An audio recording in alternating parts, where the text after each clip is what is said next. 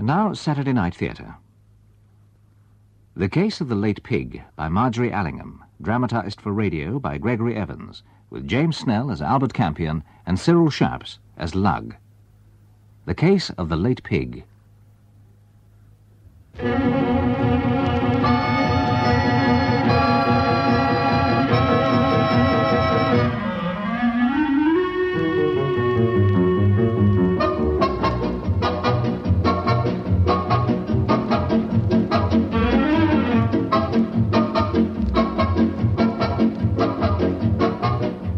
The main thing to remember in autobiography, I've always thought, is not to let any damn modesty creep in to spoil the story.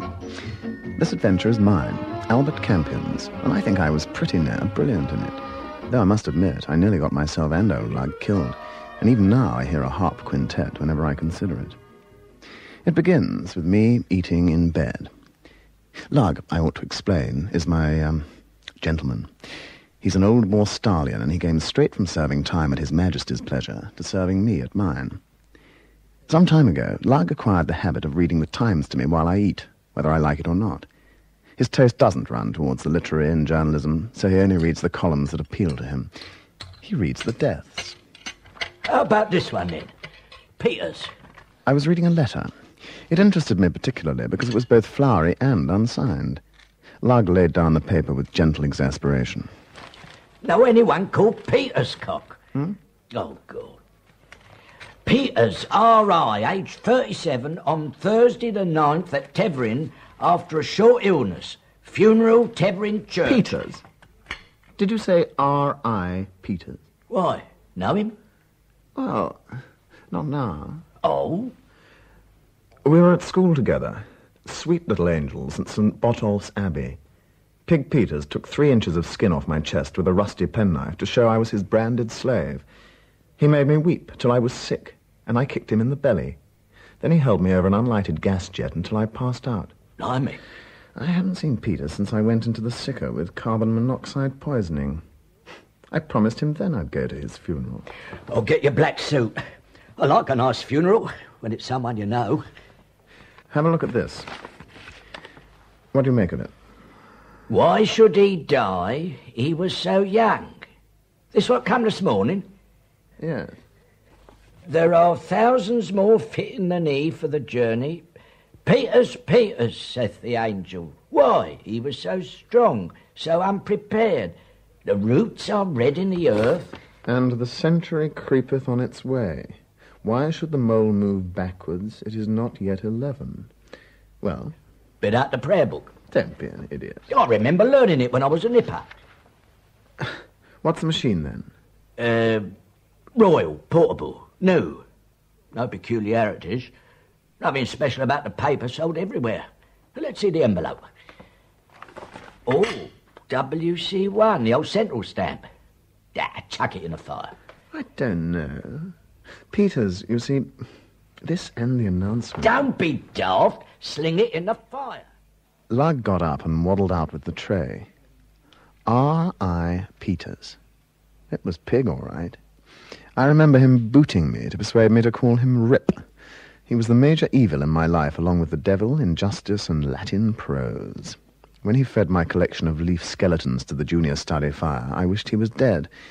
Remembering the incident 20 years later, I was mildly surprised to find that I still did. I just did a look at the map. Know where Tevering is? Should I? Couple of miles west of Keepsake. We can pop into Highwaters and see Sir Leo. I don't know. And Miss Janet. I suppose that's what decided me. Sir Leo Pursuivant is chief constable of the county and a lovely old boy. He's got a daughter, Janet. I still like her, in spite of everything.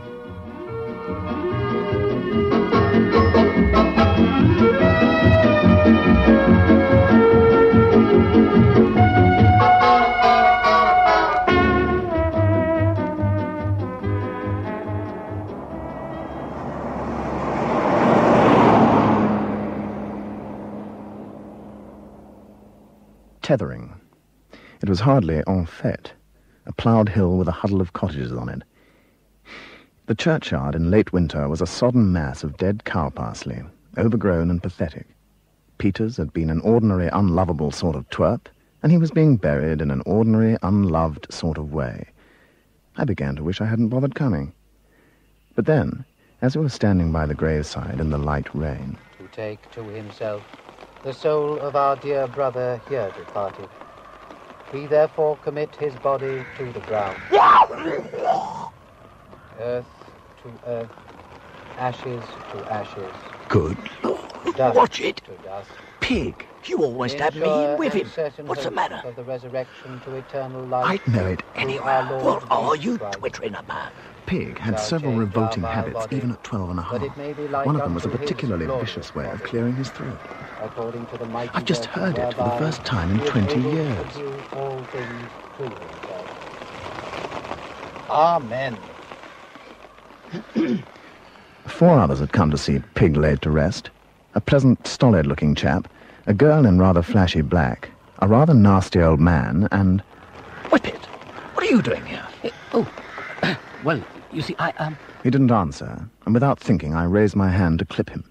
He never did answer unless he was clipped, and force of habit was too much for me. Gilbert Whippet had been my junior at St. Botolph's. I hadn't seen him for 15 years, but he still looked the same. It's about as easy to describe Whippet as water or a sound in the night. I can't really say what he looks like, though presumably he's got a face, since it would be an omission I'd be sure to observe. Somehow he made me unreasonably angry. Whippet, what are you doing at Pig's funeral? I was invited, I think. Yes, look, I had this. Came this morning. Why should he die? He was so young. There are thousands more fitting than he for the journey. Goes on in the same vein. Here. Odd. About the mole, I mean. Informal invitation, I suppose. I came. He drifted away as though there were nothing to keep him in place. He left the letter in my hand. It was identical to the one that I had received that same morning. As I came out of the churchyard, I noticed the stolid, pleasant-looking chap glance at me inquiringly. I went over to him, wondering how to put the question that was in my mind. He helped me out. Sad business. Quite young. Did you know him? I don't know. I mean, I was at school with an R.I. Peters, and when I saw the Times this morning, I thought... When I got here, I felt it must be some other Peters. Big man. Too fat. Sandy hair and light lashes. Went to school at Cheapskate. Yes, that was the man I knew. Sad business. He came to me after an appendectomy. Shouldn't have had it, really. Weak heart. Picked up a touch of pneumonia on the way down. Well... I see. Couldn't save him, poor chap. I'm in practice here, round the nursing home over the hill. Taking a few convalescents. Never had a death here. We stood there chatting aimlessly for a while, and then I went back to town. I didn't call into Highwaters to see Leo and Janet. I wasn't in the mood. Pig's funeral had rattled me somehow, left a sort of half-heard echo in my ears. Later, I looked out some old-school photographs and had a good look at him. You could see even then what he was going to turn into. But it was nothing to get excited about. He was dead. I shouldn't see him again. Well, all that was in January. By June, I'd forgotten the fellow. And then Janet Pursuivant, rang up. I'd never heard her hysterical before. She was twittering into the phone like a nest of sparrows. It's horrible. Leo wants you to come at once. I can't say it over the phone, but Leo says it's... listen, Albert. M for mother, U for unicorn, R for rabbit, D for darling, R for Arthur... No, I mean R for... No, E for... What? Oh, Albert, murder. Hang on, I'll be there.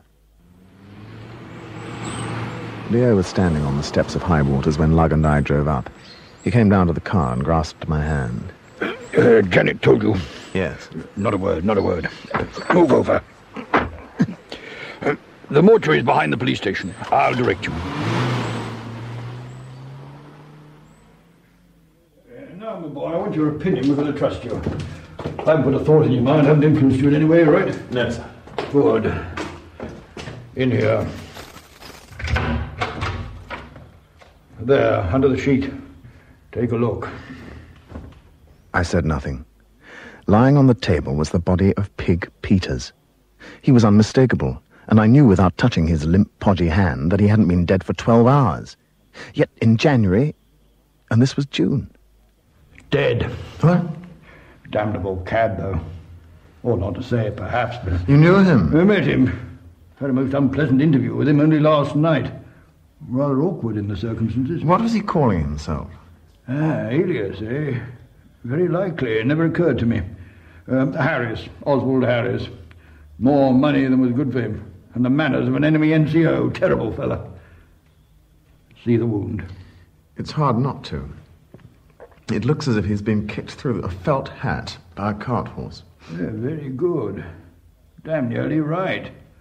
A substitute urn for cart horse and you're bang on the button. Urn? Geranium urn. Stone. Big so-called ornamental thing. Madness to keep him on the parapet, always said so. So, a stone urn fell off a parapet. Oh, very good, very good. Except the fell part. What? No way round it. The urn was one of several, all firm as the Rock of Gibraltar. Must have been pushed. I see. Damned awkward. Still, I thought you'd agree with me. Seen all you want? I glanced down at the corpse. Pig, certainly. Dead again 5 months after the funeral.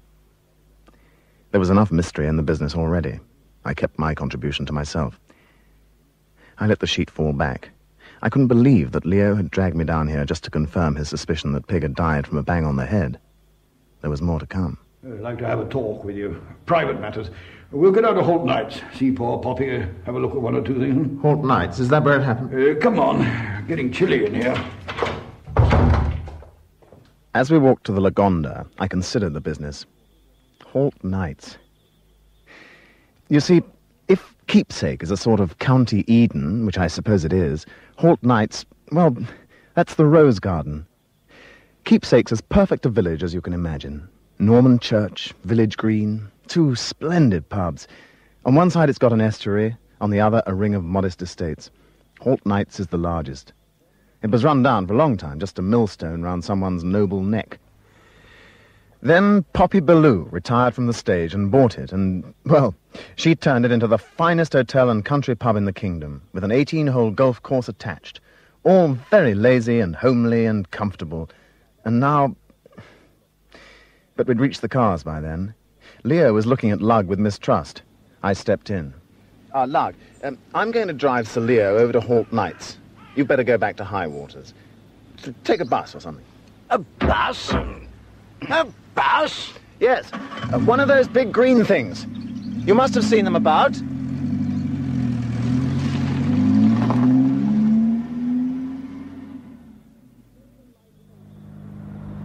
Extraordinary fella, your man. Saved your life in the war, did he? Good Lord, no. Why? Just crossed my mind. Serious business, this, you know. Yeah? More than half a dozen good fellas, including myself, were in a good mind to put that Harris chap out of the way last night. What? Well, one of us must have lost his head. I'd better stop the car.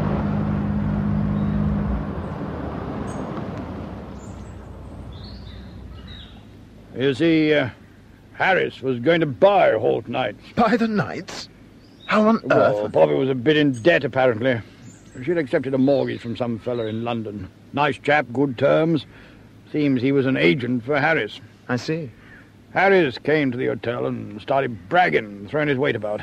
Said he was going to rip up the golf course, close the hotel, build a dog track, a dance hall, a fun fair, buy up some of the other estates, perhaps. He would have killed the village. Yes. Killed it. We tried to buy the mortgage back, me and some of the other fellas. He wouldn't have it. He was such a bore. And then this morning... He was sleeping in a deck chair, and an urn fell on his head. Damned awkward, Campion. Holt Knight's on a June evening. Breathtaking. The lawn rises to the Georgian facade of crushed strawberry brick and the high chestnuts mass behind. As we pulled up, the place seemed deserted. I decided to have a look at the spot straight away. Leo led me round to the terrace where the deck chairs, flimsy and oddly Japanese-looking in their bright colours, straggled along under the windows. There, under that sack. Just fell off the parapet and... Good Lord! This must weigh the best part of 100 weight. I'm surprised it didn't smash him to pulp. Oh, glancing blow, my boy. There's the chair over there. Good Lord. Yeah, a heap of firewood, huh? He was out here by himself, snoozing. We were playing cards in the lounge. None of us would speak to him. Childish, if you like, but there you are. Fellow was an unmitigated tick. clouds are blowing up. What? Leo! Oh, there's Poppy. Let's go in. Albert, good to see you. Leo, you're a lamb to send for him. Come and have a drink. Isn't it awful? Such a horrid man, Harry. Has Leo told you how he tried to think? It's not easy to describe Poppy. Over 50, I suppose. Tight grey curls, wide mouth, enormous blue eyes. That's the easy part. The rest, well, she's friendly, generous, with a sort of naive obstinacy. She dresses with enough frills to rig a frigate. It suits her nature, if not her figure. You see her and you like her. That's all there is to it. But it was very wrong of someone. I'm not being silly, am I, Albert? I did tell them it was dangerous. I said it would lead to trouble. What? Last night when... Haven't you told him? Well, But you must. It's not fair. I was coming to it. I've only had him down here half an hour. It was like this. 2 or 3 of the more hearty old pets hatched a plot. They were going to get Harris drunk and get him to sign a document relinquishing the option, right? Well, yes. I told them it was dishonest. I said it wouldn't work, and, well, it didn't. Harris just got truculent and passed out. We had to put him to bed. He went to sleep it off on the terrace next morning, and that beastly thing fell on him. Awkward, you see. Damned awkward. Leo's Inspector Percy. Pusey. Such a nice man. He's been through the servants with a tooth comb. Hasn't found a thing. Not even a brain, poor ducks. So, it looks like one of the guests. And I only have such dear people. There's going to be a hellish scandal. I think I'd better see that parapet. Be careful, my boy. The slates aren't all they should be.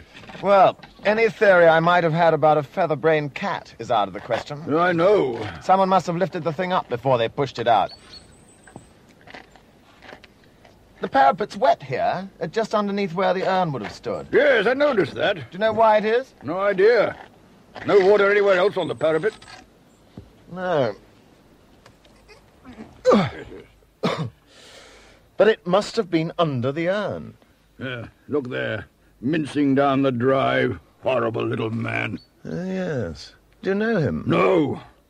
Poppy seems to, though. He's been hanging around here recently. You must have a word with her about that. Let's go down. I glanced out of the window and saw the little figure at the bottom of the drive. I recognized him immediately, principally because of the extraordinary sensation of dislike he aroused in me. The last time I'd seen him was 5 months ago, weeping ostentatiously into an enormous black handkerchief at Pig's first funeral. As I steered the Lagonda back towards high waters through the yellow evening light, I did a bit of constructive thinking. I'm not one of those intellectual sleuths with a mind like an adding machine. I'm more like a bloke with a sack and the spiked stick. I collect all the odds and ends and turn out the bag in the lunch hour. Well, it seemed to me then that the bag was pretty well full, and I had a fair idea what was going to come tumbling out. One of Poppy's guests had clearly got overprotective. A sad business, I felt, but thankfully almost over. I had no idea then what was still in store. As we drove down the narrow village street, I thought of Pig and his 2 funerals, past and present. I asked Leo a question, as casually as I could. Tethering? Yes, of course I know it. Just across the fields. Isn't there a nursing home there? Yes, run by Brian Kingston. Good fella. Very small, though, very small. Is he? No, the nursing home, not Kingston. Big fella, you'll like him. Yeah? Dear chap. Coming to dinner tonight, just the 4 of us. You know him well, then? Fairly well. I was playing a hand with him when this confounded urn fell and made all this trouble. Bridge? Before lunch? Good grief, no. Poker. We were just settling up when a shadow fell past the window and there was a sort of thud. It wasn't an ordinary thud and... oh, damned unpleasant. Didn't like the look of him, did you? Dangerous. Thought a fellow you'd set the dogs on instinctively. Who? That chap we saw skulking around in the nights. Told Poppy about it, but she just brushed it off. I think I've seen him before. Where? Where was that? Oh, at a funeral somewhere. Very likely. As we rolled up the drive to high waters, Janet came down the steps to meet us. She fussed about Leo lovingly before she bundled him off to change for dinner. Her attitude to me, however, was rather different. Oh, by the way, your friend called at about 6:30, but didn't stay. I said you'd be in for dinner. Lugg, oh, so that's it. What's he done now? Oh, not Lugg. I like Lugg. Your girlfriend. Girlfriend? Did she leave a name? Yes, she did. Miss Effie Rowlandson. Never heard of her. Was she a nice girl? No, she was not. So I went into high waters alone. Old Pepper, pottering around in the hall doing the odd jobs that butlers do, seemed pleased to see me. Mr. Campion, how nice to have you back at high waters, sir. Thank you, Pepper. The letter came for you this morning, sir. It's on the chest. Oh, thanks. You're in your usual room, sir. I'll bring up your bags.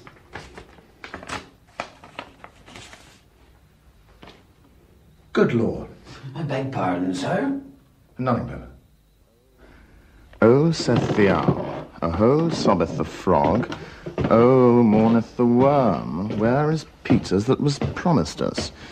The angel weepeth behind golden bars, his wings cover his face. His wings cover his face? Why should these things be?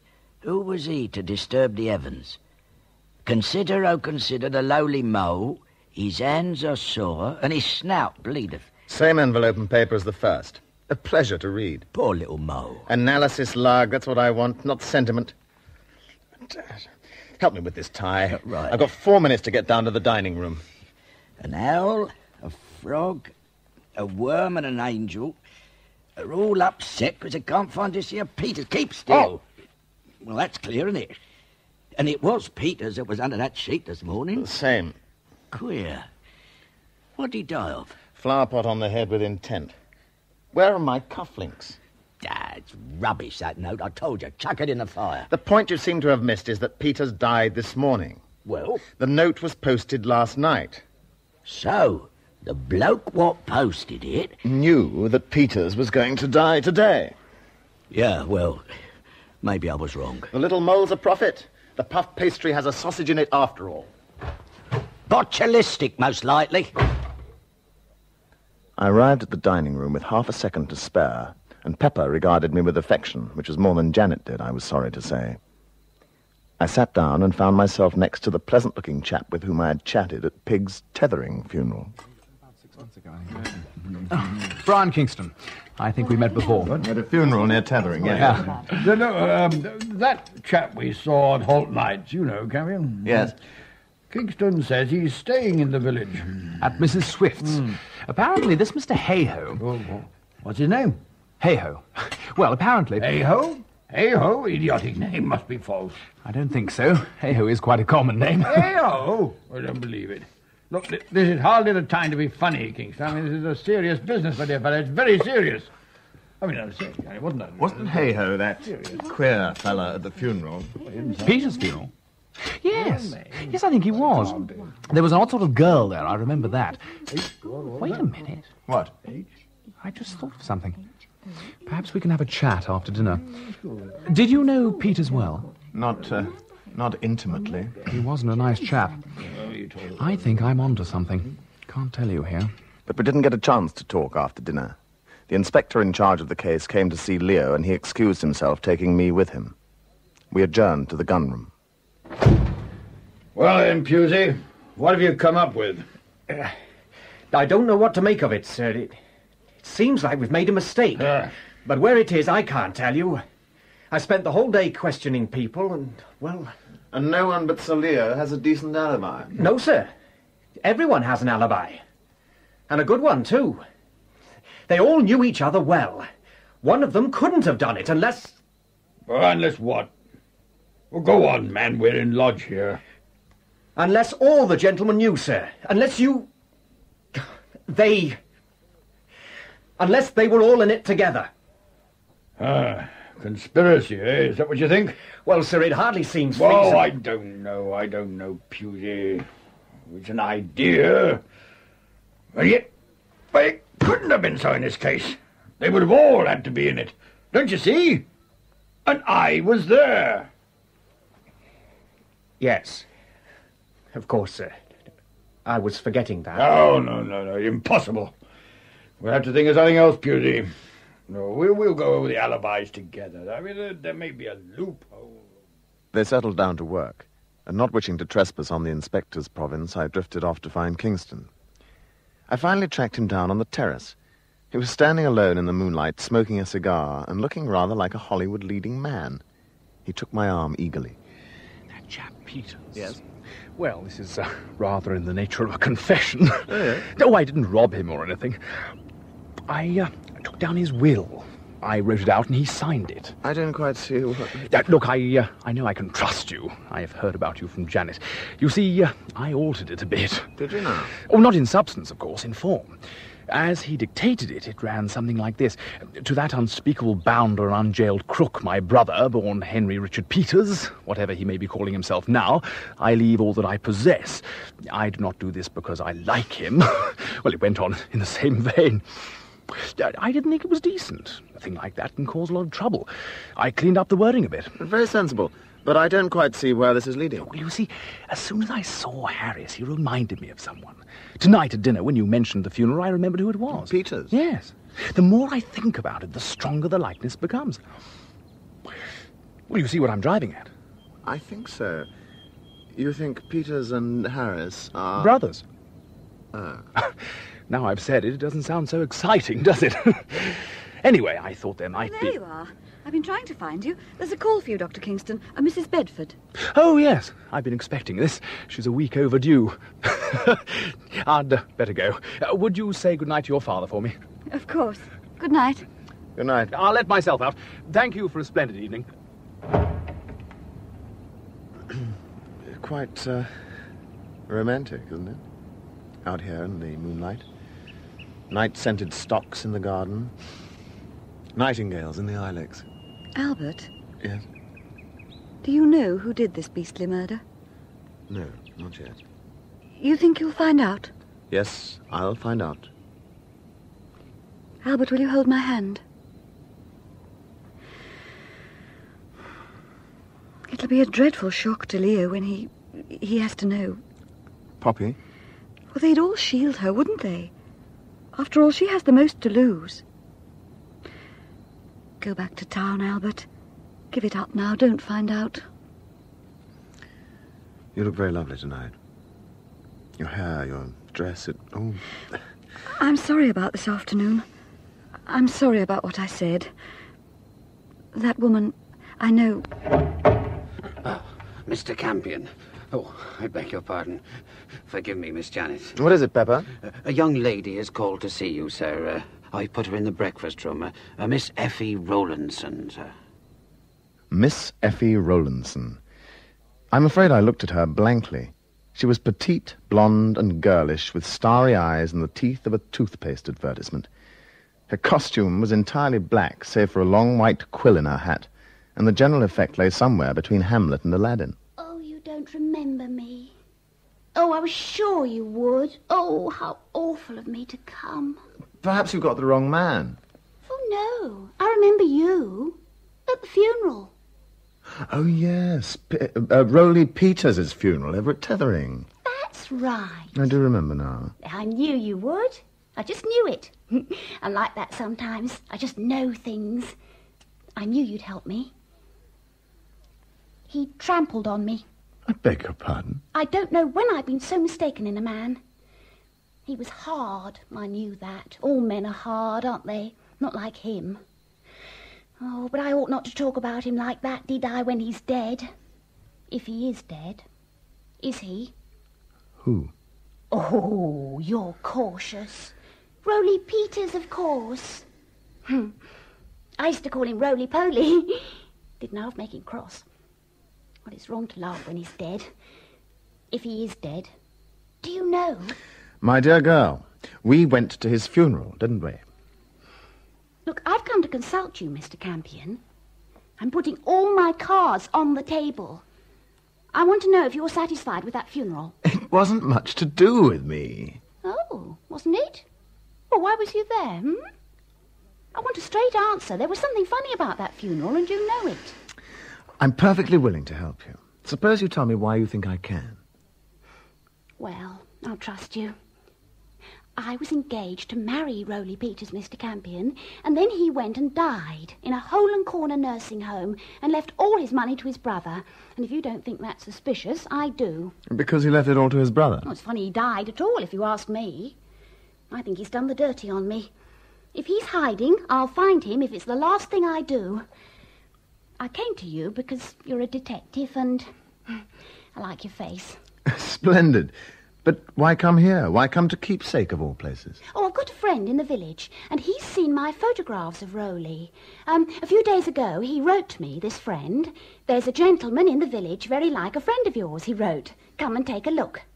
Well, when I got here, I found the man I'd come to see had got himself killed this morning. So I came to you. And you want to identify him? Yes. Why me? Why not go to the authorities? Well, you see, I felt I knew you. It was a strange night with a great moon sailing in an infinite sky. Lugg, peeved at being fetched out at such an hour, drove us through Keepsake, its streets empty and mysterious in the false light. Miss Effie Rowlandson shivered in the back seat with a blanket round her knees. I began to feel that she was going to be a great responsibility. Well, here we are, Miss Rowlandson. Are you sure you wouldn't prefer to save this till morning? No, thank you. I made up my mind to go through with it tonight. I've got to know. Come on. We'll see if Inspector Pusey's still up. Come along, miss. No need to be scared. I tell you, sir, we could do with a bit of help. We tried the landlord of his flat in London. No good. No, nothing. It's through here, miss, if you don't mind. All right. Fine. Just a bit cold. There's a light switch just inside the door. Now, there's nothing to be afraid of. I'll go first. Don't worry, miss. He's the only one in here. He's on a table and there's a sheet over him. So when you want me to draw it back, just you right. Now. Oh, my God! Oh, he's gone! He's gone! What's happened to him? You told me he'd be here. I was going to look at him. And now he's gone. Perhaps it would be best if the young lady went home. Oh, I'm not going back to the Feathers by myself. I won't. I won't. I'll drive you down.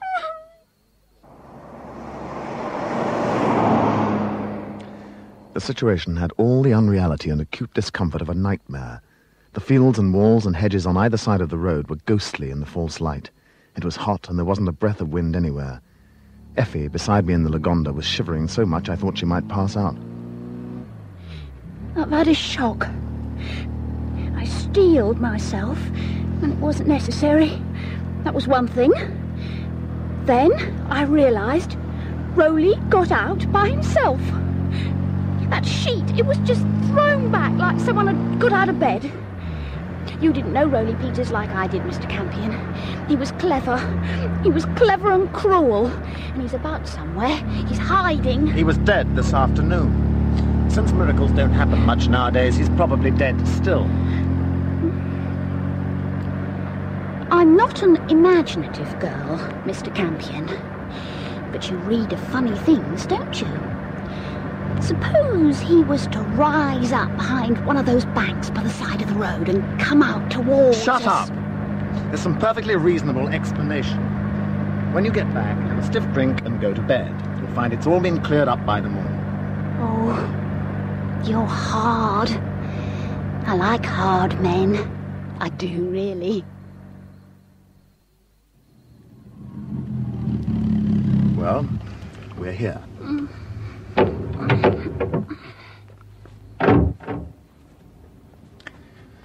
Stay by the car. Which door is it? It's the one marked club room. Expect it'll be locked. The one round here?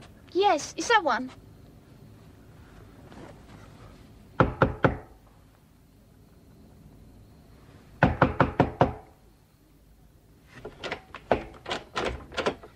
I say, you're fearfully late. Do you know what the time... Good God! Whip it! Oh, Campion. Hello. Terribly late, isn't it? I'm just off. Hey, Whip it. Where are you going? Well, bed. Where else? It is past midnight, you know. What are you doing here? Well, I heard you knock, so I thought Not here at the door, in Keepsake. Oh, well, I'm staying here for a day or two. Mr. Whippet, it's gone. It's disappeared. What shall we do? Ah, Miss Rowlandson. It's very late. It's gone. Rowley Peter's body. Oh, awkward. Holds things up so. Well, glad to have seen you, Campion. I'll look you up sometime. You'd better go in, Miss Rowlandson. It's terribly late. Good night, Mr. Campion. Good night. Yes, good night. Oh! Your foot. You seem to have left it in the door. I can't... Look here. If you know anything about this business, you better tell me. What do you know about Peters? Nothing. I'm just staying here. Oh, I've heard the talk, of course. Close the door when Wait! You had one of those letters. Have you had any more? About the mole? Well, yes, as a matter of fact, I have. I've got it somewhere. I say it's terribly awkward, you losing the body. Have you looked in the river? The river? Do you know anything? Do you mind, Campion? You're creasing my dressing gown. Well, it's the obvious place, isn't it? Now. Oh. Look, it's fearfully late. Way past my bedtime. I'll look you up tomorrow, if I may. I don't mean to be rude, but... Oh, what's that? Well... Good night, Campion. See you tomorrow. Good luck with the body. As I drove back to the police station, I tried to reconcile Whippet's appearance with the whole mysterious business. And why the river? Why should he think the body would turn up there? I covered the half-mile in a little under a minute and pulled up outside at the same moment that another car arrived from the opposite direction. As I climbed out, I recognized Leo's respectable Humber.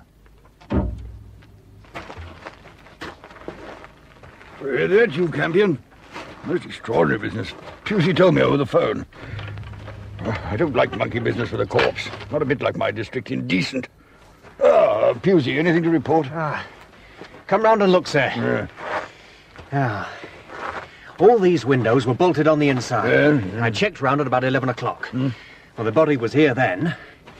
I was thinking about bed when Mr. Campion arrived with the young lady and Mr. Lugg. Oh, he's inside, sir, drinking tea. Yes, he would be. Well, that's when we made the discovery, sir. Well, did the key leave your possession? No, sir. Pusey, I've always found you an efficient officer, but you're asking me to believe a fairy No, story. sir, you see... If the body didn't go through the windows, it must have gone through the door. And if you had the only... Excuse me, sir. But Mr. Lugg and me, we made a discovery. You see, all the buildings in this yard were put up by a local builder. And, well, they've all got the same lock. I see. Any keys missing? Well, no. But, well, we've had the builder in doing a bit of work recently. There's been a lot of toing and froing. Damned inefficient. Yes. Well, there's something else we found. Look, over here. Huh? Now, this fence was perfect this afternoon. These boards have been kicked out tonight. So this was where he was brought through, Looks so, sir. Have you looked in the lane behind? Yeah, me and Mr. Lugg had a good look round, sir. There's nothing. The ground's too hard for there to be any marks. He was a heavy fellow. Seems very likely it was done with a car or a cart. Yeah, excuse me, sir. I think the best thing is if we wait till morning and question all those as live nearby. In the end, we left it at that. Leo drove back to High Waters and Lugg followed in the Lagonda. Pusey went to bed, and I walked off down the lane at the back of the shed, with the moon already sinking and faint streaks of light in the east. It was colder, and I was in the mood to walk home. The lane went on for some distance between high hedges, and I sauntered on, my mind on the business. After a while, I passed through into a field that rose up to form a considerable hill, black against the sky. It was very dark at the bottom of the hill, and as I plodded on, lost in thought, there came down to me suddenly a sound at once so human and so terrifying I felt the hair on my scalp rise. Pig! For a moment I stood still, prey to all the irrational fears of childhood. Then I set off up the hill at the double.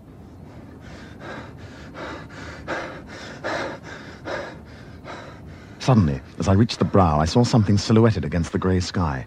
A tripod with something on it that I at first took to be a machine gun. It was a telescope. A very good day to you. Yes. Good day. Perhaps I have the advantage of you, sir. You are Mr. Campion. And you're Mr. Hay-Ho. It'll do. We met at a funeral. This is a most unexpected pleasure. I was hoping for an interview. I didn't expect to find you wandering about in the dawn. Most young men nowadays prefer to spend the best part of the day in bed. You're up early yourself. Waiting to see the dawn? That and other things. I take it you are investigating the death of that unfortunate fellow Harris. Do you? Well, you needn't be coy, Mr. Campion. I can be very useful to you. Oh, yes? Yes, for a reasonable sum, I will undertake to give you certain information that it would take you a long time to collect alone, and which should lead you to a very successful conclusion of the case. Your professional reputation will be enhanced, and I shall, of course, take none of the kudos. Now, the terms... Harris was a relation of yours, I suppose. My nephew. Not a very dutiful one. He was quite wealthy, you see, and, well, not very generous. Nephew. Well, that explains the mystery of the cough. What? And Peter's. The gentleman whose funeral you attended, was he a nephew? I have several nephews, Mr. Campion. Look, I hate to press the point, but shall we say 500 guineas for a complete and private explanation of the whole affair? Or, of course, we might split it up into lots, as it were. If you do know anything, it's your duty to go to the police. Oh, dear me. Is this your last word? I'm afraid so. Oh, well, I gave you the chance. You can't deny that. Well, if that's all... My dear young man, don't be hasty. I can help you. Why should we quarrel? If you knew anything of importance, you'd hardly dare talk about it. Look, you don't understand. My position is simple. Safe and simple. I have an asset that I intend to realize. There are two likely purchasers, you and another party. I shall simply dispose of the goods to the highest bidder. Fine. Well, I'll offer half a crown. Let me know if I'm outbid. Wait. You've a lot to lose, Mr. Campion. Suppose we meet here tomorrow morning, 7 o'clock. If I can't get satisfaction in other quarters, well, I may bate my price a little. What do you say? Perhaps. Here then, 7? Good morning, Mr. Campion. And I went off down the hill. At the time, I thought I was quite justified in letting him stew for 24 hours. At the time, I didn't know the kind of person I was up against. Whenever I'm apt to get over-pleased with myself, I remember that little chat on the early morning hillside. As I came wearily up the drive at high waters, it was full dawn. The air was magnificent, the sky a translucent blue, and the birds were roaring at one another in undisturbed abandon. I had a tepid bath and slept for a couple of hours, but I was waiting for Leo when he appeared around 8. We went for a stroll round the garden before breakfast, and I put my request to him. Had the fellow watched? Yes. Good idea. I'll ring Pusey. Extraordinary name, hey-ho. Any reason above general suspicion? He tried to sell me information. In fact, he tried to sell me the solution to the whole business. What? Bring him in. I mean, this is no time for pussyfooting, my boy. We want to get him down to the station and tell him where he stands. I don't think I would, sir. Leave him loose and see what he leads us to. Well, I don't know, but well, as you like. Prefer the more straightforward methods myself. Oh, well, let's go in. I'll get on to Pusey. As it happened, of course, he was perfectly right, but none of us knew that then.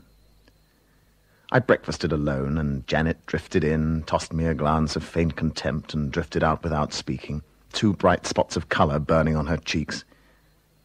I decided, for want of anything better to do, to drive over to Holt Knight's to see Poppy. I found her in the lounge. It was early, and so we were alone. She seemed delighted to see me, and, as usual, insisted on getting me a drink at once. Scotch on the rocks, as the Americans say. It's a bit early. Oh, Albert, don't be a fuddy-duddy. Here, more rocks than Scotch. How's that? Thanks.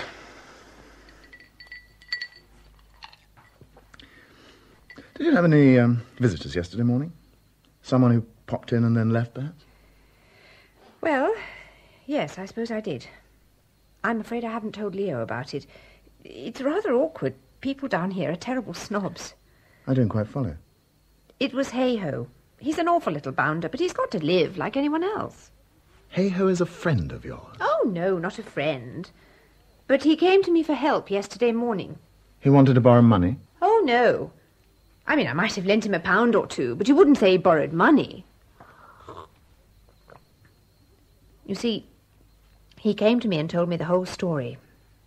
Harris was his nephew, apparently, and there'd been a lot of jiggery-pokery going on. This little tick Harris had done Hey-Ho out of all his money. Well, I mean, I knew what Harris was like, so I could quite believe him. I let him into Harris's room. You what? Oh, Harris was in there at the time. Hey-Ho wanted to see him privately. There was an awful row, and Harris sent him away with the flea in his ear. I never told Leo. And that was on the morning that Harris was killed? Well, yes, of course. Yesterday. Well, how do you know Hey-Ho wasn't here when the urn toppled off so conveniently? It wasn't convenient, Albert. My God, look at the mess. It certainly wasn't convenient. Poppy. He wasn't here. He left a long time before that. I know what goes on in my own house, I hope. I know it's the fashion around here to think I'm a dear, silly old fool, but I'm not completely demented. Here, let me freshen up your glass. Thanks. And so why was Hay-Ho here yesterday evening? Well, it's difficult to explain. He came to offer me his help as a man of the world.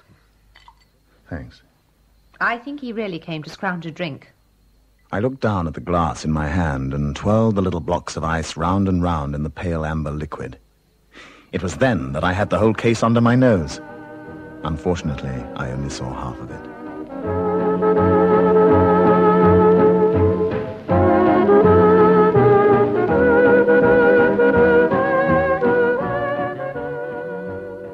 I hadn't had time to consider this for very long when I heard the sound of a car on the gravel outside, and thinking it might be Leo, Poppy and I strolled out to meet him.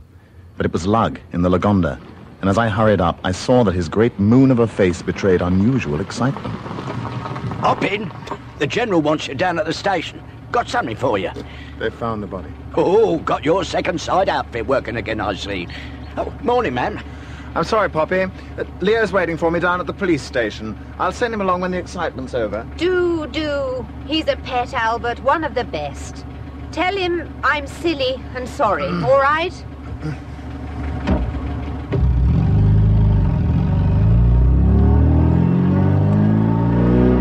Where was it? In the river. The river? Calm as you please. Bloke in a fishing boat picked it up. But... dear me. Funny place we come to. First they bang a chap on the head, then they sling him in the river. Some persons are never satisfied, really. But why the river? It's bound to be found sooner or later. It's an outrage. Disgraceful. In my own village, it shocked me, Campion. There was no point in it. I mean, it's wanton mischief. Do you think so? What do you mean? I think there should be a post-mortem. What? Someone good, but someone discreet as well. Not Kingston, for heaven's sake. Anyone else locally do? Well, yes, there's old Professor Farrington. He did something of the sort for us some time ago. But you can see for yourself the cause of death. Are we justified in having a post-mortem? It's always justified in the case of a violent death. Yeah. When you saw the body yesterday, did you notice anything that put such an idea into your head? No, I didn't. But this makes all the difference. Water has a peculiar property, doesn't it? What do you mean? It washes things. As I walked out of the police station, I was thinking of Whippet. Whippet and the anonymous letters, Whippet and Effie Rowlandson, Whippet and his extraordinary guess about the river, if it was a guess. I decided to look for Whippet. He wasn't at his hotel, and in the end I had to go back to High Waters unsatisfied. After lunch, I decided to take a turn about the garden to try to get a few things straight. It was one of those vivid summer days that are hot without being uncomfortable. As I walked down the grass path between the lavender hedges, I heard the sound of voices, and something familiar about one of them caught my attention. 2 deck chairs were placed side by side on the rose lawn with their backs to me, and I heard Janet laugh. At the sound of my approach, her companion rose, neat and cool in his white flannels. I experienced an odd sensation, half relief and half exasperation. Whippet! Campion! Found you at last. I've been searching for you all over the place, my dear fellow. Oh, yes, where? Oh, here and there, roundabout. I've been busy. Hello, Janet. Now, this is a nice friend of yours, Albert. Oh, do sit down. There's a deck chair over there.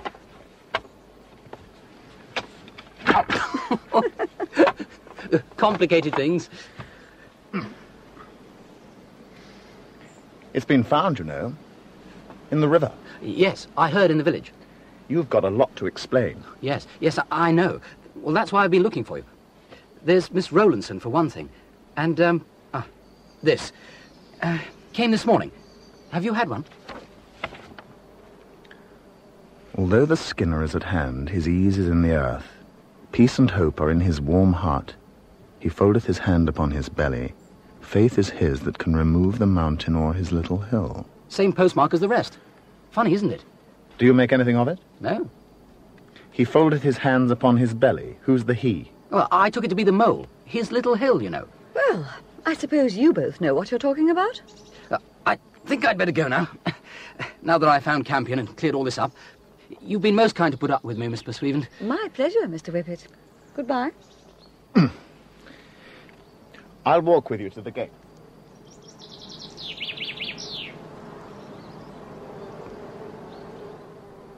Look, Whippet, you'll have to explain. What are you doing in this business in the first place? Who's that girl, Effie? She's got a strong personality, Campion. I met her at Pig's funeral, and she sort of, well, collected me. When she asked me to drive her down here yesterday, well... What about the letters?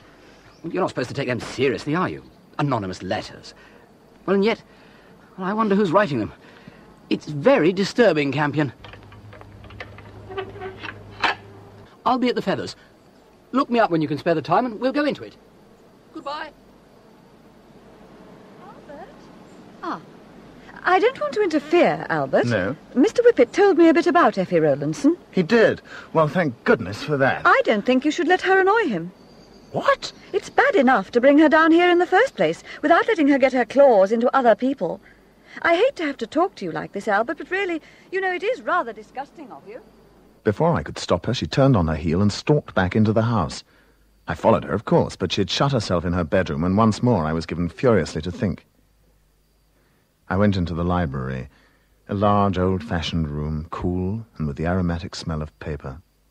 I sat down in a big leather armchair to think things out, but my lack of sleep was too much for me. I dozed off. I was awoken by... Sir? Sir? What is it, Pepper? Sir, the telephone, sir.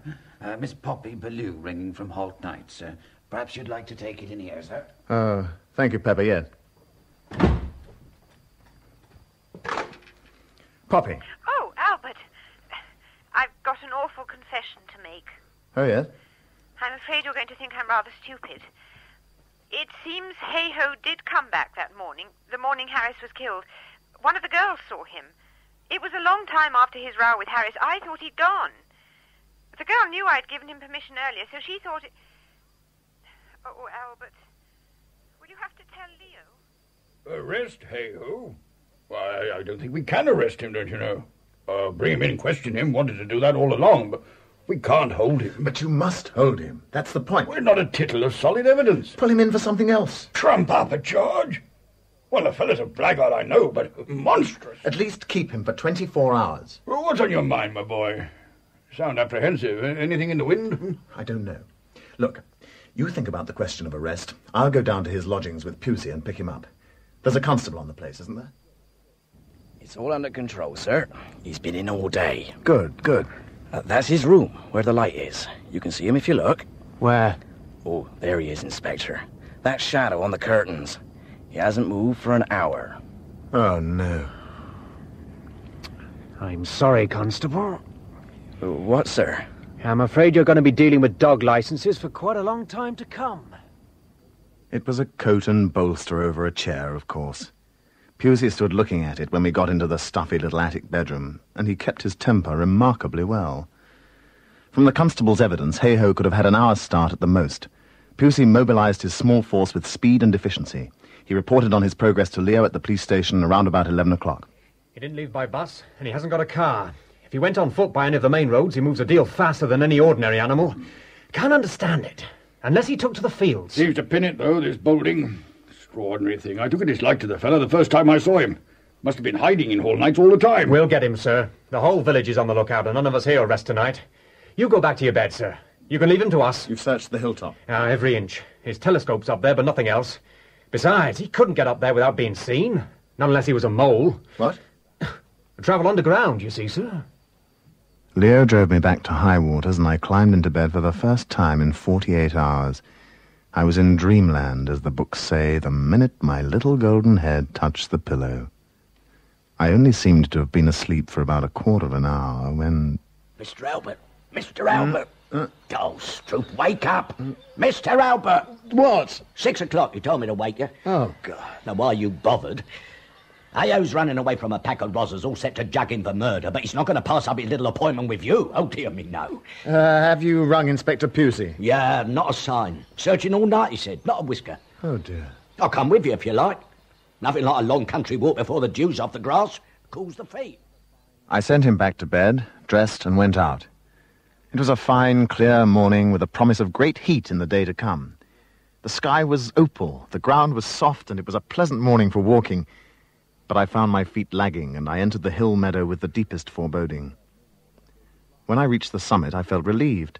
I disturbed no more than a brace of larks, and the hilltop was bare but for Hay-Ho's old brass telescope mounted on its tripod. I wiped the dew from the lenses with my handkerchief. The view was stupendous. Holt Knights was rose-red and gracious in the grey saltings. The river mouth sparkled in the morning sun, and around it lay the pocket-handkerchief fields. The corn high and green, the pasture browned a little in the hot weather. I stood there for a long time looking at the scene. So peaceful, so quiet, and so charming. There was nothing out of place, nothing frightening or remarkable. And then I saw it. About half a mile away, in the midst of a field waist-high in green corn, there was a dilapidated scarecrow. A grotesque, unnatural creature set up to terrify the not-quite-so-clever rooks. But the rooks were swarming upon it. Mr. Hay-Ho had been found.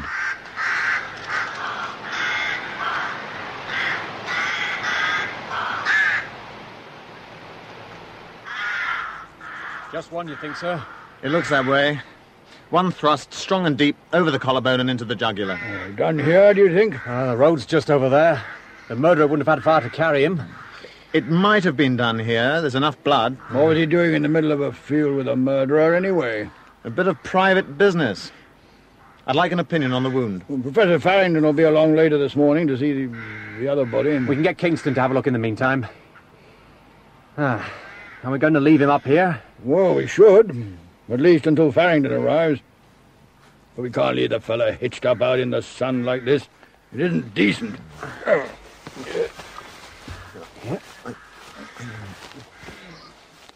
Pusey and I took Hay-Ho's body off the piece of broken paling and laid it down among the green, whispering corn. The police then brought it on a tumbril to the little mortuary behind the station. Leo and I stood alone in the mortuary shed between the two white-covered things that had come to upset so violently the time-honoured piece of keepsake. This is what you were afraid of. Something like this. He had definite information, you see. He talked about it. But who's done it, Campion? Don't you see, my boy, a terrible thing is happening. It's the strangers who are being killed off. The field's narrowing down to our own people. Good God, what's to be done now? Come. I've got Dr. Kingston outside, sir. Very anxious to help. Oh, well, better have him in. And I've sent a constable down to fetch Miss Rowlandson to have a look at, well, the other gentleman. She'll be back any time. Good. Right. Well, if you'd like to go in, Dr. Kingston, it's, this one here. Oh, dear me, quite a mess, isn't it? Well, it looks like it was done with something narrow and sharp. A dagger.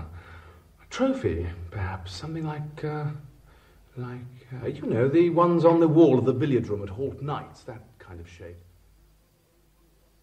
Now, there's nothing to worry about, Miss Rowlandson. No more nasty shocks. Are you ready?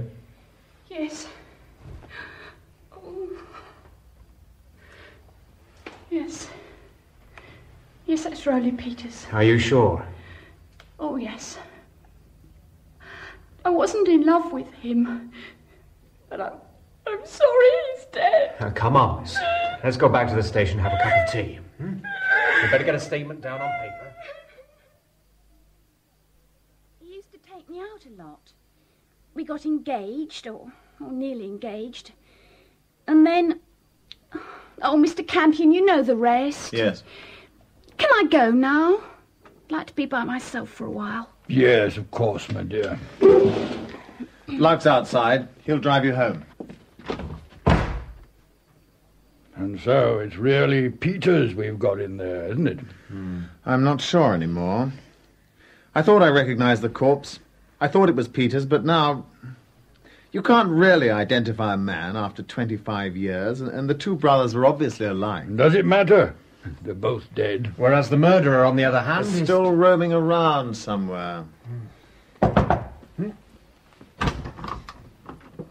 Good morning, Inspector. Ah, Professor Farrington. You've got a remarkable amount of bodies here. I heard from Sir Leo what you were suggesting.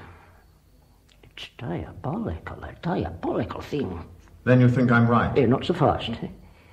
I wouldn't dare give an opinion without a careful autopsy. No, of course. But you may be right. I wouldn't be at all surprised. We'll know before long.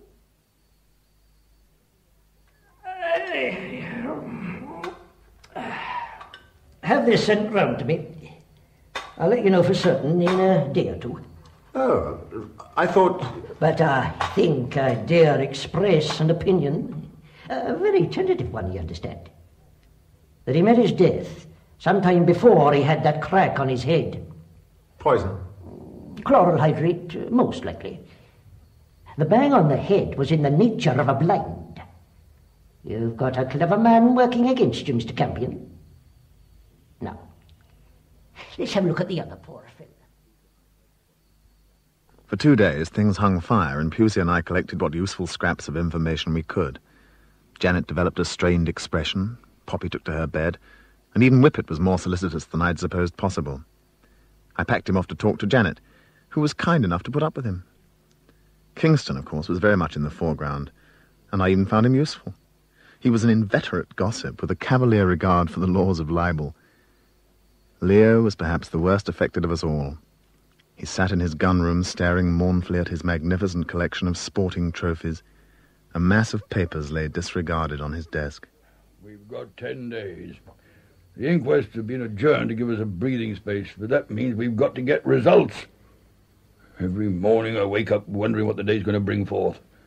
We've got a killer at large in the village. God knows where he's going to strike next. And what have we got? Nothing. Oh, Leo, come on. It's not as bad as all that. Kingston's put me on to Peters' solicitors. Peters. We've got 2 Peters. We don't know which is which. The first Peters, the one who died in Kingston's nursing home. Apparently, he was insured with mutual ordered life endowment for £20,000. Yeah, so it all went to Harris? Yes. Yeah, thanks. Interesting. But what does it mean? Oh, look, Campion, I've known you since you were a child. And I know when there's something on your mind. If you know anything, you must tell me. I think I could bear anything rather than this uncertainty. Oh, Leo. I'm not sure. Well, it doesn't matter. I must know. I know how the first murder was done, and I think I know who did it, but I'm not sure. At this stage, proof is impossible. Give me another day or 2. Well, I'd rather you told me now. We can't do anything without evidence. 48 hours. Very well.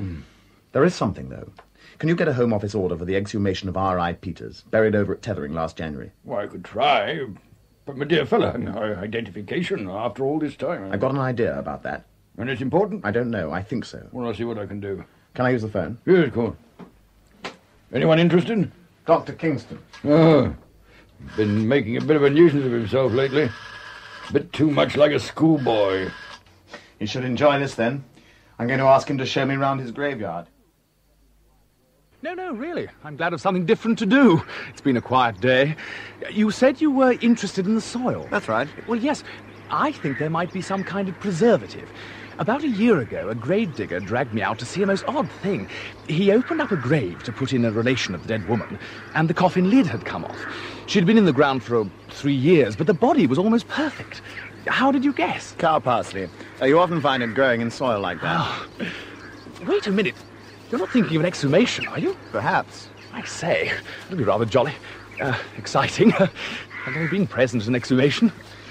Nothing fixed, so you better keep quiet about it. Gossip could be fatal. A question of identification, I suppose. What a stroke of luck he was buried here. In 99 cemeteries out of 100. Yes, but do keep quiet about it, for heaven's sake. Oh, yes, of course. Besides, I don't see a soul to talk to.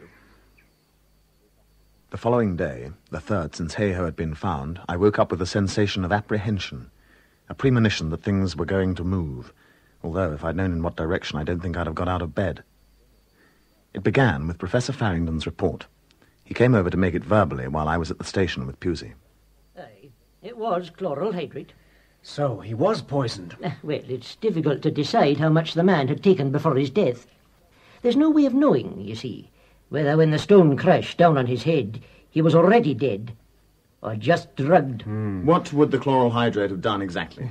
Made him sleepy. If you came on a man suffering from a small dose of the poison, you'd think he was in a deep, natural sleep. What about hey-ho? Oh, there's no funny business there. Very brutal. One quick thrust. Yes. It was an interesting wound. Remarkably lucky or delivered by someone who was no fool. Caught him just over the collarbone and went straight down into the neck. He died at once. And the knife? I can draw it for you. Or at least the blade. Long and thin, you see. Like this. I left them together and went off to find Whippet.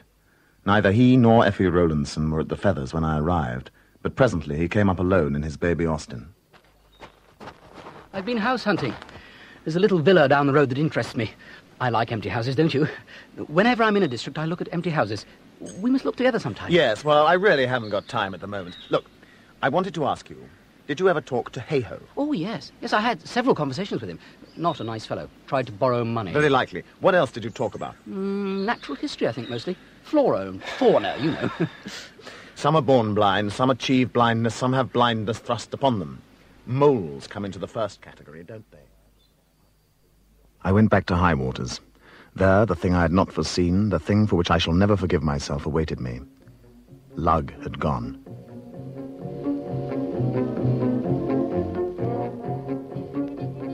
There may be men servants who go off without a moment's notice, but Lugg's not one of them. We searched and searched, but there was no sign of him. He disappeared as mysteriously as Hey-Ho had done, wandered into the fields and vanished in precisely the same way. I didn't know what to do. In the end, I rang Kingston. Glad you called me. I came over right away. There's obviously no time to lose. So what's your idea? That chap Whippet. I've been keeping an eye on him. Oh, I know, old school friend and all that, but you don't really know him, do you? And someone must be behind all this. Well, go on. There's a house, an empty villa all by itself at the end of a partly made-up road. Whippet's been down there once or twice, poking around. I think he actually got the key from the agents. Didn't it occur to you that Hey-Ho probably wasn't killed in that open field? It's a lonely little place, just right for a spot of bother. I think we should take a look. Well, I suppose anything's better than hanging around here. All right, come on. We'd better take your car, it's faster.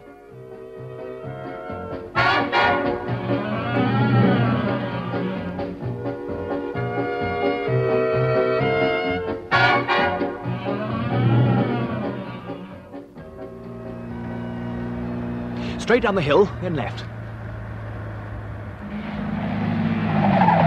Look out! Oh, it's all right.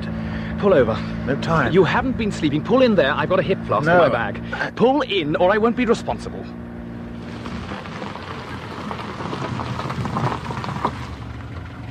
Here, have a drop of this.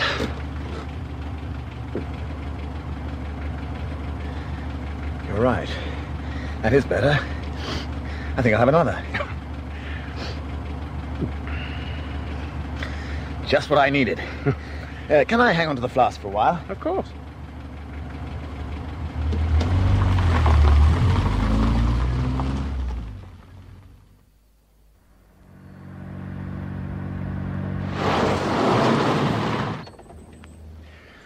Dear me. Are you all right? Yes. I think so. What's the matter? Feeling tired? Brandy, I haven't eaten for some time. Perhaps I'd better drive. Thanks.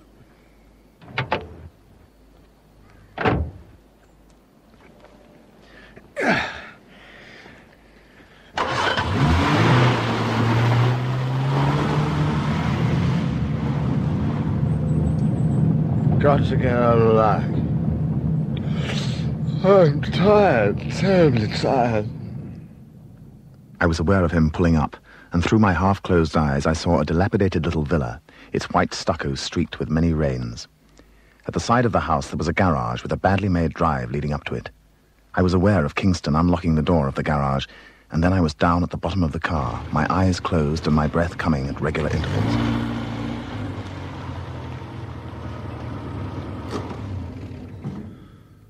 Well, there you are, my dear Mr. Campion. Sleep sound. There. Let me wipe the wheel. Press your hands onto it. Carbon monoxide, easy death. That's why suicides choose it so often. So simple. I just leave you in the car, start the engine, and close the doors. The neurotic Mr. Campion has done the inexplicable once again. Suicide of distinguished London criminologist. I was too clever for you. Too damned clever. By half. That business with the hip flask was poor stuff. I smelled the chloral as I raised it to my lips. I simply didn't drink. But I hadn't realized the fellow's strength. When we came to grips, there was muscle there, and weight to back it up. Besides, he was demented. He fought like a fiend. I no longer had any doubts about the identity of the hand that put the knife into Hay-Ho's neck. His great shoulders hunched against the light. He leapt on me and we fell to the ground. I nearly escaped him once. I'd nearly reached the doors when something like a vice seized me round the throat. I was lifted bodily and my head crashed down onto the concrete floor. It was like going down very suddenly in a lift. It went on, and at the end there was darkness. I came up slowly in little jerks. I was aware that my arms were moving up and down in a slow rhythmic movement I couldn't control, and then I was gasping, fighting for breath. Look out, you're doing nicely. Now, don't get excited. Steady yourself. The voice came to me like a dream, and I saw through the fog a ridiculous small boy with ink smeared all over his face looking down at my bed in the sicker. Then the ink disappeared, but I still saw the same face. Take it easy. Whippet! What are you... Take it easy. Lugg! For God's sake, we've got to get Lugg. I know. Here, let me help you up. Oh, positively dangerous, isn't he? I let Kingston get away before I got you out. I didn't want two of you on my hands. He took your car. Come on. We've got to get to him before it's too late. A fellow came by on a bicycle a moment ago. I've sent him off to tell the others. He's going to send the whole crowd up to the nursing home. I thought that was best. I've got my car in the meadow round the back. Let's go to tethering straight away, shall we? How do you feel now? Rough. And I've got a terrible vision of Lugg hoist up on a scarecrow stake as high as Nelson's column. Doesn't this thing go any faster?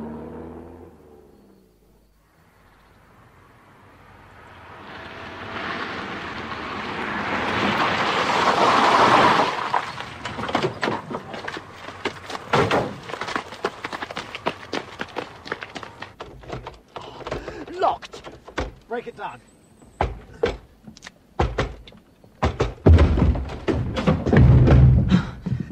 It's like a barracks.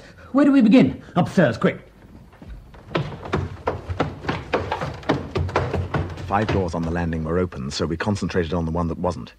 It was unlocked, but someone held it on the other side. We could hear him snarling and panting as he fought with it. Now, wait! Be careful!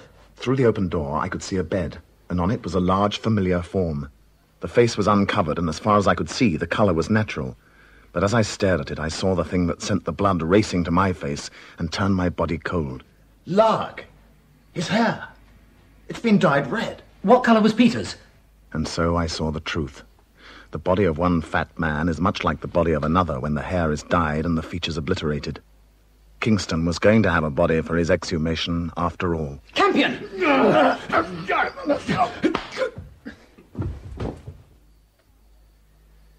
It's all right, Whippet. You can come in now. Oh. I think I heard Lear's car pull up outside. It took 3 policemen to get Kingston into the car, and when he came up before the magistrate, there was an unprecedented scene in court.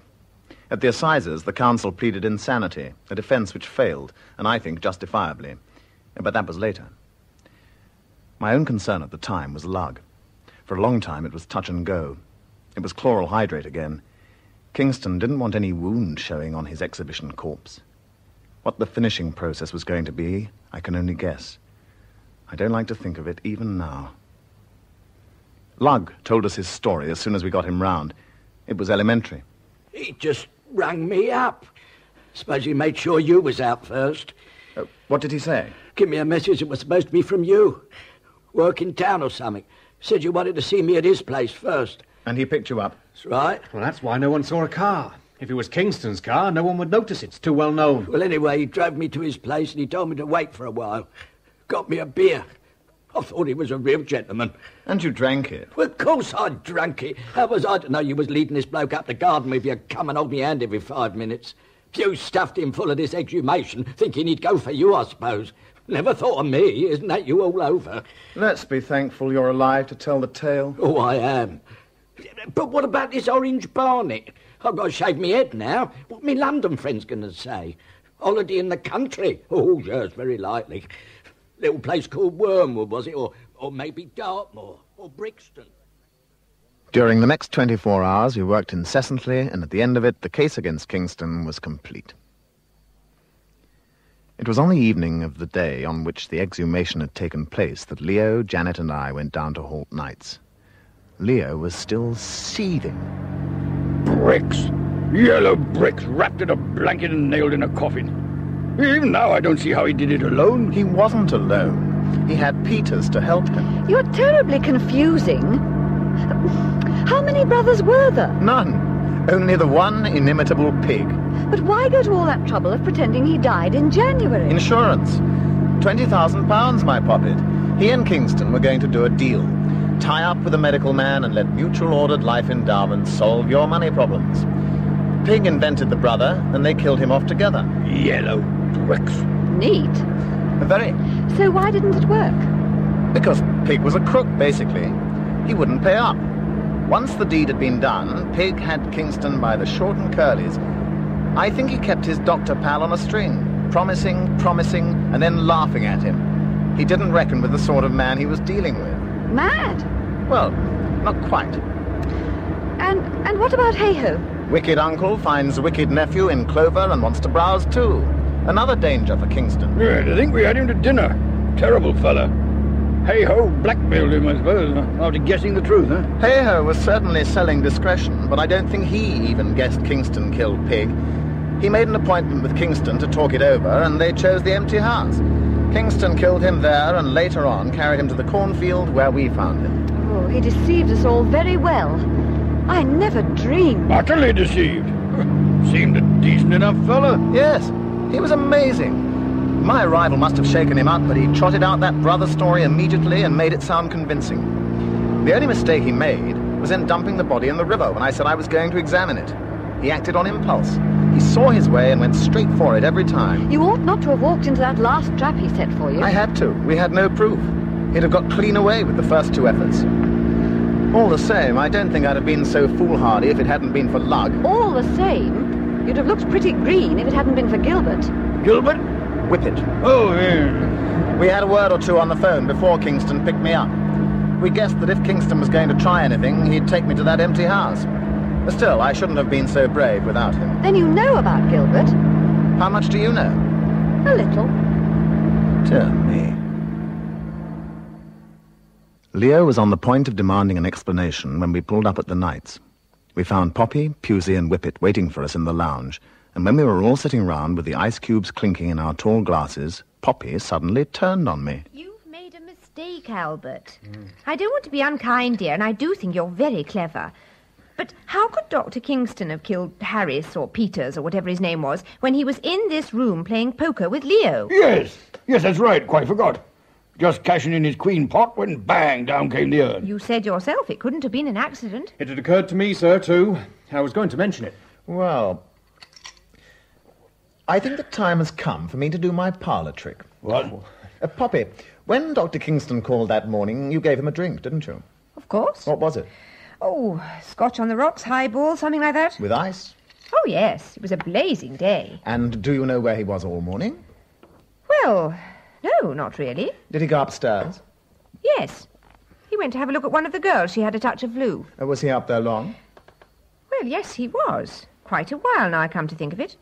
But I don't see. This was a long time before that vase fell on, you know, Harris. While he was upstairs, Kingston went in to see Harris, alias Pig. Pig had a shocking hangover, and he asked Kingston for something for it. Kingston had some chloral in his bag. It's a reputable narcotic used in small quantities. He gave Pig a tidy dose, and Pig staggered out and settled down in the deck chair. Yeah, but even so... Wait a minute. Kingston was just going to let Pig die of the chloral, but that was risky.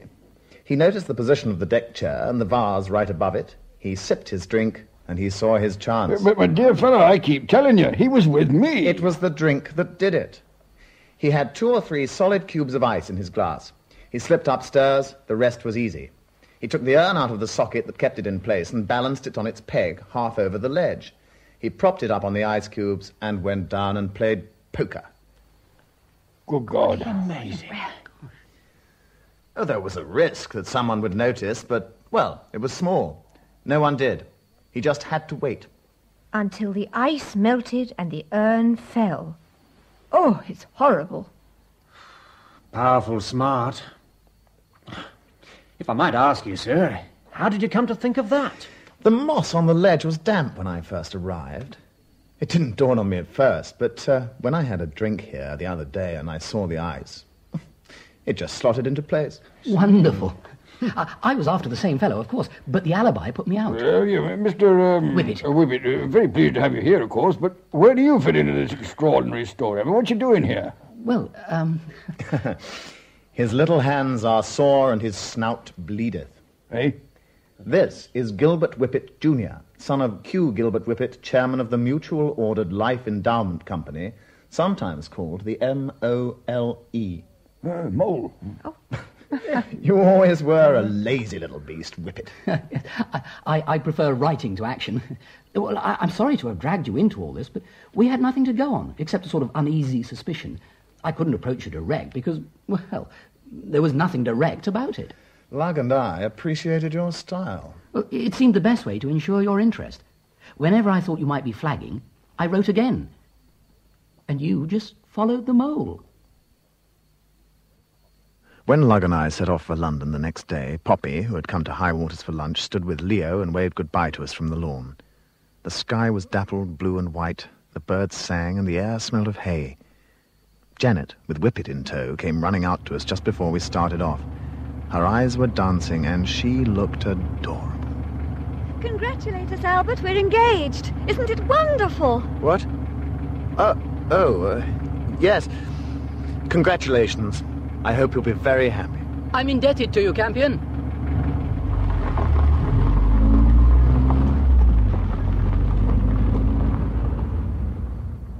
We drove for some time in silence. I was thoughtful, and Lugg, who was as bald as an egg, seemed depressed. As we reached the main road, he nudged me. God, what a performance! Whose? That bloke Whippet. Come down to a place with Miss Effie Rowlandson and go off with Miss Janet Persweven. That took a bit of doing. Lugg, how would you like to walk home?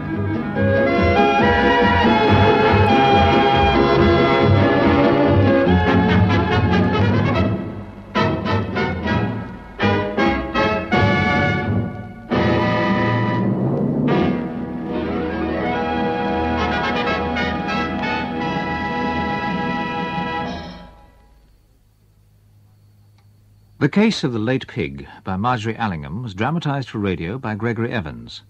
The cast: Albert Campion, James Snell; Lugg, Cyril Shapps; Whippet, Hayden Wood; Janet, Diana Bishop; Leo, Garrard Green; Kingston, David McAllister; Poppy, Judy Franklin; Effie, Amanda Murray; Inspector Pusey, Christopher Scott; Hayho, Philip Menachem; Parson and Pepper, Michael Drew; Farringdon, Paul Nicholson; and the police constable, Nicholas Orchard.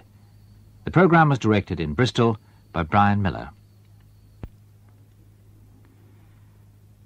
Now there's a bit of time in hand before 10 o'clock, the weather forecast and the news.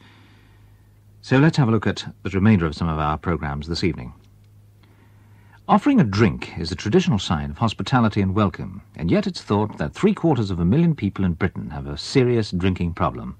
Treatment for that problem can vary widely. Some drinkers, for example, want to abstain completely, while others prefer to learn to drink at a safer level.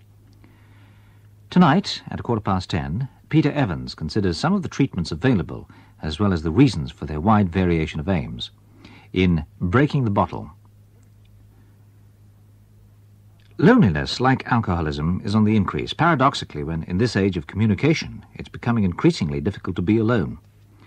Later this evening, in A Word in Edgeways, loneliness is the subject for discussion. Here's Brown Redhead.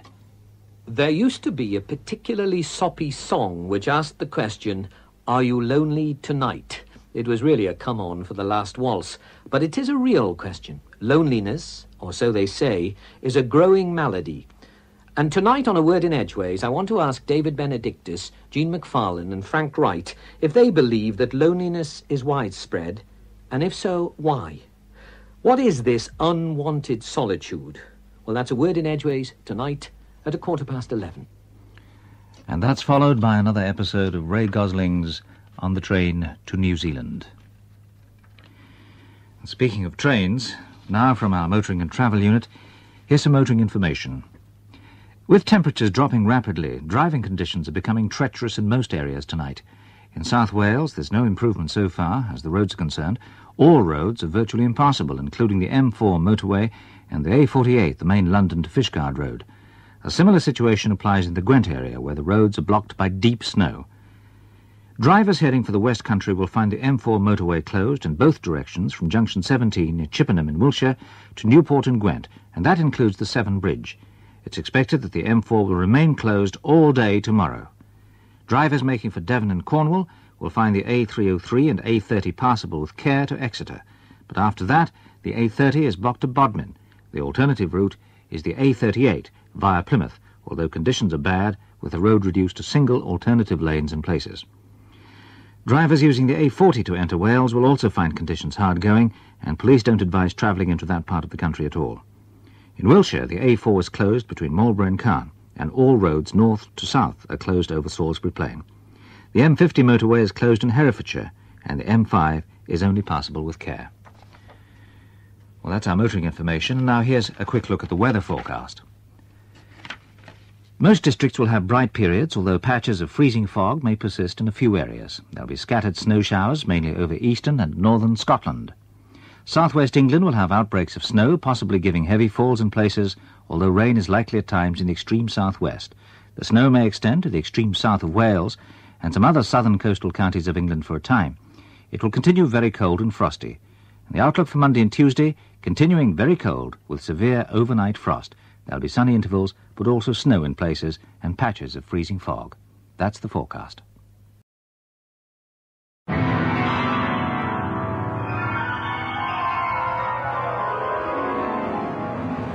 In the dream, you are falling, lost in the listening distance, as dark locks in.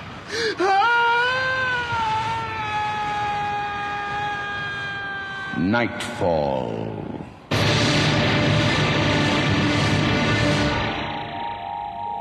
Good evening. Tonight we have a special kind of Christmas story for you. Originally from the precise pen of the English short story writer Margery Allingham, our new adaptation is by Don Dickinson and Alan Gutman, and it takes a few liberties with time and place, as well as intent. But the season remains the same. It's 1944, and our setting is rural Ontario. And surely nothing bad could happen on Christmas Day in the morning. All right, now, everybody, here we go for the big finale. Glad to have you with us this year, Judge. We need a good bass. Give it my best, Chief. All right, now. 1, 2, 3. I don't know. Sleep in heavenly peace. Sleep in heavenly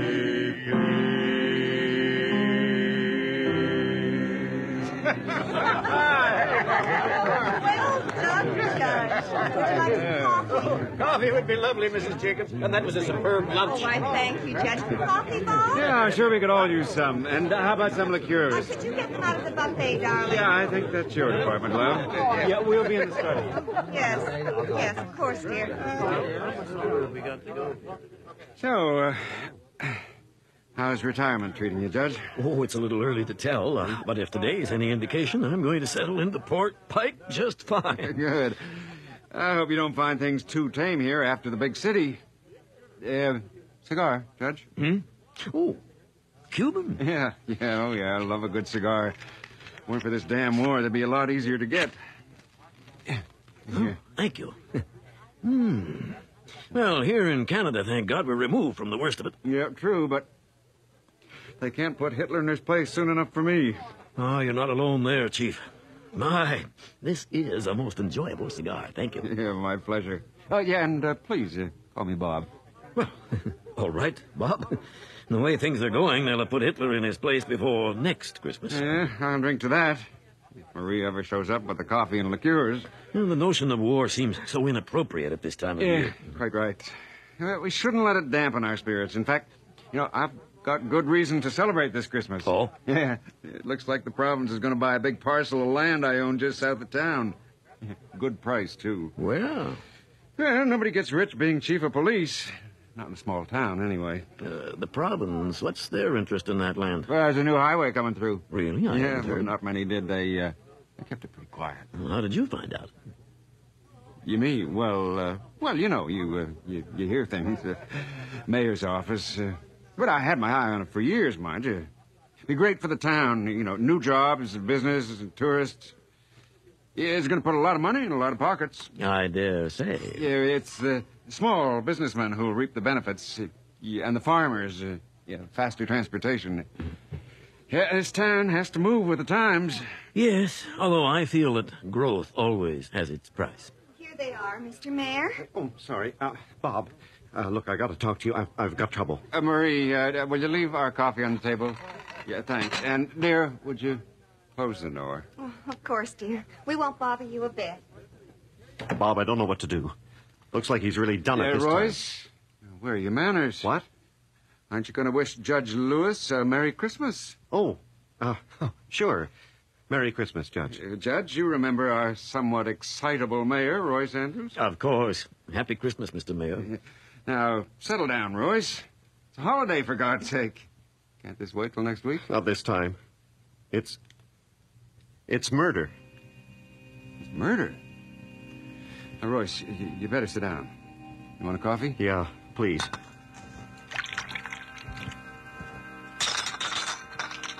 Royce, what? Sorry, Bob. My God, I can't stop shaking. Judge, you'll have to excuse Royce. He's not used to these calamities. I understand. But it would appear that Port Pike is apparently not so different from the big city after all. Yeah, what happened, Royce? It's old man Noakes. The mailman? Yeah. He's dead. Killed out on Ashby Road. Looks like a hit and run. Any suspects? I'm afraid so. My son and that girl he's been seeing. Oh, that damn kid again. Well, this had to happen sooner or later. But it's not his fault. Yeah, it never is. It's different this time. There's something strange going on. Yeah, what do you mean? They found Noakes dead on Ashby Road, 200 yards from the crossroads, where they figure he was hit.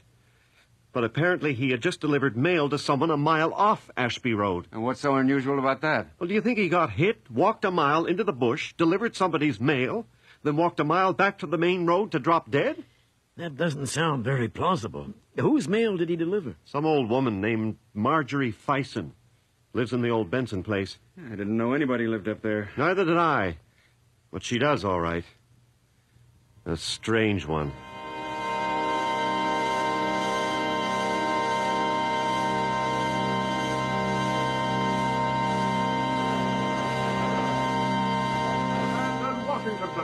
President Roosevelt stated that the Allied forces were braced for an all-out effort. Not the war news, Hicks. Try something else. Elsewhere.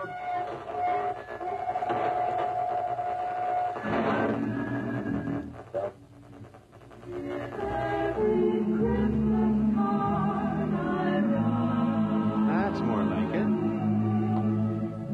May your days be merry and bright.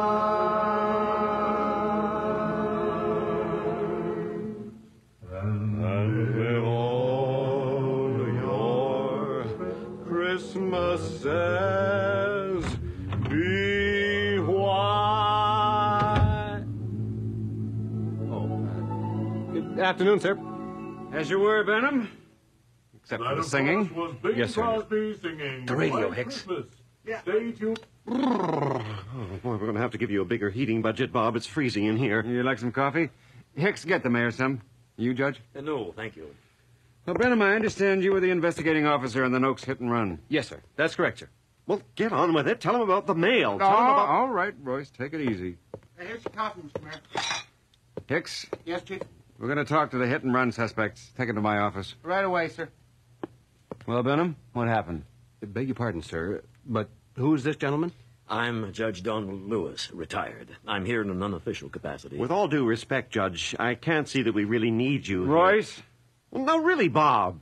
Don't you think this would be better handled as a private police matter? With all due respect, Mr. Mayor, that is your son in custody in there. I'm well aware. And he may be in need of some expert legal advice before the day is out. Oh, I see.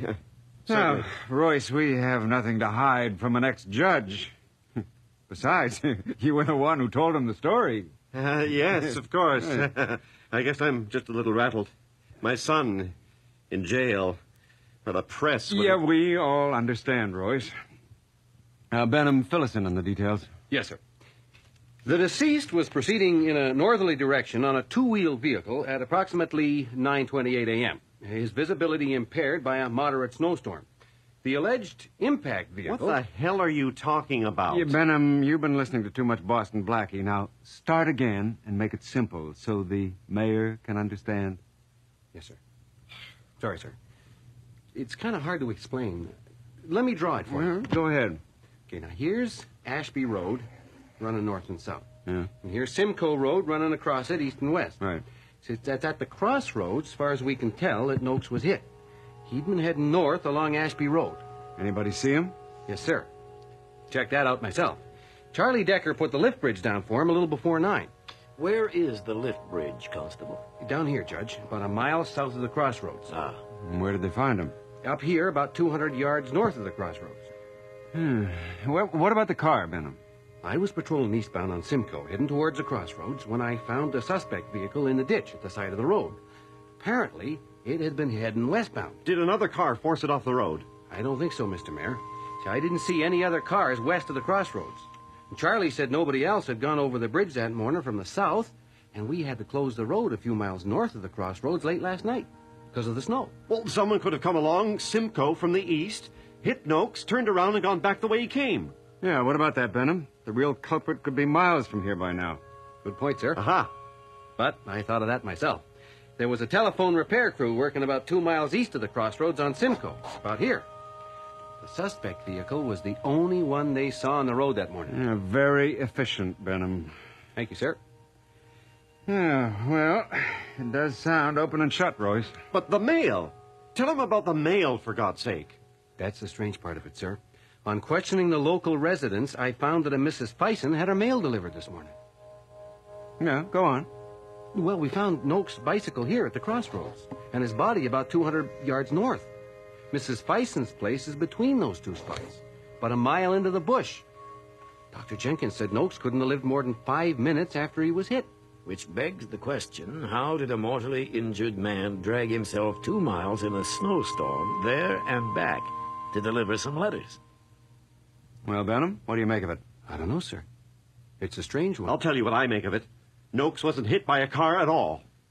Any hard evidence? Well, not exactly.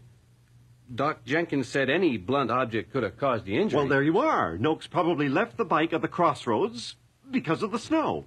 While he was tramping around in the bush, he probably came across somebody's still. You know what goes on up there, Bob. Yeah, that's true. The guy clubbed Noakes, panicked, dragged him back out into the road to make it look like a hit and run. Who found him out there, anyway? Father Meehan found him on his way to Mass. Did Father Meehan see anybody else? He didn't see anything. You should be out in the bush breaking up those whiskey stills instead of putting innocent boys in jail. Royce, calm down. What about the boy, Constable? What was he doing at the side of the road? He was being ill, sir. What? Well, he and his companion had consumed... That is, they were under the influence... They've been drinking, sir. Heavily. I see. What condition are they in now? Much better. More scared than anything. Fine. Maybe we can scare some facts out of them.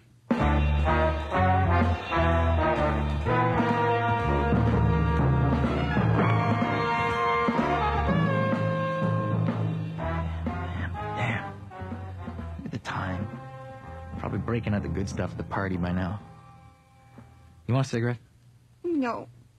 I still don't feel so good. Hey, don't worry. We'll be out of here in no time. Get to the party. We'll have a few drinks. Maybe a little fun on the way home. Oh, Jimmy. How can you think about that now? I'm sure we hit him. I'm telling you, we hit the bike. I just keep thinking about that awful thud. We hit him. It was the bike. No.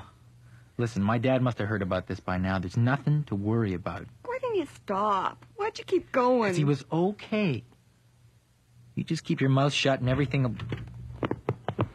Afternoon, Jim. Carol Ann. Hi. Merry Christmas. Hello, son. Well, Dad, you certainly took your time getting here. Who's this? This is Judge Lewis, son. Hello, Jimmy. He's here to help us. Help us? What do you mean? The car just went off the road. What's the big deal? He's dead, Jim. Now, I know you didn't do it. What are you talking about? Who's dead? Oh, Jim, I knew you should have stopped.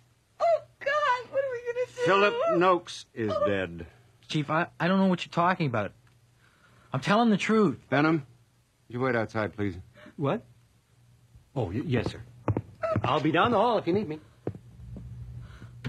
Jimmy, I think you better tell us what you know.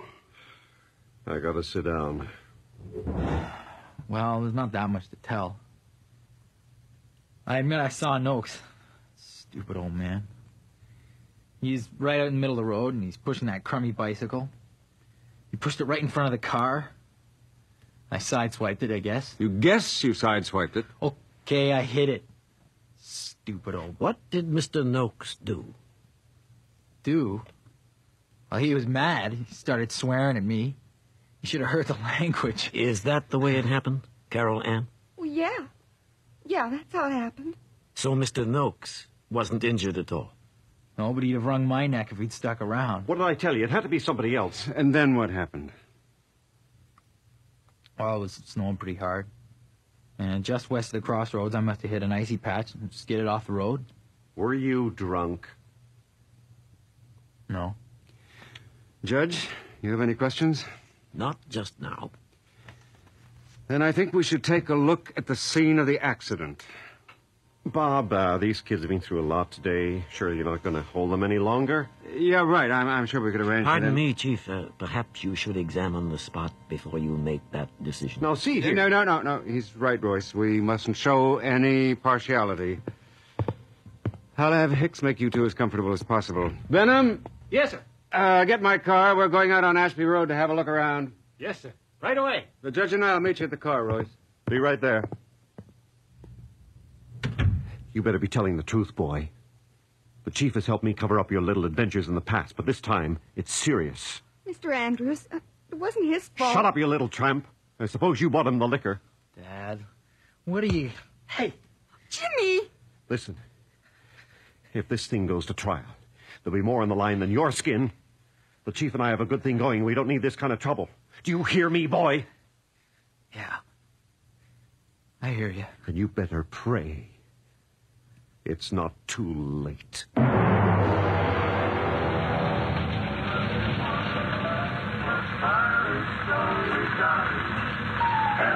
Will you turn that thing down? Sorry, sir. And, Judge, will you roll your window up? It's freezing in here. Sorry, Mr. Mayor. It was getting a little smoky.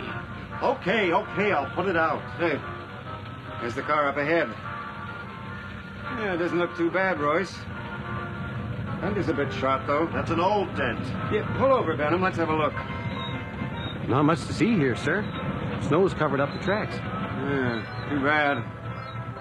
Well, maybe we'll just go on to the crossroads. I'd like to take a quick look, if you don't mind, Chief. Waste of time, if you ask me. Go right ahead, Judge. Benham, you go along with me. Yes, sir.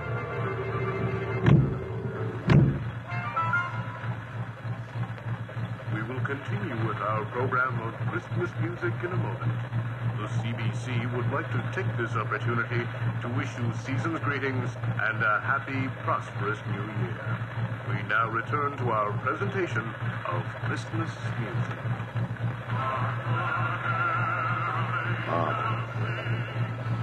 We've got to put a lid on this fast. Calm down, Royce. If this goes to court, there's no telling what else will come out. If they find out how we've stretched the law for Jim, it's not much of a jump to uncovering everything else. I think I don't know that.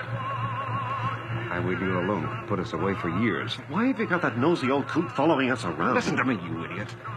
You're the one who shot your mouth off in front of him in the first place. The man was a magistrate.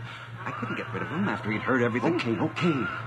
So what are we going to do? All right, first of all, you got to stop behaving like you've been caught with your hand in the till. But I Just keep your head and let me handle it. Look, I managed to get you elected 3 times running. I can handle anything. What are you going to do with... Shut up. That's very interesting, Constable. I wonder what accounts for that. Yeah, accounts for what, Judge? The unseasonable amount of snow you've had this year. Fascinating. Yeah, I have a theory about that, Did you sir. find anything, Judge? I'm afraid the constable's right. The snow has covered everything. We did find some stains on the front fender. You may want to have them analyzed. Mm-hmm. But the key to this whole thing seems to be that old woman. What was her name, Benham? Fison, sir. Mrs. Margery Fison. Right. If Noakes did deliver mail to her, I think you'd better start looking for another suspect. Well, let's get over there. All right, Constable. Fison. Margery Fison. Didn't know anyone by that name lived around here. Maybe she's not on the voters list. You talked to this woman, Benham? Well, sort of, sir. Sort of? Well, don't get me wrong, sir. She seems like a nice old lady. But there's something... I don't know. What? There's just something odd about her. Very odd.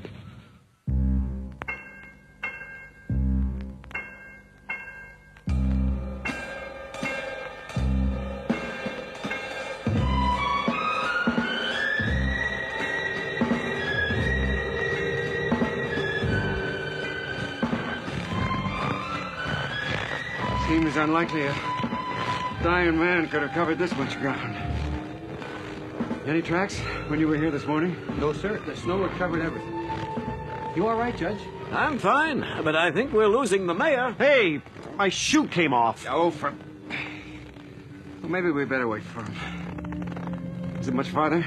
Just see the roof behind this hill. Looks a bit run down. Yeah, the place wasn't lived in for years. No wonder. Pretty isolated out here. How close is the nearest house? About 1.5 miles, sir. Damn shoe came off. My foot's wet. And it'll kill me. Where is the place anyway? Just over the hill. Damn. Probably caught pneumonia out here. Well, this settles my mind. Nobody could make this trip after being struck by a car. Constable, you actually saw the mail Philip Noakes delivered? Yes, sir. They were all Christmas cards. About 15 or 20. Mrs. Fison made a point of showing me each one.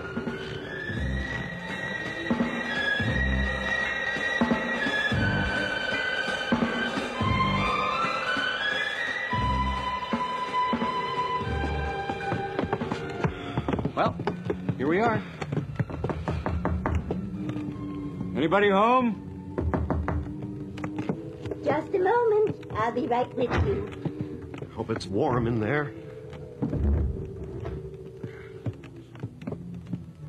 4 of you. Well, isn't that nice? Come in.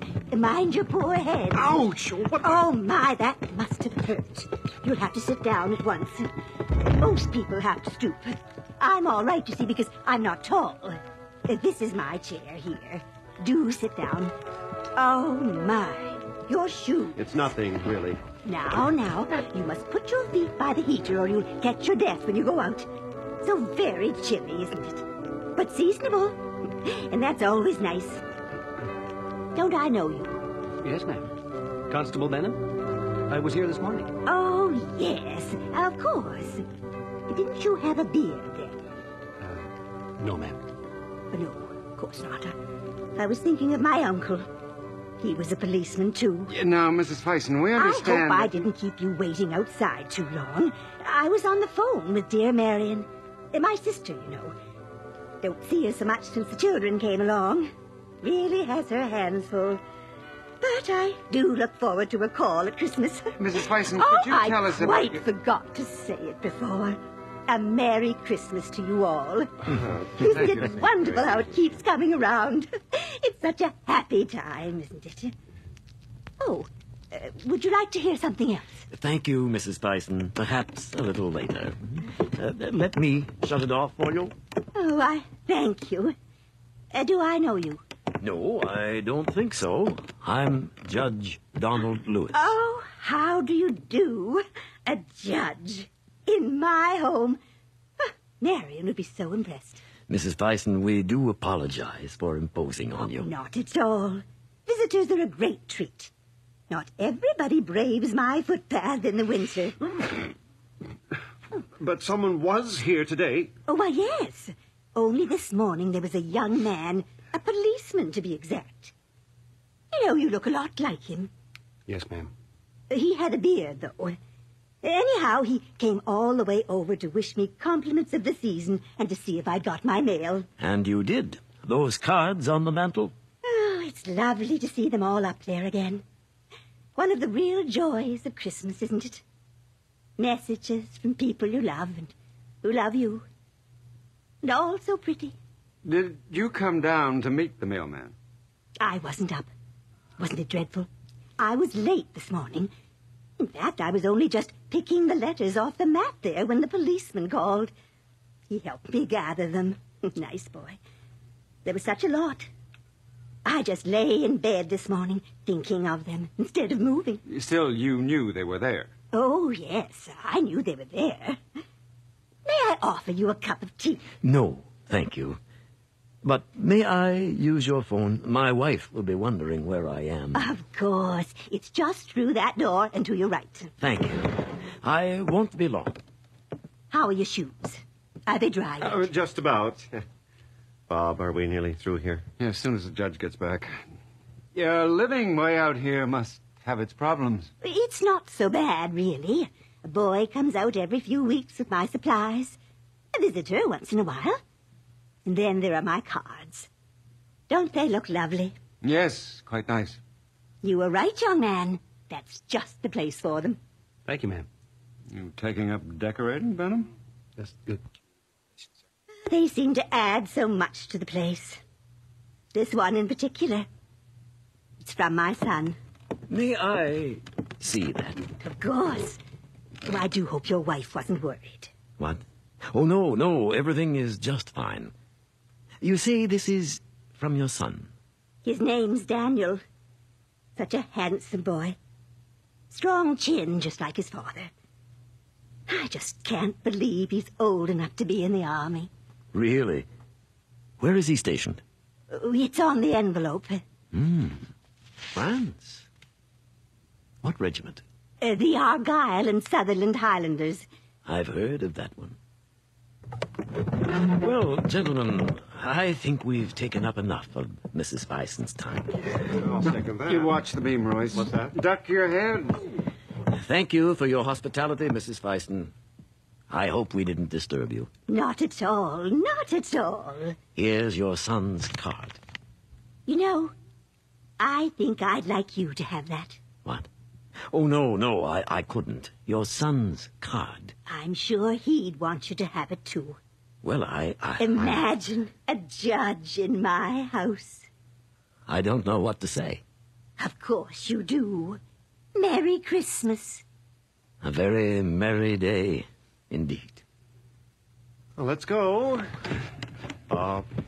Yeah, thank you for your cooperation, Mrs. Fison. No trouble at all. Goodbye. Goodbye. Goodbye, Judge. Goodbye, Mrs. Fison.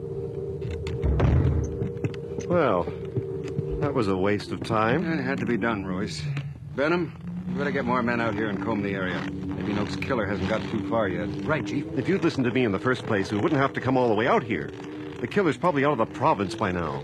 Not unless he broke out of your jail. I think there's more to this than meets the eye. What? What are you getting at, Judge? Do you see any phone lines? Phone lines? What do you... I thought something was strange when I discovered the phone was disconnected. Mrs. Fison said she had just received a call. You're right, Judge. You can see where the lines used to be hooked up. Yeah, that was the first thing. Then her son's regiment, the Argyll and Sutherland Highlanders. I have a nephew serving with those boys, and they've never been overseas. Not in this war. This war? Take a look at the card. See the date. December 1960. 1916? What's all this nonsense mean? God. It means, Mr. Mayor, that Philip Noakes was nowhere near this place today. What? What we've discovered, gentlemen, is a sad ritual. I guess she's been putting out the same cards every year from people who are long gone. Poor dear. She probably thinks it is 1916. Then Jimmy did... shut up, Royce. Yeah, Jimmy did it. And we're gonna pay for it. I don't understand, sir. Is something wrong? Leave them alone, Constable. Let them enjoy their Christmas while they can.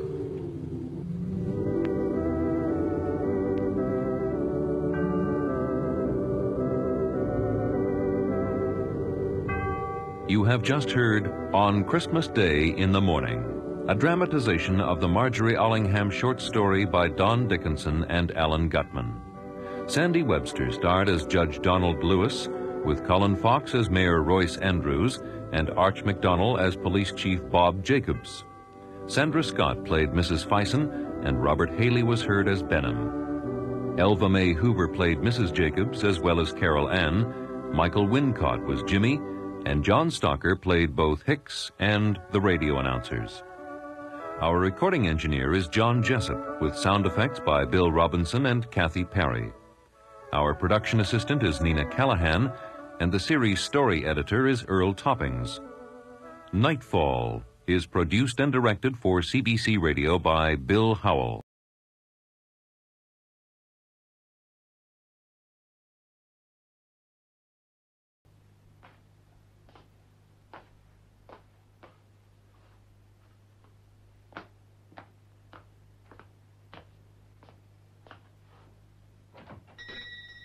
Is this Kemp's Cafe? We're closed. Is this Kemp's Cafe? I told you we're closed.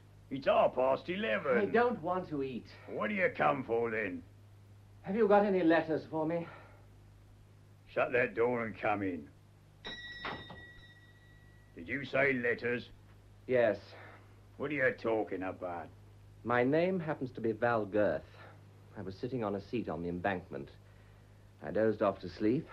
When I woke up, this envelope was lying at my feet. Well? It's addressed to me, care of your cafe. I've never heard of this place before, but I thought I'd better come and find out. Let's have a look. Is that your name? Percival St. John Wicks Girth? St. John Wicks Girth. What a mouthful. Well, at least there aren't likely to be two of us. You said it. Can't see two mothers saddling a brat with that lot. I want to know about this envelope. It's been opened. Who did you give it to? I see you take the long road. Oh, I don't know what you're talking about. What was in this envelope? Wait a minute. How do I know you are, Mr. Percival St. John Wicks Girth? At the moment, you'll have to take my tailor's word for it. Hmm? Well, why come all the way down here? Because of an envelope? Ever heard of a drowning man clutching at a straw? Who's drowning? You can drown without going near water. All right, I believe you. Some wouldn't. Name and Lugg, myself. Pleased to meet you. I've got another letter for you somewhere. Been here some days. Why did you let the postman leave it? Oh, people use this address. I never inquire. Here you are. Hello? Couple of pound notes. Well, that's a good start. Who on earth? I say, have you ever heard of a man called Albert Campion? Campion? Sounds familiar somehow. Well, I think he must be a bit mad. Listen to this. Mr. Albert Campion, at home, any evening after 12. Improving conversation, beer, light wines, and little pink cakes. 17 Bottle Street, Piccadilly. Little pink cakes. And there's a note at the bottom saying, it's urgent, take care. How far is Piccadilly from here? A good 3 miles. If you're going, you better hop it. All right, good night, and thanks a lot. You're welcome.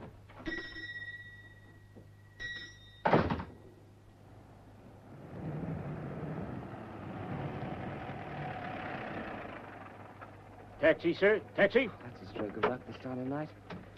17 Bottle Street, Piccadilly. Right, sir.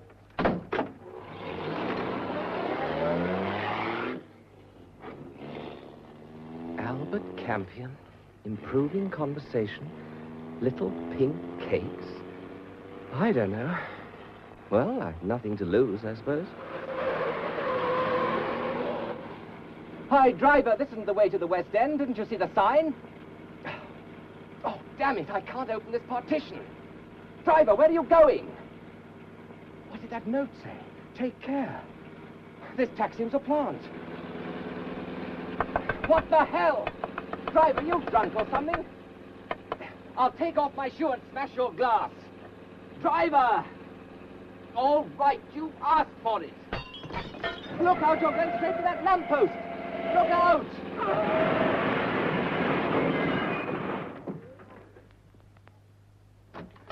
Driver, are you all right? Knocked out, eh? Well, I'm sorry I can't wait till you come round. You shouldn't try to Shanghai people. Here!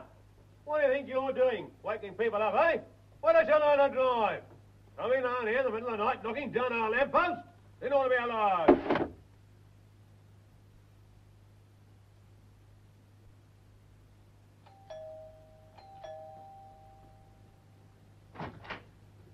Mr. Campion? Ah, Mr. Girth, I'm sure. I was expecting you. Do come in. Dear me, that's a very nasty bump on your forehead. What's happened to you? A taxi driver tried to kidnap me, but never mind that. What's all this about? I shall be happy to explain. What about a drink first, though? Brandy and soda? Just the thing after a skirmish. Thank you. Well, sit yourself down. I'm sorry the flat's a bit untidy. We've been having an after-theatre party, hence the dinner jacket. Nice to get into one. Ah, now then, drink that. You'll feel better. Thanks. My hat, that was a strong one. I never believe in half measures. So it seems. Now, Mr. Campion, please be good enough to explain who are you and what is going on? Well, to take the first question first, my name you know. I could be described as an ex-professional private detective. I used to do it for a living. And then, when an uncle of mine, who was a bishop, left me a limited but satisfactory legacy, I continued to do it, just for the fun of the thing, when any situation or anybody intrigues me. What on earth could possibly be intriguing about me? I see you take the long road, Mr. Girth. That's what the man at Kemp's Cafe said. What's it mean? I'm afraid I owe you an apology, Mr. Girth. But as you discovered on your way here, I'm not the only person interested in you. Hence this rather indirect method of approach. You're still talking in riddles. Well, first of all, let me ask you. Have you seen last week's edition of Society Illustrated? No, I have not. Then you didn't see the photograph of your aunt, Lady Pethick. Aunt Diana? What's she been up to? She has had a picture taken holding your famous family relic, the Girth chalice.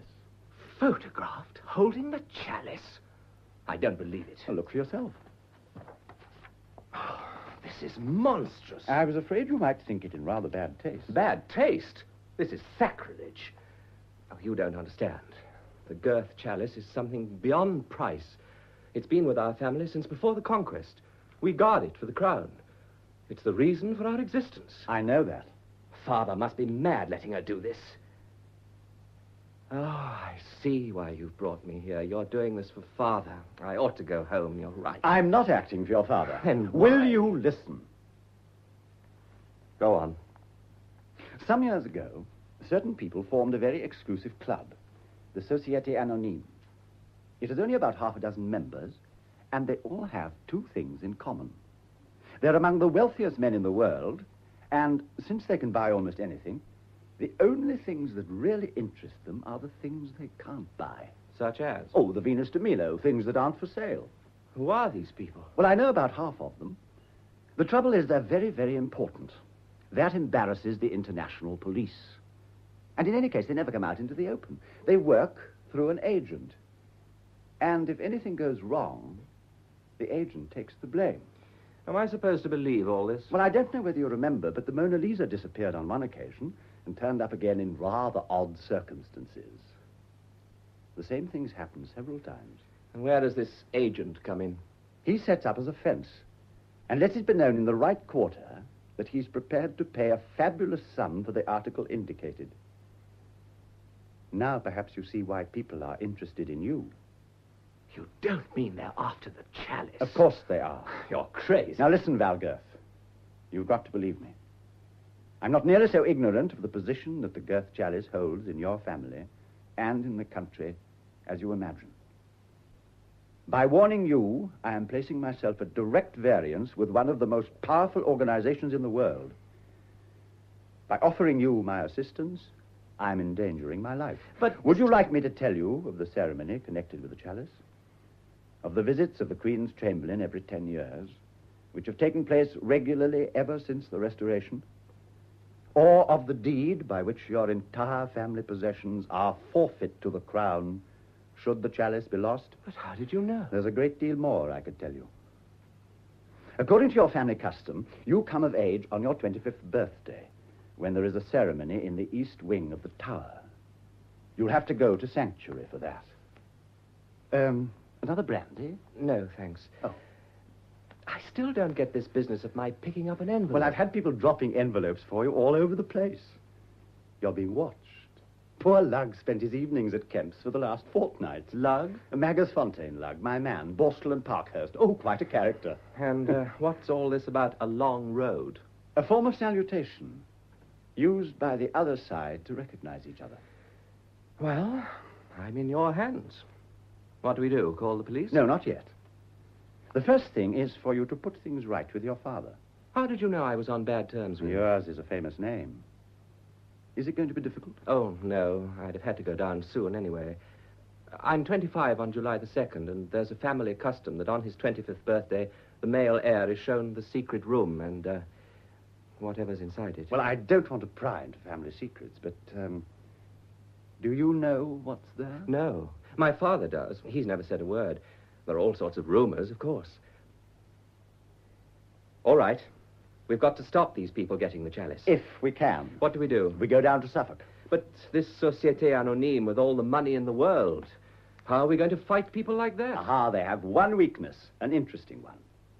They obey very strict rules, one of which is that if their chosen agent meets his death in the execution of his duty, they admit defeat and leave well alone. Do we know who this agent is? No, but we'll find out. And then kill him? Oh, let's say dispose of him. Now, how soon can we start? Anytime. All right, I'll get Lugg to pack some things in the morning, and down we go.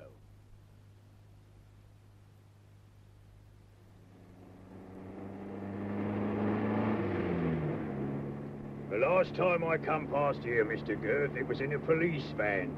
I remember the time because I was in for 3 months. Oh, I wish you'd shut up, Lugg. We're going to a house where they have real servants. You'll have to behave.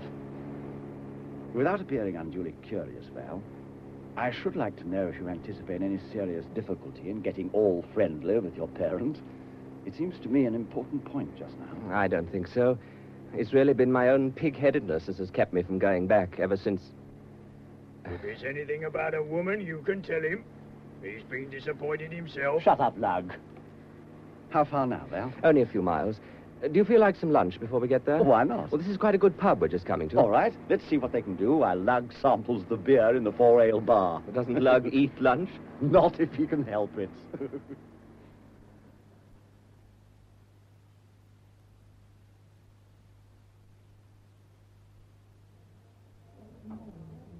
More cheese? Oh, thanks. I wonder who this chap is we're looking for. I can't believe he's one of the natives. They don't get much beyond poaching. They're characters, all right.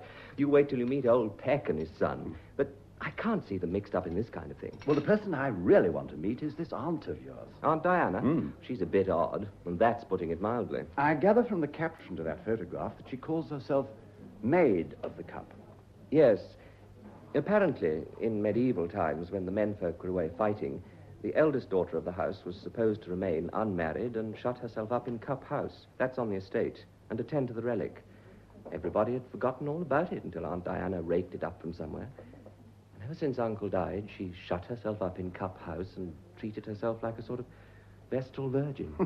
Has she any other eccentricities? Oh, mysticism. modern art and all that sort of thing. Wears funny clothes and wanders about at night communing with the stars and disturbing game. Father hates it, but what can he do? Val, what is this trouble with your father? Oh, I'd rather not go into it. It started at Cambridge. I fell in love with a girl who lived there. I married her. My father cut me off. The girl died, and I haven't been home since. Oh, wait, don't be such a fool. I always have that table. I'm sorry, Mrs. Allen, but we didn't know you were coming. Oh, we have to book now, do we? Well, yes, Is this club getting too big for its boots or something? Who's the horse-looking woman kicking up the fuss? Mrs. Dick Shannon. She's got a racing stable on Heron Hoe Heath. Frightful woman. Hope she doesn't see me. Now, girl. Oh, now we're for it. Oh, so you're back, eh? Didn't know you'd made friends with your father again. I've just come from the tower. Oh, yes? May I introduce... Trying to make him sell me 2 yearlings. What does he want with racehorses? I saw your aunt, too. How is she?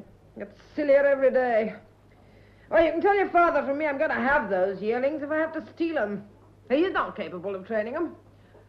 Heard your wife died. I'm so sorry. Oh, goodbye. I'll be seeing you. Now, waiter, what about that table? Sorry about that. What an awful woman. I can't stand her. Makes a nuisance of herself everywhere. Let's pay the bill and get away.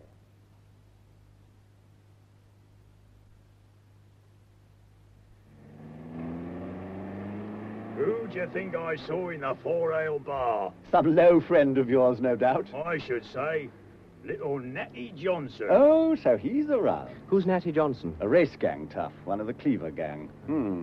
Was he with anyone? Chap with a beard. Arty bloke. And what do you think?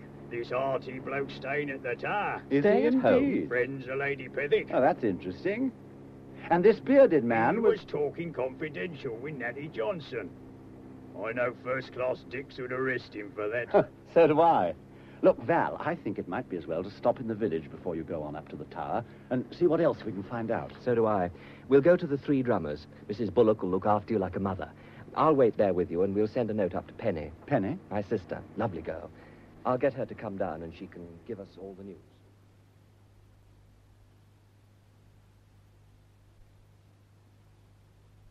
Room all right? Oh, yes, rather. There's Penny, just parking her car. Oh, who's the girl with her? I've no idea. Albert, this isn't just some silly trick to get me back into the bosom of the family, is it? I assure you it's nothing of the kind. You do realize that the Cup House is burglar-proof. No ordinary thief would touch the chalice. No ordinary thief would want to. You seem to have forgotten your fun in the taxicab. Yes, but... Val, you old darling. Penny. My word, Mrs. Bullock was right. You look marvelous. Oh, it's good to see you. Where on earth have you been? Oh, never mind that now. This is a friend of mine, Albert Campion. How do you do? How do you do? And this is Beth Carey. Glad to know you, Mr. Garrett. Mr. Campion. Hello. Val, you haven't heard about the Careys, have you? Beth's people have taken Ty Hall. Oh, that's a house on the edge of the estate, Mr. Campion. Oh, yes. It's wonderful having neighbors again. Father's not been too nice about it, though. Oh, why not? Well, you see, the professor, that's Beth's father, he's let the gypsies camp in Fox Hollow. Oh. That's Mother's fault, I'm afraid. She thinks they're picturesque. But poor Verly Gorn's vanished this morning, so she may change her mind. Penny, is everything all right up there? You're like an old pointer. No, things aren't all right. What's up? Oh, Father's in a very strange mood altogether. He's furious about that photograph of Aunt Di. I don't wonder. And then she's invited a lot of art students down. He's shut himself in his room, and we scarcely ever see him. Yes? Last night, there was a light in the east wing. I'd better come up with you straight away.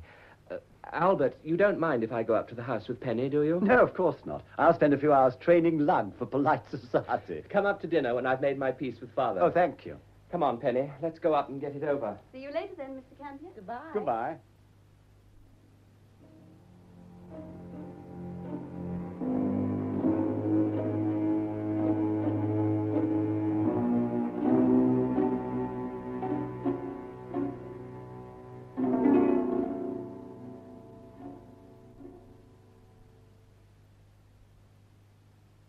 Evening, Gov. Did I give you a good time? Oh, yes, thank you, Lugg. And thanks for waiting up. I thought you'd be safely tucked up in bed. Not out of what I've heard in the bar tonight. It's my opinion we ought to op it. Oh? Why? Do you know they got a blinking two-headed monster up at their place? At the tower? That's right. There's a secret room. And when the son of the house becomes 25, his father takes him in and shows him the horror. And he's never the same again. Like the king that hit the Wiggles. How much beer did it take you to collect that little tale? You'll see when I put in my bill for expenses. And that wasn't all. Really? No, it wasn't. I went for a walk. And what do you think I saw? A bald-headed woman. Not just a bit gone on top. She was quite hairless. Well? I asked about her. Mrs. Munsey's her name. And she's a witch. Oh, come now. Well, they all believe it. And then they come out with a yarn about an haunted wood that they none of them go near after the dark. I don't like it. Let's go home. Lugg, we're doing nothing of the sort. The next time I want a bedtime story, I shan't ask you for it. Thanks to you, I look forward to a night of extremely unpleasant dreams. Good night.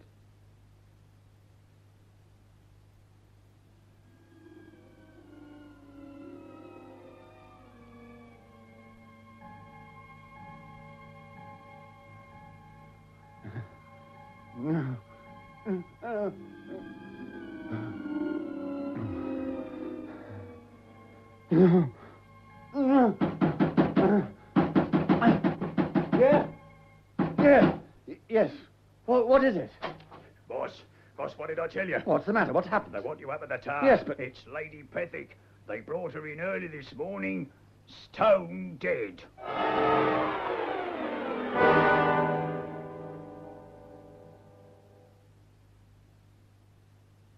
Have you sent for Campion, Penny? Yes, and for Dr. Cobden. Oh, Val, did you see her? I was first down in the hall when Will and his son brought her in on hurdle. Look in her face. She saw something dreadful, Val. She died of fright. Don't think of it. She's got a bad heart, you know that. And if she will go wandering round Pharisee's clearing at night... Oh. Come in. Oh, good morning, Dr. Cobden. Val, my boy, I'm glad to see you. You couldn't have come at a better time. You're needed here, I can tell you. Your father, good man, isn't much assistance in an emergency. There'll have to be an inquest, I suppose, sir. Well, no, I don't think that will be necessary as it happens. I'm the coroner of this district, don't you know? And I've been in attendance on your poor aunt so often lately. There was always a danger, of course, that any severe shock might have aggravated her heart condition. However, I never saw any reason to frighten her. Yes, but, Doctor, she died of fright. Her face. Oh, my dear, death is often ugly. I'm sorry you should have had to see your aunt. Of course, she must have had a shock, don't you know? Probably she saw an owl or trod on a rabbit. I warned her about this stupid wandering at night. How's Father taken it? Well, that's what I wanted to see you about. It's been a great shock to him, naturally. So, I want all these friends of your aunt's out of the way as soon as possible. They're getting on his nerves. We'll soon see to that. They're all down at the Cup House. I'll send Branch down. Good. Now, about the funeral. I should, get it over quietly. No need to fill the house with visitors. You darling, you're trying to hush it all up for us. Oh, my dear child, I never heard such nonsense. There's nothing to hush up. I should fix it for Wednesday. The sooner you get these things over, the better. Now, don't bother to come down with me. I'll drop in again tomorrow. Goodbye for now. Goodbye. Val, he suspects something. All this quiet funeral business, it's so unlike him. Oh, I don't know. He told us her heart was bad. But there is something down in Pharisee's clearing, something terrible. Come in. Enter suspicious character. Albert, thank heavens you've arrived. Thank you for those few kind words. I met an irate old gentleman on the stairs who invited me to take the next train from Hadley. Oh, Dr. Cobden. I'm afraid he mistook you for one of the arty crowd. Oh. We've got to send Branch down to the Cup House and turf them out, unless you want to see them first. No, I don't think so. Oh, there's only one thing. I suppose Branch will superintend their luggage. Yes? Well, I'd like to send Lugg along to help him. And what's the point of that? Oh, he's a very expert packer. He'll understand what I want him to do. You'll soon see.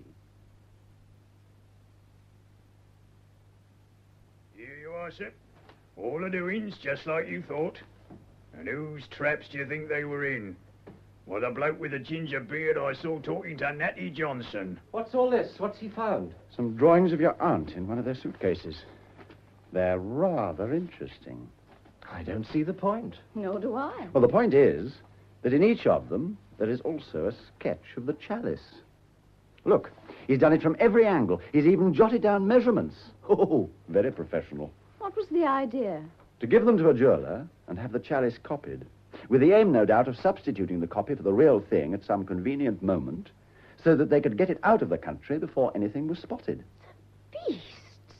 Why don't we ring the station and have them all arrested? Well, he'd only retort that we'd pinched his diagrams, and then Lugg's record would come out and we'd all be in the soup. Well, I like that. No offence, Lugg. You've done a fine job. Now, off you go and play trains. Are you sure we oughtn't to go after this fellow? Well, he can't do much without these. And in any case, he's only small fry. What we want is the big man. Sir, there's a man out there snooping round that chapel place. Look, he's standing on a pile of stones looking through the window. I thought you said they'd all gone. Oh, so they have. It's not one of the arty crowd, sir. Look, he's quite old. Little fellow with a white beard. I see him. Well, who is it? Anyone you know, Penny? Well, of course it is. That's Professor Gardner Carey.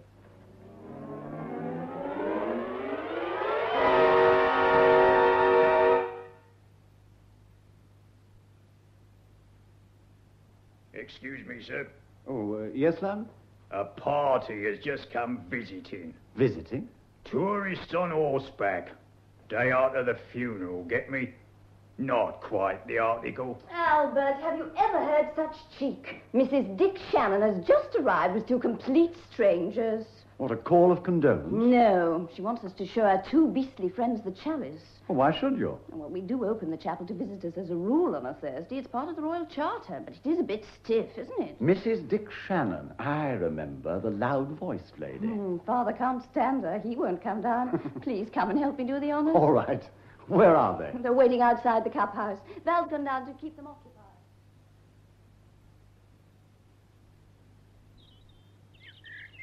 Now, come on, Pennygirth. Are you going to show us over this museum or not? I'm afraid the horses may be getting bored. This is Mr. Campion, a friend of Val's. Oh, yes. Well, this is Major King, if we're going to have introductions. How do you do, Miss Guth? My other guest, Horace Putnam. Very pleased, I'm sure. Well, come on, let's see the thing. Oh, is your father coming, Val? I wanted to talk to him about those yearlings. I'm afraid Father's not too well at the moment. Oh? Oh, no, of course. Poor Diana. Amazing it didn't happen years ago. Cobden's such an old fool. I wouldn't let him vet me for chilblains. Well, never mind. You've got the keys. That's the main thing. Well, open up. They call this place a chapel, Horace. How very quaint. Have to dress it up a bit, I suppose. I'm afraid the lock of this door's a bit stiff. I'll do it. No. Let me. I say, you're strong in the wrist for a woman. You can't be flabby in my profession, Major. Well, lead the way, Pennygirth. After you, Mr. Campion. Oh, thank you. Do you know, I saw Mrs. Shannon training that horse of hers called Bitter Aloes this morning. Vicious brute. I thought he was going to kill her. She won, though. Used her whip like a ringmaster. Really? Here we are. We keep the chalice in this stone cavity over the altar. I just have to unlock the grill. Another key. What a business you make of it. Look, why do you have that black cloth over it? Whenever a death occurs in the family, the chalice is veiled. We don't usually disturb it for 10 days. Oh, really? Well, do you show the thing on Thursdays or don't you? All right, then. Here you are. What? It's gone. Couple of bricks? What sort of a chalice do you call that? Well, it's not my idea of humor. Sheer bad taste. Well, I simply can't understand it. Penny, what on earth? Just a moment. I think I can explain. Father! Oh, Colonel Girth, so you've come after all. I thought I'd better. You see, I had so much on my mind. For the moment, I had quite forgotten. I've forgotten what, man? Is this some stupid practical joke you're trying to play on us? It's not a joke. I'm afraid you're all going to be disappointed. What do you mean, sir? The chalice is being cleaned. But what? Cleaned? Yes, Mrs. Shannon. The chalice is being cleaned. I'm afraid you and your friends will have to come some other time. Well, upon my soul, we... Val, for God's sake, get these awful people out of here. And then meet me in the library. All of you.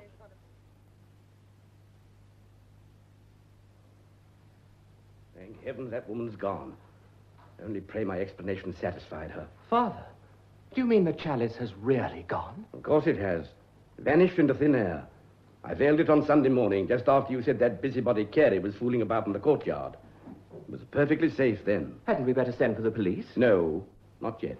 Oh, what are we to do? We can't just sit down and wait for it to turn up. Couldn't you send for the chief constable? He's a friend of yours. I could, but he'd only question the servants and cause a lot of fuss. No, we've got to find this thing ourselves. I'm convinced it's still in the house.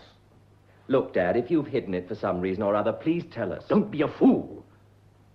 Val, you come of age in a week.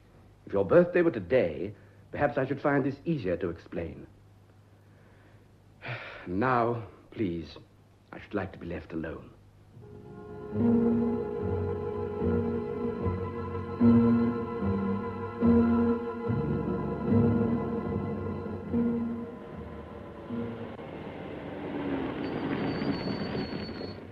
Good morning, Penny. Mr. Campion, what are you trying to do? Get run over? No, rather not. I hoped you might be able to give me a lift. Well, I can give you a lift as far as the village. I'm on my way to town to see my dressmaker. Oh, splendid. I'm going to London, too. Well, this is a stroke of luck. I knew I'd never walk it. Got a cheek, getting in before I ask you. Well, there does seem to be room. And London is rather a long way. Well, if you really want to know, I'm taking Beth with me. Oh. She's waiting for me to pick her up at the crossroads. Oh, that's all right. I don't mind being squashed. Or perhaps you'd like me to sit in the dicky. No. You'd better stay where you are if you must come.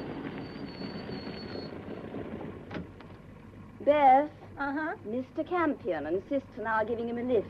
Can you squeeze in? Well, let me get out, and then you can sit between us. Okay. Pardon me.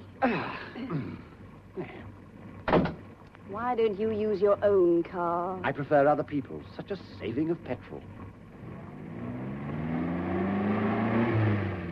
Why are you going to London, Mr. Campion? To buy a ribbon for my straw hat. The thing I've got now, my aunt knitted. Why don't you turn him out, Penny? Oh, I shouldn't do that. I know a man who did that once, and when he got home, he found that the suitcase he'd put at the back of the car was missing. You wouldn't like that, would you? Oh, damn. Stalled it. Well, start it again. Oh, the battery's down. You'll have to get out and crank her, Mr. Campion. Oh, certainly. Here, leave the dicky alone. Penny, what's he doing? Well, I'd really be much happier in the dicky. Mr. Campion, please. Ah, a suitcase. Don't you open that. Now, listen, you're both very charming ladies, but I'm going to disregard your warning. Oh, but Mr. don't Campion, open don't. that case, please. Oh. Ah, just as I thought. My dear young ladies, where exactly do you think you're taking the girth chalice? You dirty... No, Beth, it's no good. We're sunk. Oh, why did you have to interfere, Mr. Campion? Well, I'm afraid I play the role of the genie of the lamp. Wherever the chalice is, I'm liable to turn up at any moment. What were you going to do with it? Keep it safe. Don't tell him. But we must, Beth. We were going to put it in the Chancery Lane safe deposit. You were going to tell your father? Well, of course. We relied on the 10 days veiling. But then Mrs. Shannon came along and spoilt the whole thing. Mr. Campion, you've been spying on us. Oh, my dear Penny. You used the phone in the hall to talk to Beth last night, and you shouted so much that one would have to have been deaf not to be a spy. And then, when you were so annoyed at my suggestion that I should sit in the dicky... All well... right, you win. Now, I suppose we go back. Oh, no, we go on. Your brother's waiting for us at a pub in Coggeshall. A pub with a very nice name. The case is altered. And if I say so, the sooner we get there, the better. Well, have it your own way.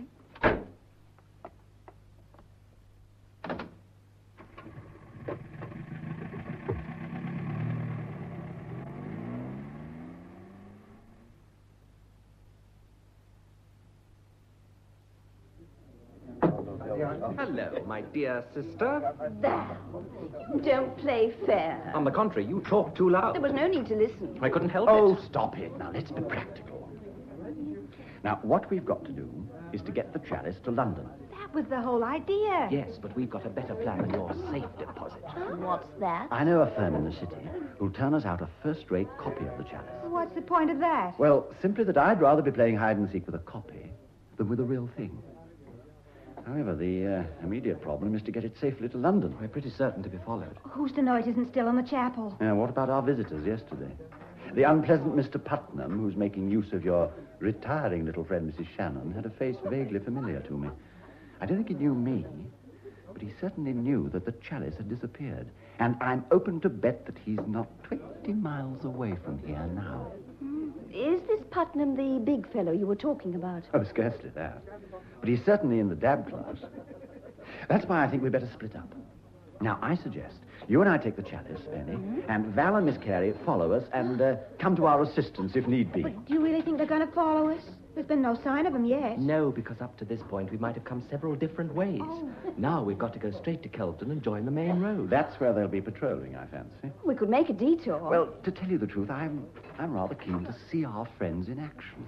All right, then. Let's get going. Where's your car, Val? Round the back, getting some petrol. Well, we go first, Penny.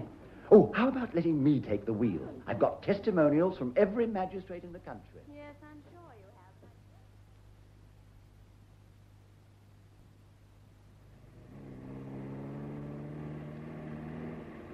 have. When does the fun begin? Any time now, I should think. What's happened to the others? There's no sign of them. I hope they won't get too far behind. Well, perhaps they can't keep up. You're going pretty fast, you know. I have my reasons. This is a lonely stretch of road, and there's a large German car coming up behind us. Ah, she's going to pass.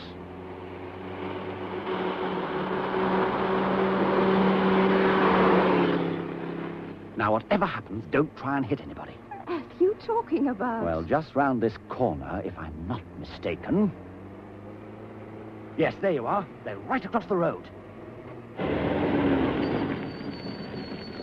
Ah, here they come. What do we do? Well, I told you, lose your head if you like, but don't try and hit anybody. Quiet, you two. This thing's loaded. You know what we're after. Natty, you go and tinker with the bonnet. Okay. Charlie, you stand behind and wave things by. Okay. What's all this about? Shut up. Come on now, where is it? I'm sorry, I don't wish to subscribe. I'm not a music lover. There's a van coming. All right, wave it by like I told you. Don't you move, either of you. You've had a breakdown, seeing we're helping you. Nice of us. You should take glycerine for your voice and peppermint for your breath. Cut it out.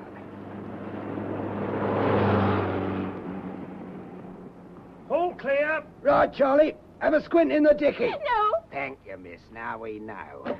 Oh, there's only my lunch in there. Oh, your lunch, is it? Here we are, fingers. Oh, it weighs enough. Let's have a look. Here, these locks have been bunged up. Give us a knife. Oh, here, another car coming. Well, we'll open it in the bus. Come on, boys. Scarlet. Mr. Campion. Well, there wasn't very much we could do, was there? Oh. Oh, I say, you're crying. Well, of course I am. You don't seem to realize. I was only trying to help, and all I've done is... Well, I never heard anyone make such a fuss over 6 bottles of bitter. You mean... I warned them that they were taking my lunch, but they wouldn't listen. Then where's The chalice is quite safe. Did you notice that trade van our friends waved on so carefully? Well, that was Val and Beth. And they've got the chalice with them. With them? We're meeting them at the Huguenot Arm with them. So, let's get going.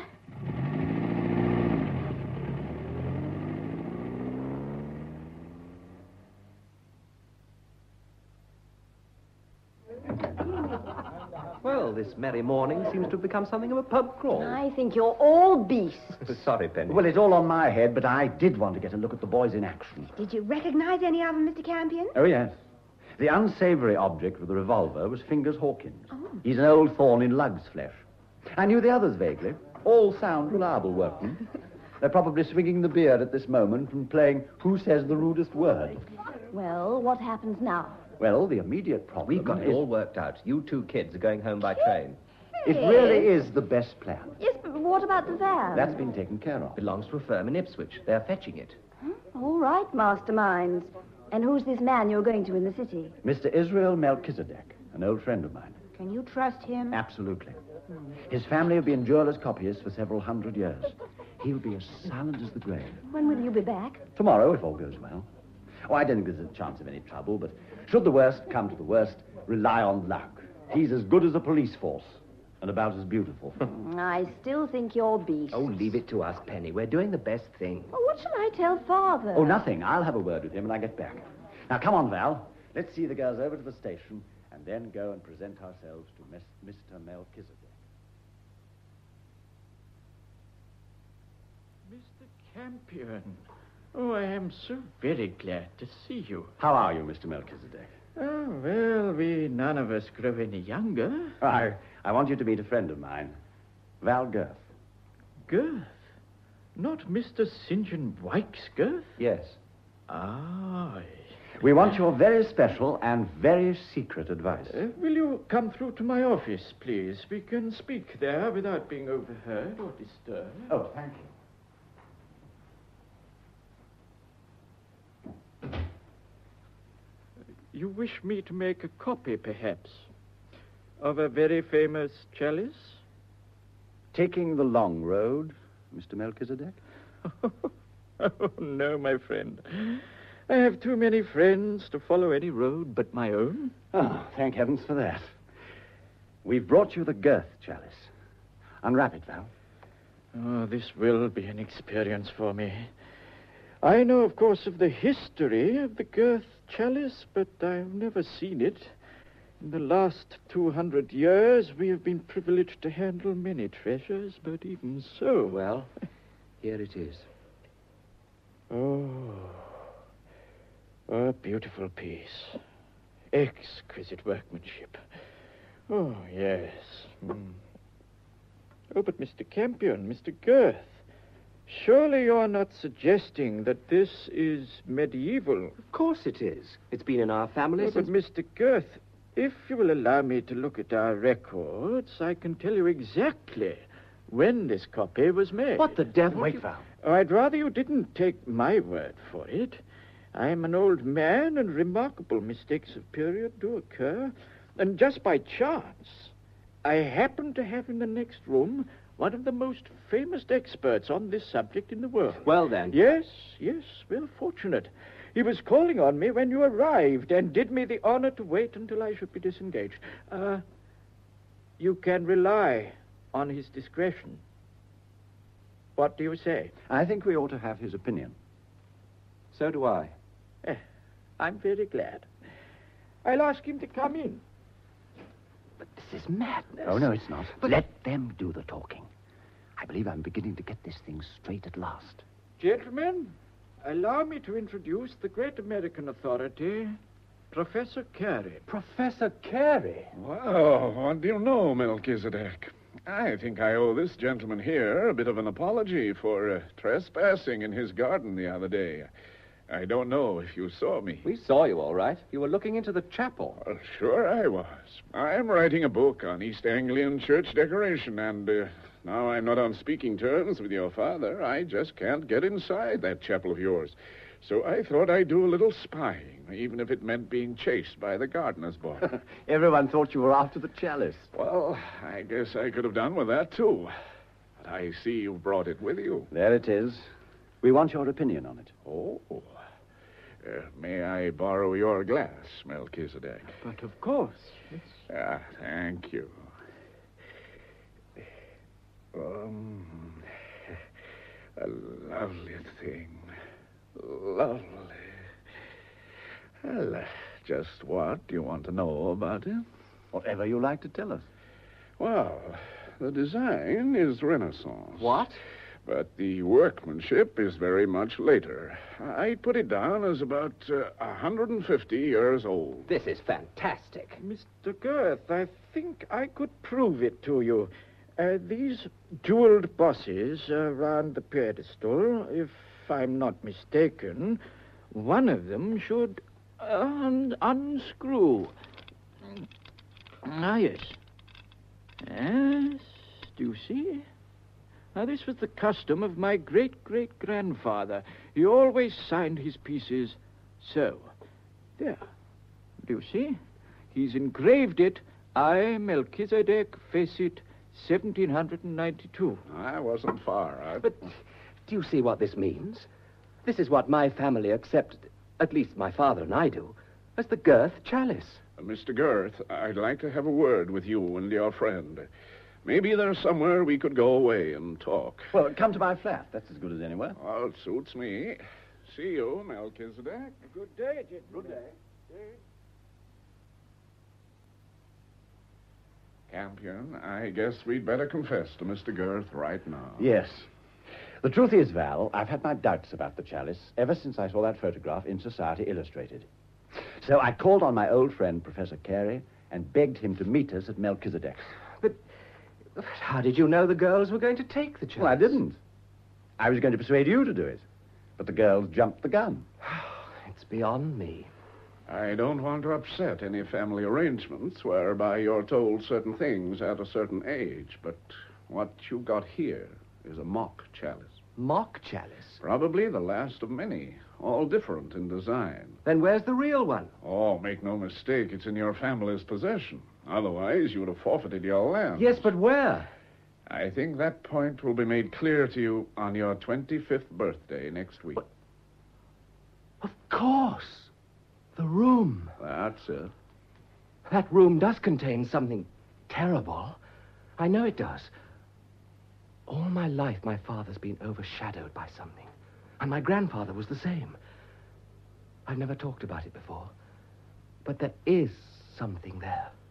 The real chalice is made of red English gold. It's probably a little bigger than a man's cupped hand.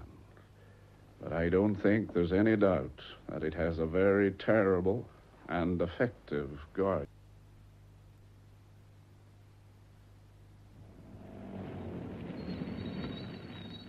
Albert! Oh, thank heavens you're back. Hello, Penny. Where's Val? Oh, I left him in London. No trouble, just part of the master plan. Oh, what's the matter? You look worried. Something terrible's happened to Lugg. You must be joking. No, I'm not. He's had a fit. Fit? Yes, it happened about dawn. I heard something howling outside my window. What was it? Lugg.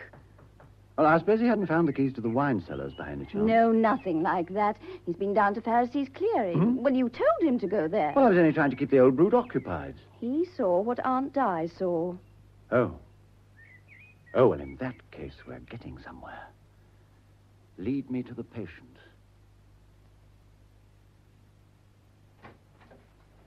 Now then, lad, what is all this?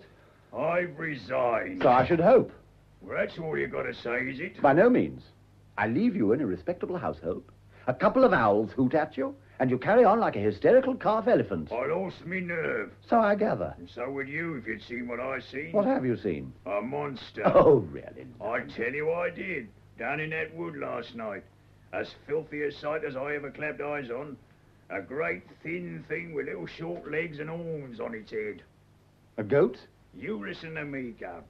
This thing was walking on its hind legs. Oh. It had human hands and it was 9 feet high. Really? I tell you, I saw it.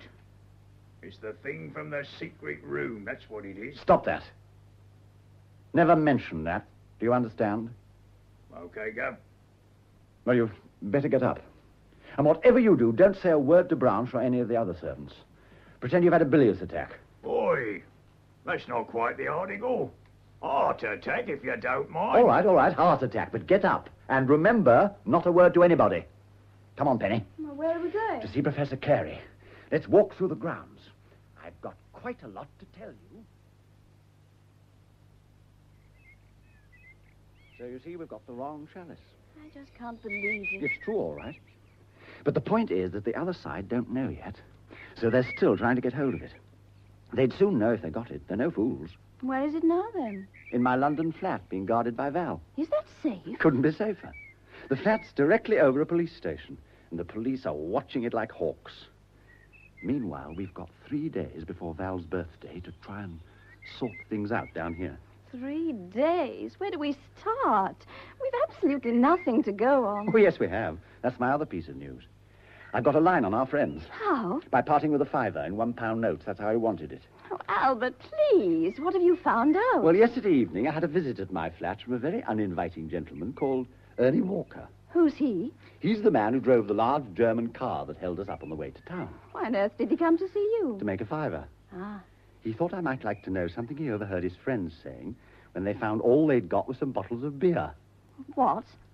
The words were, "We'll have to answer to the Daisy for this." Who's the Daisy? Exactly. Who is the Daisy? I checked with my friends, the police, downstairs. A chap called the Daisy was hanged at Manchester 5 years ago.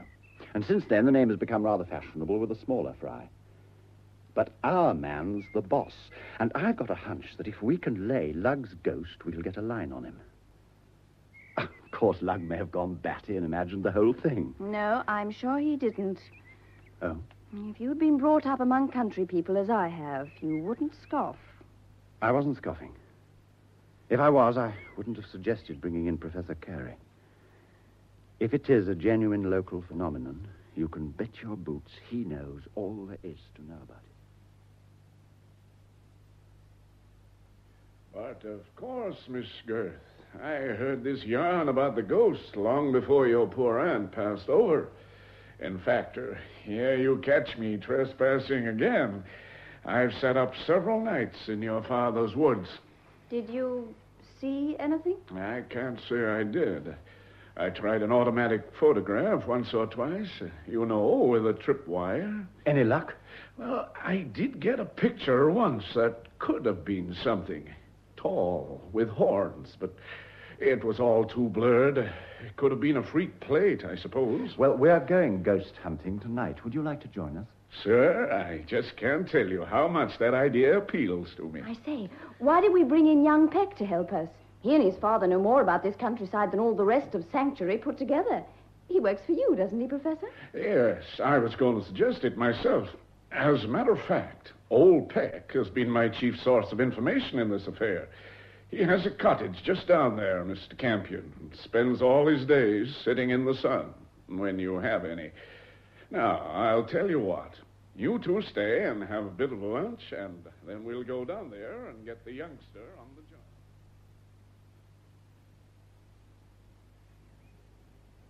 Good afternoon, Mr. Peck. Good day, Missy. Is your son anywhere about? Purse! Gentry be here. I'm now coming. Good day, Miss Penny. Good day, Professor. I hear that were a quiet burying. Your heart was poisoned. Now, you be quiet, Father. Don't you speak ill of the dead.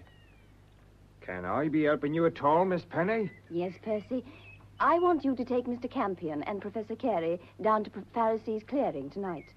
They think there's an animal there that wants snaring. Do you understand? Yes, miss. You wouldn't be scared, would you? No, miss. That ain't no animal, miss. That's a spirit, like I told Master Carey. Of course, we don't want any tales told about this, you understand? Oh, us don't talk, sir. Was you thinking of trapping that now, or do you want to shoot it? Oh, trap it, certainly. Percy, do you remember when you and I were kids? Val and I helped you and young Finch to catch an old ram that had gone wild in the Happy Valley. That was with a stack net, wasn't it? Yes, us could do that. Allowing that's real. You'll catch nothing.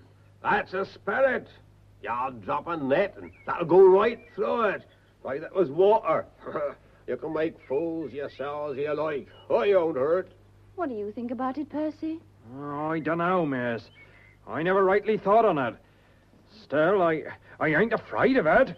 And you'll be down at Ty Hall at about 11:30 with a stack net. I'll be there 11:30. I won't. If you're wise, you'll stay in your beds, same as I do. There'll be more goose on at night than us thinks on.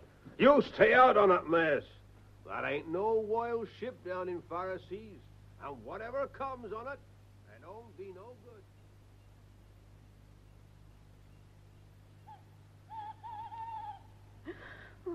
If that owl cries again, I shall have hysterics. I wish you two girls would go to bed and keep out of it. Nonsense. We're going to hold the fort for you and Albert. Whether you see a ghost or not, you want something hot when you come in. Well, I suppose you'll be all right up here. Extraordinary how these old houses do creak at night, though. We shall hold each other's hands till you come back. Oh, what's that? I'll be here, sir. Percy, well done. Am I right for time, sir? Oh, fine. We'll go out by the side door, Campion. Oh, wait there a minute, will you? We'll come round to you. Good luck, and do be careful.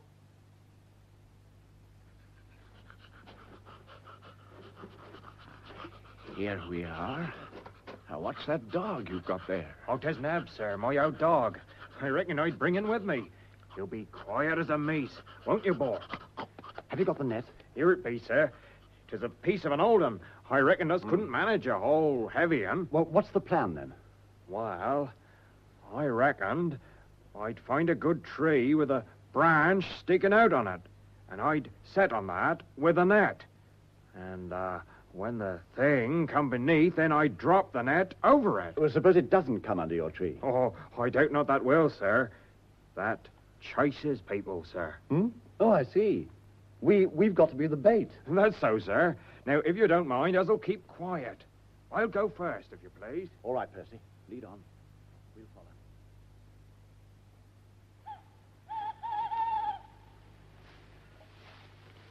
Well, this is the place and the hour, all right. When's the performance begin, I wonder? It's certainly the right scene for it. Almost too good to be true. Look at the moonlight on those trees. Oh, I don't wonder they don't come here. Where's that dog? Mm-hmm. Oh, it's guarding its master at the foot of the tree. That won't move. Professor, what do you think we're going to see, if we see anything? Well, I don't want to make any guesses, in case my hunch is absolutely wrong. Yes, but you don't really believe in ghosts. If this is what I think it is, it's worse than any ghost. What was that? Only a hare. Oh, I'm beginning to look forward to that hot drink when we... Listen. What about that? Whatever it is, it's coming this way. There it is, in the opening. God, Lugg was right. It has got horns, and it's... Get the smell. It's seen us. Here it comes. Lead it to the tree. It's rushing us. Run for it.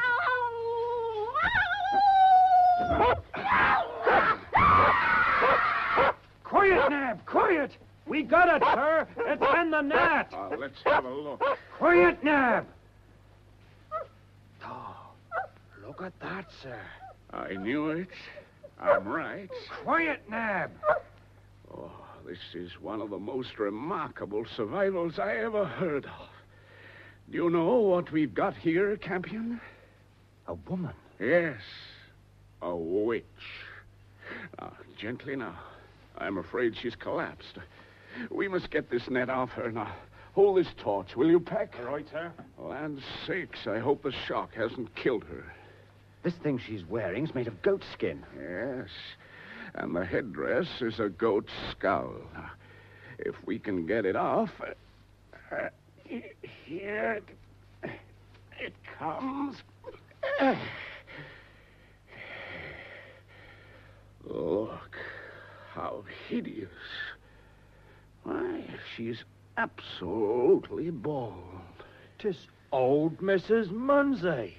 Mrs. Munsey? The old un said she were a witch, but I took no heed on it. Lummy, who'd have thought it? Oh, where does she live? Alone, I suppose. She lives with her son, sir, Sammy. And they ain't neither of 'em right. Well, we'll have to carry her there. Is it far? No, that ain't no distance. One thing, that's some way from any other house. Tell you what, sir, I'll go and take a hurdle from the fence by That's a good idea. Come on, Nab. Well, I wouldn't have believed it if I hadn't seen it. Well, I suspected it all along. The goat horns and the yarns about the curious chantings all pointed to it.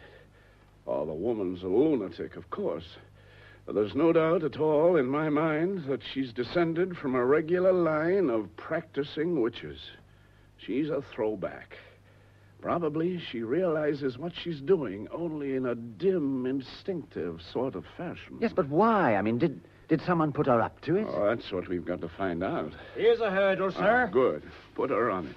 It ain't above half a mile, sir. Oh, all the same, I wish she'd provided herself with a broomstick.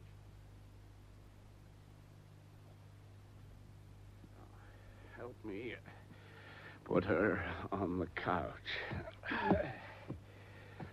God, what a filthy place. It oughtn't to be allowed. Whose land is this? Oh, but a waste, sir, as you might call it. Is that the sun hanging about outside? Well, that'll be Sammy, sir. He's a natural. Sammy? Sammy, come here. No. Now, no. don't be frightened, Sammy. Your mother fainted in the wood. You seen her in the wood? Don't you touch me. I ain't done nothing. Look, sir, what's he carrying? He's been snaring hares in the wood. Two of them.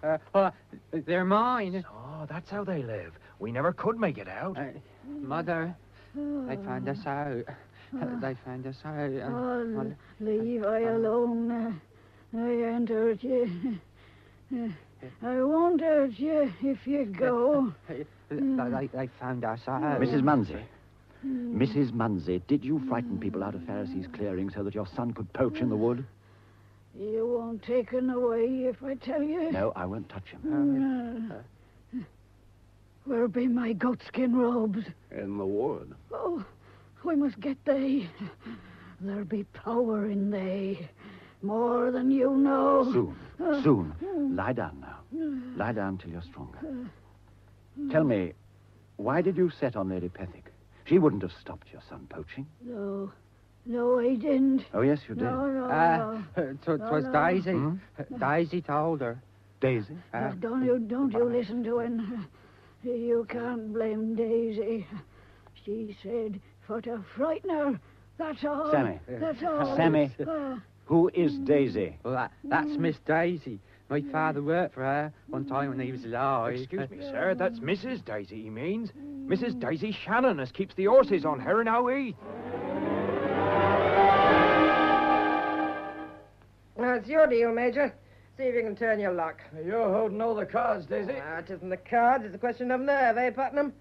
Major here never has the courage to see a thing through. Unlike you, Putnam, you're playing all you know. You know, Daisy, sometimes I wonder someone hasn't strangled you. My husband tried. You got in first, I suppose. Quiet. Listen. Somebody's knocking at the French windows. Open them, fingers. Good evening, everybody. Anybody got a good tip for the Ascot Gold Cup? Mr. Campion. Hello, Mrs. Shannon. Oh, what nice company I see. The gallant Major and my old friend Horace Putnam, and bless my soul if it isn't Fingers Hawkins. Thanks for opening the window, Fingers. Your manners were far less polished last time we met. He's alone. What are you doing here? Calling. That must be obvious to the meanest intelligence. Has he got a gun? Oh, no, nothing like that, I assure you. I don't like firearms. Well, don't fool about. Mine's trained on you. You look out for him, missus. He's as slippery as a nail. Oh, write that down and send it to our head office. Mr. Campion, why have you come here? To look over your stables. I've just been round them. Oh, most interesting. All those boxes and only one horse. I suppose the pretty creature has a different home each day, like Alice at the Mad Tea Party. Perhaps you'd better stay with us for a day or two. Take him and lock him up in one of the boxes. What? I'd better have a scout round outside, don't you think? Very well. Oh, whistle all the time? Eh? Well, then we'll know it's you. What shall we do meanwhile? Have a game of cards? Oh, no, I know. I'll tell your fortune, Mrs. Shannon. Shut up. He's playing What? for time or something. Oh, dear me, no. Now, let's see. Oh, dear. Oh, there's a lot of knaves about you. And what's this? Oh, a whole stack of money. Don't be led astray by riches, lady. Ah, now here comes the luck card. Ah, it's very close, but it doesn't quite touch. There's nobody out there that I can see. Shall we take him along? Don't interrupt. We're just coming to the exciting part. What the hell are you... Quiet, Major. There's a card. There's a journey here. Yes, a far journey. I see you take the long road, Mrs. Shannon. Oh, stop mucking about. Where shall we put him, Daisy? Why don't we just chuck him out in his ear? Put him in the gate loft. You won't get out of that. What? I'm sorry, Mr. Campion. I'm afraid you're going to be distinctly uncomfortable for the next couple of days. Oh. Go on, take him along. Now, for heaven's sake, let's get back to our game. Good morning, Lugg. Good morning, Miss Penny. Any sign of him? He never come home. What's he up to, I wonder? You tell me. Headstrong, that's what he is. All he said was if he's not back by morning, we're to tell the professor. I think he's done a mooring on us. That's what he's done. What do you mean, Dunham Moran? There was a murderer called Moran, with a lot of thugs round him. And what did his nibs do when we couldn't get any satisfaction from Moran? But walk into his ass cool as you please. Why? Forcing him to kidnap him so's he could find out what they were up to. I said to him, curiosity'll kill you, my lad. Then he knows who it is? Of course he does. Probably know from his cradle. At least that's what he'll tell you. No Albert and no Val, and you realize what today is. Oh, perhaps that's him. But, Sanctuary? Is that Sanctuary 2-0? Yeah? I have a personal call for Miss Girth from London. Oh, it's for you, miss. A trunk call. Thanks, love. Hello? Miss Girth? Yes? Hold on, please. You're through London. Penny? Val! Well, what's happened? Where are you? In London, of course. Well, for heaven's sake, it's your birthday. Father's kicking up like mad in case you won't be here. Dr. Cobden's coming and the vicar. Oh, never mind that. They've got the chalice. What? They've got the chalice. You know, the one I was guarding. But they how? staged a fight outside the flat and diverted the police. Then two of them slipped upstairs and clocked me. Oh, Val, are you hurt? Well, my head isn't made of iron. Let me talk to Albert. He's not here. Not there? Where is he? We don't know. Oh, for heaven's sake. Well, Val, please, be practical. What are we going to do? You stay where you are. I'll grab a car and come straight down. Lugg, they've got the mock chalice. That's done it. I'm going down to see the professor. You'd better wait by the telephone. Albert might ring. While I'm waiting, I'm going to read The Situation's Vacant. Oh, lummy, we are in a mess.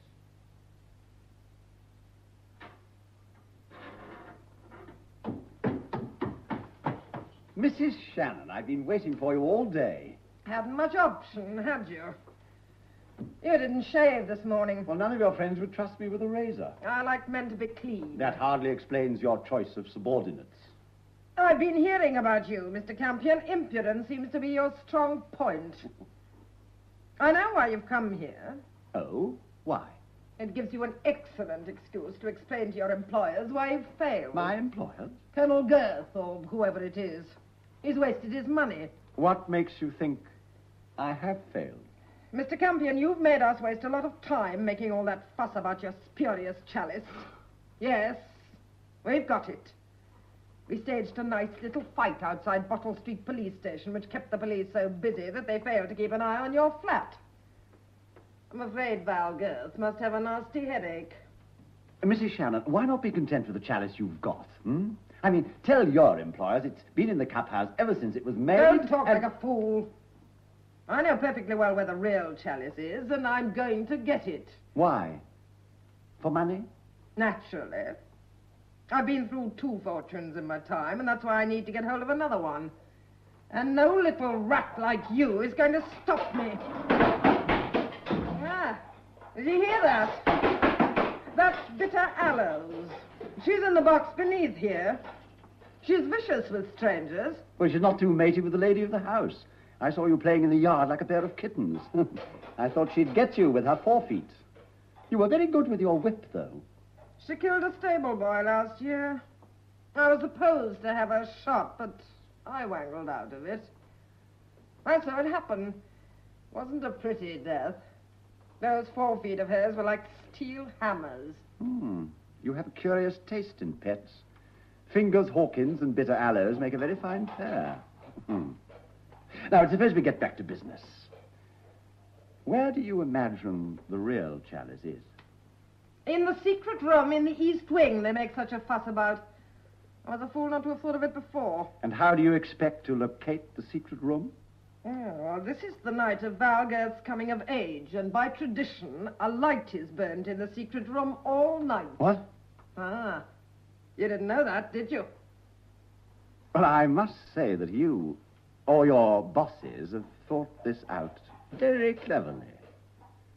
I only see one difficulty. Oh, what's that? Me. I can deal with you, all right. Take off your spectacles. What? I said take off your spectacles. All right. I must confess that I don't quite see the point. It's getting dark, so I can't see much with them. I just wanted to show you why I brought my riding whip. Ah! God, my face! Don't like it! Neither does bitter Allo. Do you hear that? She's quite excited. Just in the mood to deal with you, Mr. Campion. Yes! No! Yes! Yes, Mr. Campion! Good luck, Mr. Campion!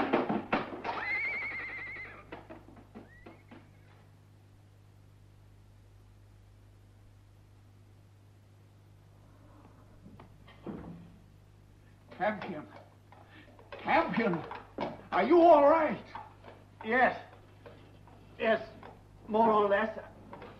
This horse has been trying to kill me. I managed to get up into this iron hay basket thing. Can you give me a hand up? Here you are. Catch hold. Thank you. Well, for heaven's sake, pull up that trapdoor. That horse is a killer. Whew. Hey, what's happened to your face? Did the horse do that? No. No, only its mistress. The horse hadn't got a whip. Here, have some brandy. Oh, thanks. How on earth did you know I was here? Well, I didn't. I came along on the off chance. I've been hiding around all afternoon. What about Val? Well, he's back all right for the dinner. They've got the other chalice, though. Yes, so I gathered from Mrs. Shannon. So now... Now we've got to get out of here as fast as we can make but it. The place is watched. Oh, who by? A few drunks. They don't like what's going on. Most of them have cleared out already. Milady's driven off anyway. Now, how do you feel? All right. If only we can avoid disturbing that damned horse. I got the car just outside the gate. Let's get there. There's a point we both overlooked. The light in that room. Yes, it burns all night. Yes, it'll be 30 years before they get a chance like this again. Come on.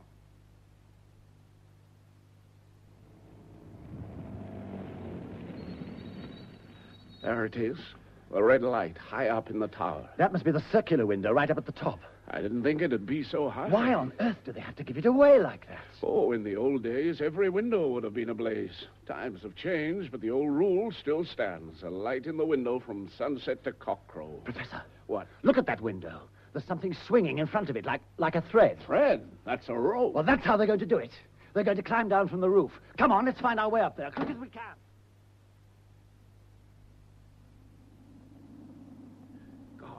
Blowy up here.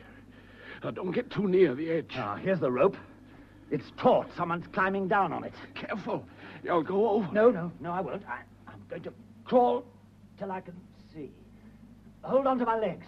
Okay, I've got you. Now, careful. There's a loose bit of coping stone. Right, I see it.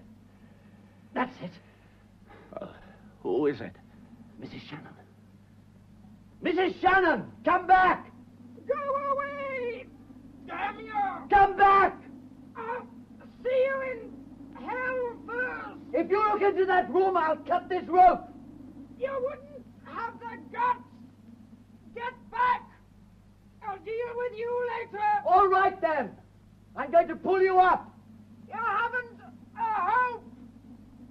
I've reached the window anyway! Mrs. Shannon!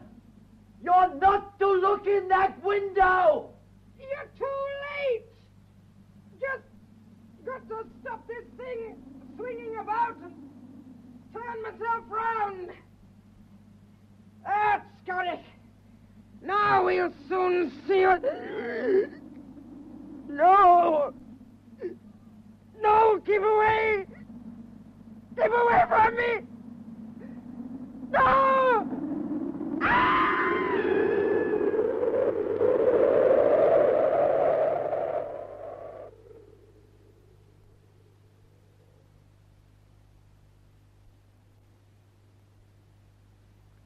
Members of the jury, you've heard that death was instantaneous and due to contusion of the brain following a fracture of the skull caused by the fall.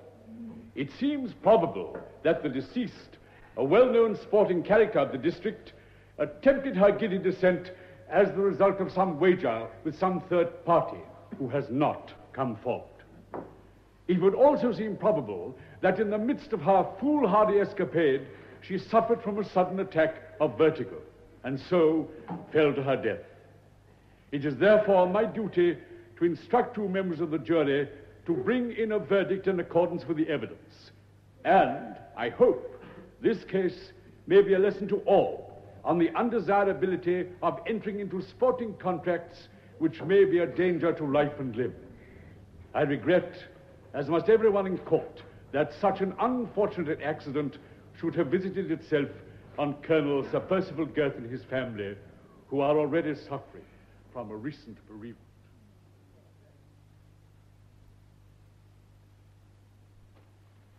A very intelligently reasoned explanation indeed. Don't you think so, Val? I certainly do. Of course, had it not been for Beth's father, I should have been the subject of the inquest, with a crueler coroner than Dr. Cobden moralizing on the dangers of putting strange animals into other people's stables. How are the two papas getting on, by the way? Like a house and fire. They're in the library talking archaeology. I have a hunch they're both asleep. Wonderful neighbours, aren't we? You know, this is the first time I've felt this summer that life was worth living. Me too. Mr. Campion, pardon my curiosity, but when did you know about Mrs. Shannon? From the beginning? Well, yes and no. Huh? I made some inquiries about her and found she was head over heels in debt. But I didn't know for certain till we got it from Mrs. Munsey. What I still don't see is why she put Mrs. Munsey on to Aunt Di. I mean, what was the point of it? Well, the point was that your Aunt Diana never let the chalice out of her sight. So the idea was to give that artist fellow a chance by staging a shock that would put your aunt to bed for a day or two. But Mrs. Munsey was too much for her. Exactly. And the whole scheme came unstuck. Well, what I don't get is how Albert came into this in the first place. Neither do I. Don't you? Hello, visitors. Say, that's quite a car. Ah, quite a visitor, too. Why, who is he? That, if I'm not mistaken, is the representative of the Crown. Oh. Let's see who gets out. Yes, that's him. He's come to inspect the chalice. It happens every 10 years. No top hat. I haven't seen a good top hat since I came to England. Oh, very remiss. I can assure you he's the real thing, though. That's why if you stay to lunch, Beth, you'll have to have it with Albert and me in the morning room. How come? Well, it's a family ceremony. We mustn't disturb it. Oh. Albert, leaving aside the honourable gentleman, can we please have an answer to the question, how did you get mixed up in this? Oh, wait a minute. Here's Lugg, looking very self-important. Hello, Lugg. What's the trouble? Here, see who's come. Yes, we saw. Orders is for you to nip into the house with Mr. Val and report in the library. What, me as well? And Professor Carey, that's the orders. And you in flannels. Albert, what does he want to see you for? I thought you'd have got it a long while ago. He is my employer. Albert, you told me you were only Yes, doing I this... know I did. It was too early to explain. Come on, Val. We mustn't keep him waiting. Now, Colonel, there's really no need for me to read all this through. Whatever you say, sir. After all, we've read it through together several times before. We have indeed. Makes one feel old. Every reading makes another decade gone. I think this one clause will be sufficient. And the said representative of Her Gracious Majesty or her heirs shall go up into the chamber accompanied by the master and his eldest son, providing he be of sufficient age, and they shall show him that the treasure which they hold in the stead of the crown be whole and free from blemish, that it may be known to us that they have kept their loyal and sacred trust. What about the other clause? Yes, this is where you come in, Campion, and you, Professor. We do. Listen. Further, we also command that in times of trouble, or such days as the House of Girth may be in danger, that the master allowed 2 witnesses to go with them, strong men and true, sworn to keep faith and all secrecy as to the treasure and the manner of its keeping, given under our hand and seal. Well, I think that covers the matter, Colonel. Of course, I understand, strictly speaking, that such days as the House of Girth may be in danger are past. But I certainly agree with the Colonel that in the circumstances we might stretch a point in the archaic formula. Yes, it seems the only courtesy we can extend to you both. For your tremendous assistance in this distressing affair. There's nothing I would consider a greater honor. And you, Campion? I feel just the same, sir. All right. The Colonel and I feel, however, that from now on we should adhere strictly to tradition. Oh, of course. The entrance to the chamber is and always has been a closely guarded secret, known only to my predecessors and the Colonel's. Therefore, I feel sure I shall offend neither of you if I ask you to lend me your handkerchiefs and allow me to blindfold you until we approach the treasure. Sure. Here you are. Thank you. Yours, Mr. Campion. Here, sir. Thank you. Now then, if you... Gentlemen, We are at the door of the chamber. Before I unlock it, let me say this. You are about to see the chalice and its guardian. The chalice is a small cup, simple and beautiful, of rubies and English red gold. Its guardian is a giant. A giant? Yes, a giant knight in black armor. He kneels at an altar with the chalice between his hands. It has rested there for centuries. Take off your bandages. We shall not disturb him.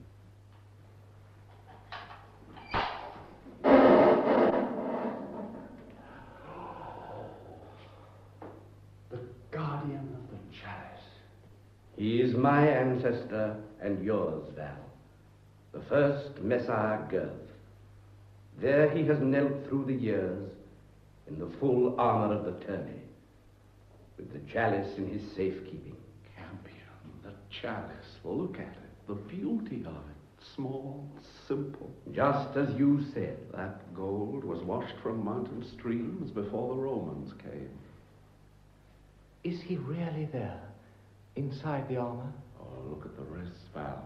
Those gnarled yellow knots were once human hands. I'm not sorry the visor's down. I don't know what we might see. The colonel lowered the visor before he brought you here. He's there, all right. You feel he might move any moment. It makes me glad I never came hunting that chalice. But the size. Can he really have been? Oh, yes. There were giants in those days. If you are ready, gentlemen. Yes. Yes, of course. Perhaps you would like to rest in your room till lunchtime. Will you join me, Professor? Of course. This takes a bit of getting over. Then, with your permission, when we're outside, we'll replace the blindfolds. Now let us leave Messiah Girth to his vigil.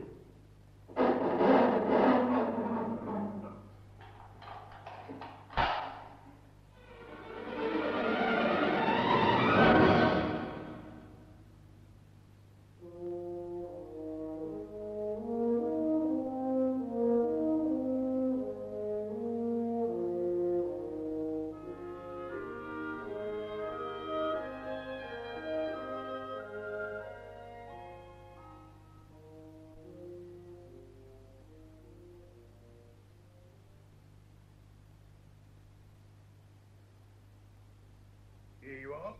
Whiskey and soda for two.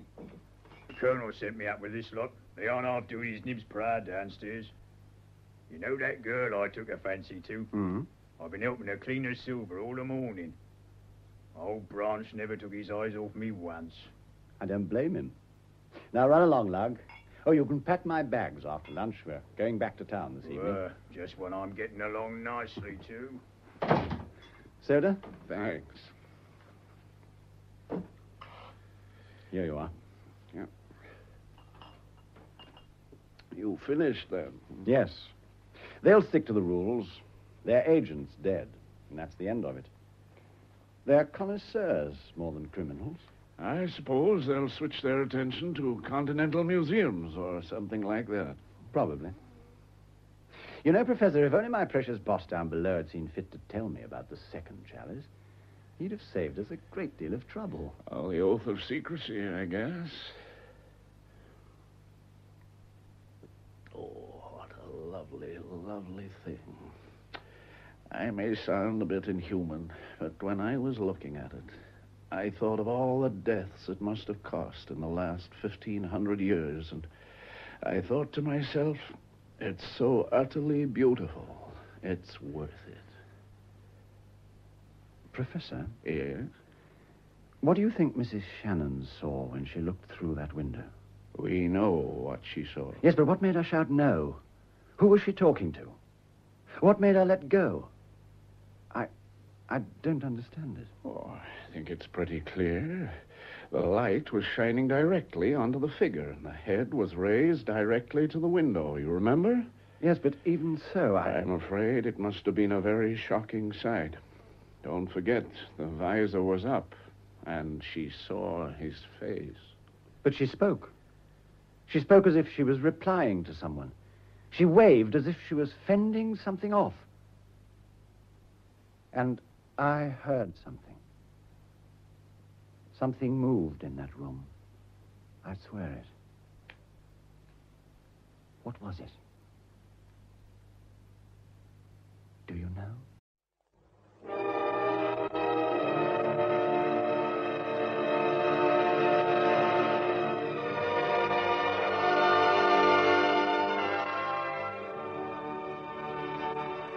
We present Margery Westbury as Gabrielle Ivory, Patrick Barr as Dolly Godolphin, Monica Gray as Frances Ivory, with Duncan McIntyre in Black Plumes, a play for radio by Felix Felton and Susan Ashman, from the novel by Margery Allingham.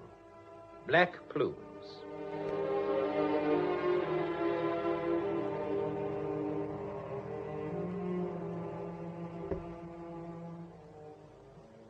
Well, my dear Francis, this is a very charming surprise.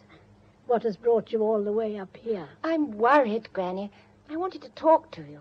Oh, I'm an old woman, my dear, nearly 90. It's not much use coming to me. When's your father coming back from China? Well, not for a month or two, and I must talk to someone. What's the matter? Trouble at the gallery? Yes. I don't wonder, with Robert Madrigal left in charge. I never liked that young man. And why your insane stepsister married him, I can't imagine. How is he behaving? Well, he and Phillida are staying with me at number 38. Are they, indeed? Whose idea was that? Father's. He wanted Robert to be near the gallery. So Phillida's at 38, is she? Merrick didn't tell me that. You're finding it difficult to live with her, I suppose. I don't blame you. She is a bit neurotic. That's putting it mildly. What has she done now? Darling, it's not Phillida. I only wish it were. Granny, there's something going on. Oh, there always was. Yes, I know. But this is different. Things are being deliberately broken and destroyed. The staff's going to pieces. Peterson, the old commissionaire, has resigned, and even Miss Dorset's on the verge of it. Well, you can't blame them. Now, look here, my dear. You leave business to men. When I was your age, we thought it rather indelicate for females to understand business. That was imbecile, of course. But we were saved a lot of unpleasantness. You ought to be thinking about getting married. Phillida has no children. A mercy, of course, if there's anything in heredity. But someone must carry on. Come and talk to me about marriage, not business. All right, then. Robert has just told me I ought to marry Henry Luca. Luca? Wasn't that the little man who was rescued from Godolphin's expedition? Yes. But I thought he was a baggage man in charge of the camels, or was it mules? Oh, no, darling. Do be fair. Well, he did go out as Robert's batman, but that's nothing to do with it, and he's in the firm now. I just don't like him. Did this person have the impudence to ask you to marry him? There was nothing impudent about it, darling. Why shouldn't he? Even if he is a bit of a smart aleck. Why? Don't be a fool, girl. Your mother left you £200,000. That is a fortune. This camel man is presuming. Oh, but surely... I shall speak to Merrick when he returns. Are you staying for tea? No, thank you. I'd better get back to the gallery. Miss Dorset doesn't know where I am. All right, then. Dorothea will show you out. And for heaven's sake, take a firm line with this nasty little camel man, and with Robert as well. Oh, Miss Frances, thank heavens you've come back. Hello, Miss Dorset. What's the trouble? Trouble? A picture's been slashed, that's all. Slashed? Yes, I've been nearly frantic. Which picture is it? One of Mr. Field's. The big portrait of the Mexican dancer, number 64. Is David here? Indeed he is. He's upstairs with Mr. Robert and Mr. Luca now. Who discovered it? Old Formby. He says he went into the big gallery at 2 o'clock to speak to Mr. Robert, who was there with Mr. Luca, and everything was all right then. When they came out about 15 minutes later, he went back again and found the damage. Does he actually say that no one else was there except Robert and Luca, and that they were together? He does. But doesn't he see what that means? Don't ask me. I've worked for your father since I was 17, and it's a shame to see his wonderful old firm floundering in the hands of a lunatic, if nothing worse. I've never said such an indiscreet thing in my life, but it's the truth, and someone's got to say it. Don't worry yourself, Miss Dorset. I'll go upstairs and listen to what's going on. Well, what about it, Madrigal? Can your people downstairs patch it up? How long are they likely to be about it? Mr. Field, you can rely on us, absolutely. I can't tell you how shocked and horrified we are that this should have happened to a picture in our care. Mr. Luca here agrees with me. Don't give it a thought, Mr. Fields. We'll patch it up for you. It may be out of the show for a day or two, but that can't be helped, can it? You're insured, of course.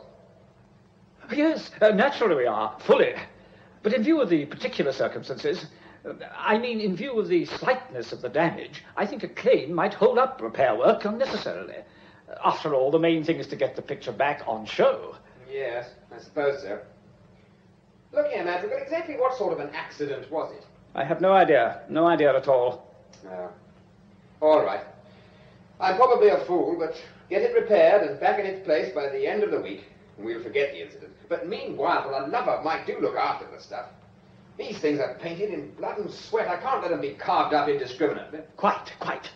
North is upstairs arranging for it to be taken down. Perhaps you'd go up to him, Luca, and impress on him that he must take every possible care. Oh, very well. It's a terrible thing to have happened. Terrible. Why, it's Miss Ivory. I didn't see you. Now, your turning up has quite cheered up by afternoon. Mind you wait, I'll be down in a minute. Hello, Francis. Robert? You've met Mr. Field, haven't you? Oh, I should hope so. She was my first client. I painted her when she was 14. The fee Merrick paid me got me to the United States. Hence my career. Hello, Francis, love. Hello, David. I'm very depressed. Someone's been sticking knives into my beautiful senorita. It's the insult that gets one down. Hey, what are you doing now? Come out and have a sherry. It's too early. Oh, is it? I can't get used to my hometown again after years of freedom. Well, never mind. Let's go and eat ice cream. There's nothing I'd like better. Fine. We'll go now before a little consequential return, shall we? I didn't think you'd be going out, Francis. Oh, but I am, Robert. I don't get a sound offer of ice cream every day. Shall we go? Poor woman, she's starving. Righto, Ducky. Do you think you can bear up until we get across the road?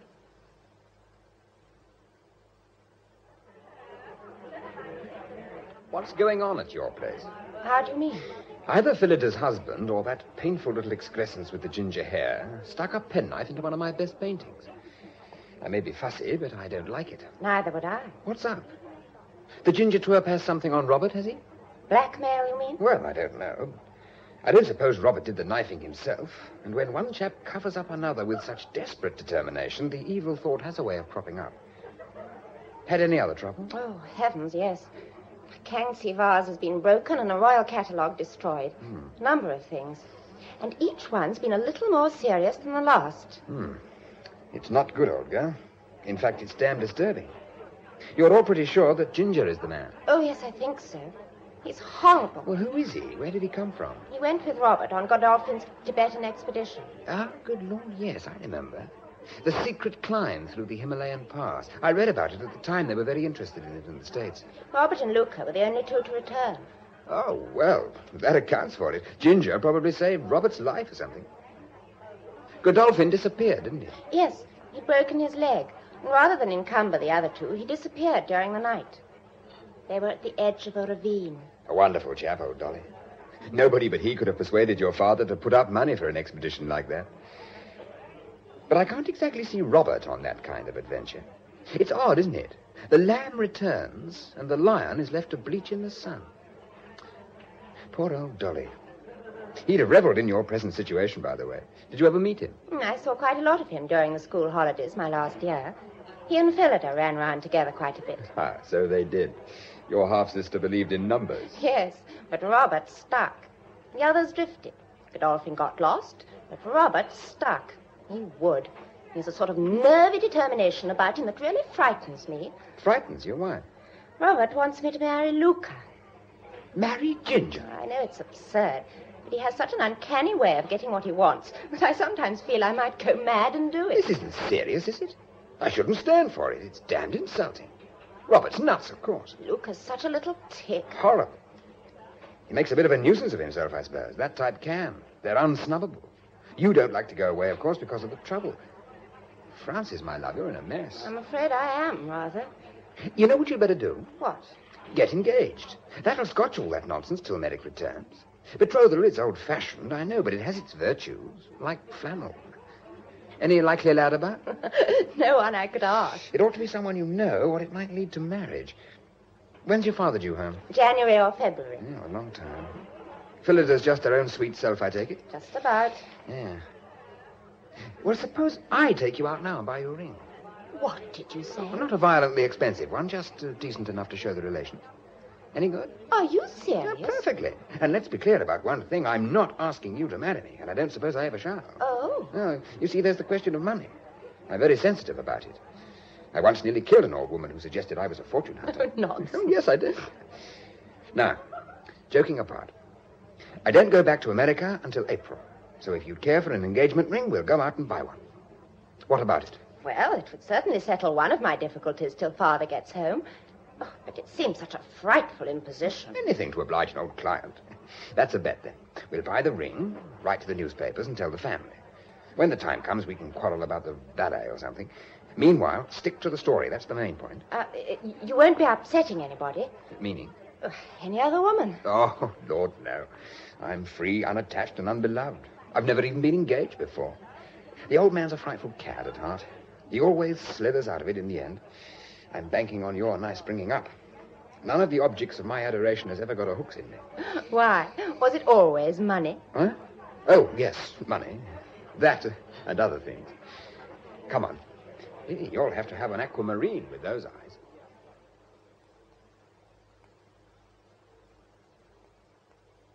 Good evening, Norris. Any messages? Well, I don't know if you were expecting her, but old Mrs. Ivory's here. Granny? Here at 38? Yes, miss. She came about an hour ago. Where is she now? In Mr. Merrick's room, miss. Her maid's looking after her.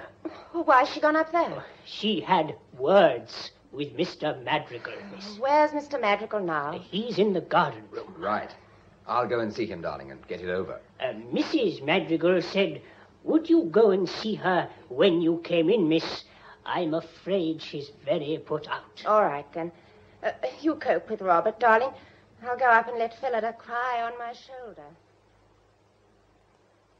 Oh, Francis, it's all your fault. You asked Granny to come here. How could you? I did nothing of the kind. But you went to see her. She said so.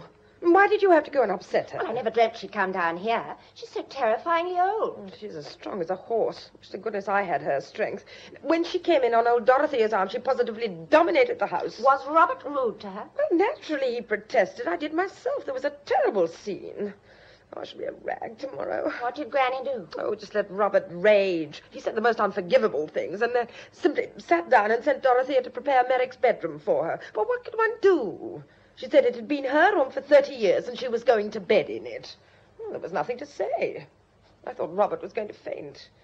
It's all your fault, Francis. You may have killed her. What's that ring? My engagement ring. I'm going to marry David. Marry David? But, Francis, you're out of your mind. Whatever will Robert say? I don't know. David's telling him now. But Robert's made up his mind. You shall marry Luca. Then I'm afraid he's doomed to disappointment, my dear. Oh, as if we hadn't troubles enough, and you know what Robert's like when he's thwarted. It's no business of Robert's who I marry. Francis, have you ever thought that Robert might be mad? Why do you say that?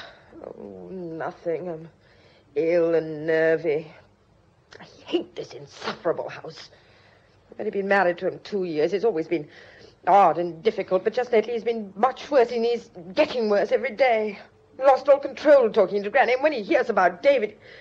Oh, for goodness sake, go down. They've both got insane tempers. Well, go on. Perhaps I'd better. Will you be all right? Oh, don't worry about me.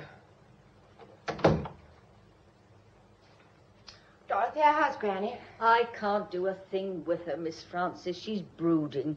I haven't seen her like it since Mr. Merrick's first wife, Miss Phillida's mother, ran off and left him. She's angry and she's old. I wondered, should I send for a doctor? I don't see what good he could do. Well, I'll wait a bit and see how she is later. I'll go down in a minute and get her a mite of hot milk. She may take that and go to sleep. Mr. Robert has upset her. Oh, they make me wild, these nervy men. There's something very wrong in this house. I notice it if you don't. Something very wrong. Yes? Who is it? It's me, David. I took a chance on finding the right room. Come in. No, thanks. I'm just on my way. I only wanted to tell you that we're still engaged. What's the matter? What's happened? Oh, nothing. It's all okay, in spite of our Robert's unendearing manners. He's going off for a walk, by the way. It's not a bad idea. The night air may cool him down a bit. What did he say? Just about what you'd think. Forget him. We're engaged. Good night.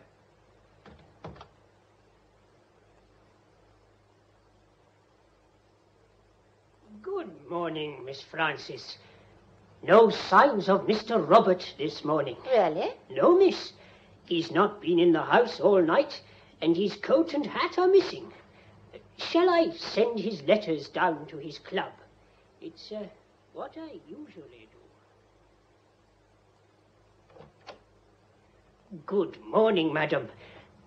Mr. Robert's not at his club, and he's not at the Surrey house or the Paris flat. Where is he, Francis? Where is he? It's nearly a week now. Why doesn't he get in touch? What's happened? What's happened?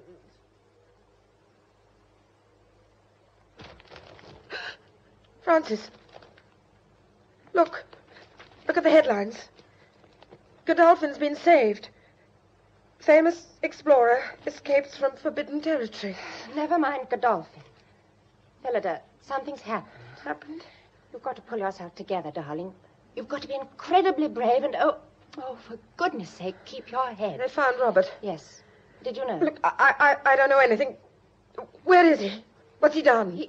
He's been down in the garden room all the time. Garden room? His hat and coat were there, too, lying on top of him. That cupboard's never opened, you know. There's nothing in it in the ordinary way. They just found him. Norris called me. Francis, are you telling me that Robert is dead? Yes. Thank God.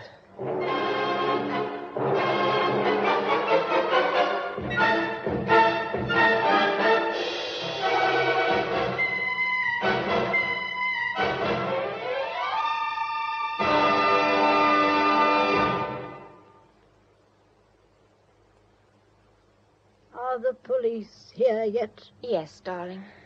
To think of the police tramping about in this house. Does Norris know how the man died? No. He just found him propped up there with his hat and coat on his knees. Who was the last to leave the house that night? David Field? No. Someone went out after him. How do you know? Because I heard the latch click when he went. And then about 10 minutes later, someone walked sharply down the passage from the garden room and went out of the front door. Oh, and Granny... Luca was in the house that night. I met him when I went down to the garden room. When you went down to the garden room? I went down to see how David and Robert were getting on together. I met Luca coming away from there. Oh, he was angry about something and quite insufferable. I went on down the passage, but the door was shut and I didn't like to go barging in, so I went down into the yard. And looked up through the window? Yes. Very sensible. Just what I should have done myself. And what did you see? Oh, they were just talking, you know. You saw them both? Yes, I did. Are you in love? No, I don't think so. Oh, I don't know. They say it's unlucky to marry for love. Some country saying, I think. It's very true.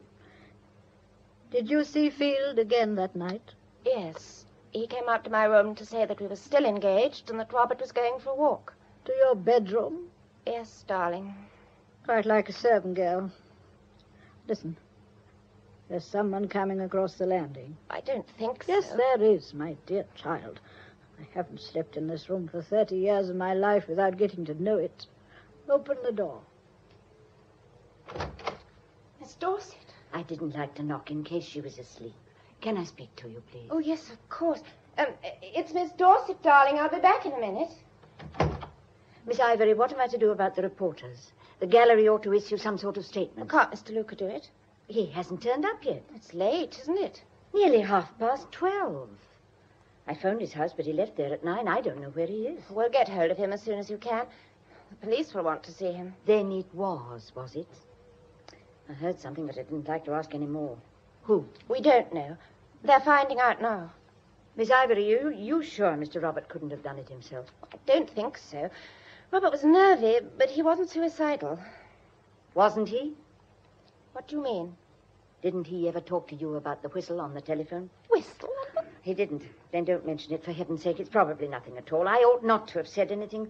I'm so upset today, I don't know what I'm doing. I'll go back to the gallery. Wait, just a minute. You sound as if you thought Robert was insane. Oh, I did wonder. So would you have done, if you'd known him as well as I did. Hello, hello. Am I interrupting a conference? No, Mr. Field, indeed you're not. I'm just going back to the gallery. Ah. Excuse me. Well, Duchess, how are the nerves? The nerves? They want to see you downstairs. They've just finished with me. What did they ask you? Robert was murdered, was he? Looks like it, Ducky. But have no fear. The head narc is a nice old Scot. He talked to me like a father. I find myself yearning to confide my secret inhibitions. By the way, do you recollect performing a Girl Guide act of mercy on my hand with a bottle of iodine last week? Yes. Why? Now look at my hand now. Gone without trace. Ever heard of Coriolanus? Who? Coriolanus, a hellishly noble Roman. He was touchy about displaying his wounds. I'm just like him. I thought I'd mention it. Forget the incident entirely, will you? But I don't... Go on, down you go. Never keep a narc waiting, not even a nice one. Miss Frances Ivory? Yes. Allow me to introduce myself. Divisional Detective Inspector Brady. How do you do? I'm jolly pleased to meet you. Won't you take a chair? Oh, thank you. That's it. I don't want a statement from you yet, but I'd just like a wee word with you if the time's convenient. Well, certainly. I understand you went down to the yard on the night of the crime. How do you know? Your granny's old maid told me. Dorothy. Aye, that's her name, I believe, yes. What else did she tell you? I'd prefer the story from you. All right. I did come down that night. I didn't like to interrupt Robert and David by going into the room, so I looked through the window. Uh-huh. And what did you see? David and Robert talking. You're certain you saw both men? Yes. Just talking? Yes. Now, have you heard how the deceased was killed? No. He was killed by a jab in the chest, passing between the 4th and 5th ribs and piercing the heart bag. It must have been a long blade, approximately half an inch wide. Now, can you think of any weapon in this house that might answer the description? No, I can't say I can. And I suppose you can't help us about this Blackamoor. Blackamoor? Aye. Molly, the maid, swears a black fellow darted through the yard that night. You didn't see him yourself? Oh, no, indeed, I didn't. Molly's been reading too many novels, I'm thinking.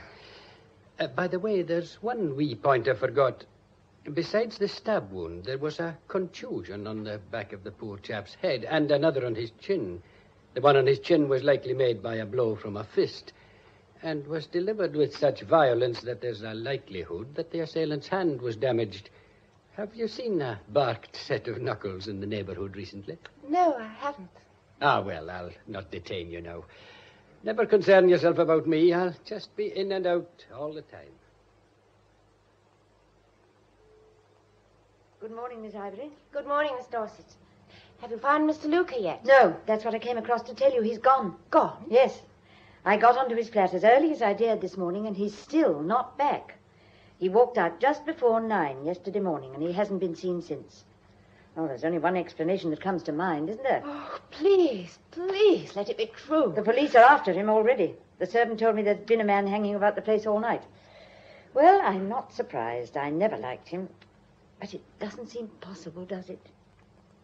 Oh, I was so frightened for you yesterday. For me? Yes. He's such a nice young man, isn't he? I've admired his painting for years. Oh, I never thought David had anything to do with it. Oh, of course you didn't, my dear. No one could have expected you to. I haven't had a reply to my China cable yet. Your father really is needed here. There's no one in authority left at all next door except me. Oh, I'm so sorry. I forgot to tell you. This news about Luca put it out of my head. We heard last night. Where from? Alexandria. Daddy's coming by plane this morning. He'll be here tomorrow. But how did he... Apparently Gabrielle wired him last week after I went out to see her. Tomorrow? That is good news. Oh, it's a terrible homecoming, of course. Poor man, what a shock.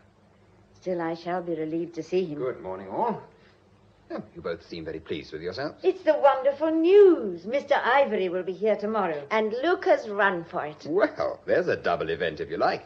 That calls for a celebration, my love. I'll take you out to lunch. Oh, I don't think we ought to. Cheerio, Miss Dorset. My good girl, you can't hang about this ghastly house day in and day out. You'll get as hysterical as Phillida. We'll go to the Biarritz. And perhaps you'd like to marry me afterwards. Why? The iodine-stained hand. By the laws of England, no wife can give evidence against her husband. You asked for it, sweetheart. Now, no more arguments. We go out at 1:45, and don't keep me waiting. Sorry, darling. That was a reporter. I had to cope with him. What did you do? Yeah, gave him a signed confession and the commissionaire's hat. What's the matter? Your cheeks are tingling. I've just been given the cut direct. Who by? Margaret Fisher-Sprigg at the corner table. She's on several committees with Daddy. I nodded to her and she looked straight through me. What, that old trout in the wide awake? Oh, never mind about her. Think of her in the nude. Did I tell you Godolphin will be home on Thursday? Godolphin? Yes, the one and only Dolly. He rang Phillida this morning. Where from? I don't know. Basra or somewhere, I expect. I warn you, Duchess, there are storms ahead. Button down your sou'wester and keep your chin in. What do you mean? Well, surely you haven't forgotten what he's like. A colourful bird. This sensational return from death is typical. If there's any stirring up to be done, Dolly's the man to do it. And talking of stirring up, where the hell are those waiters? Oh, Miss Ivory, I'm so glad you're back. There's terrible news. Why? What's happened now? Mr. Merrick is held up at Brindisi. Oh. What's the trouble? A case of yellow fever on the plane. They're all in quarantine. That means he'll be there for a fortnight at least. He sounded so upset on the telephone. Had he heard about Robert's death? He just read about it in the papers. I thought he was going to have a stroke, poor man. What a frightful homecoming for him then. Oh, Mr. Field, Mrs. Madrigal sent down word that you were going to see to everything with Mr. Worthington. That's the solicitor. You mean about the funeral? Yes, I'm so glad. I'd have done it, of course, but these things do need a man. I don't know why. All right, then. I'll go down and see Worthington now. You'll want it all very quiet, naturally. Oh, I think so. Old Mrs. Ivory must be consulted, but I should think as quiet as possible. I'll go and ask her, unless you'd like to, Miss Francis. No, you go, will you? I'll come up later. I want to word with Mr. Field. Just as you say. Phillida asked me, you know. Someone's got to do it for the poor girl. It's a horrible job. Look here, David. This entire business has got hopelessly out of hand. Oh, I was only trying to be useful. I'm talking about us. Oh. Wouldn't you like to call the engagement joke off? Well, I think you'd better. You saw what happened at lunch today. We're going to be the Piccadilly lepers. You clear right out of it. I'd like to. There's nothing I'd rather do. Very well, then. Go. Darling, you're lovely. All elementary and untrodden and violets down the path. It's disgustingly rare and painfully attractive. As a rule, this is the point where the old cad packs up. However, just take a look out of the window. See him? Boots and all. If I leave this house, he goes too. This is a solemn moment. For the first time in his life, the old man's trapped, Duchess. If he wasn't there, you'd go? You bet I would. Miss Francis, you'd better come and see your grandmother yourself. She doesn't agree with our ideas at all. All right. I'll go up now. Shall I come with you? I suppose so.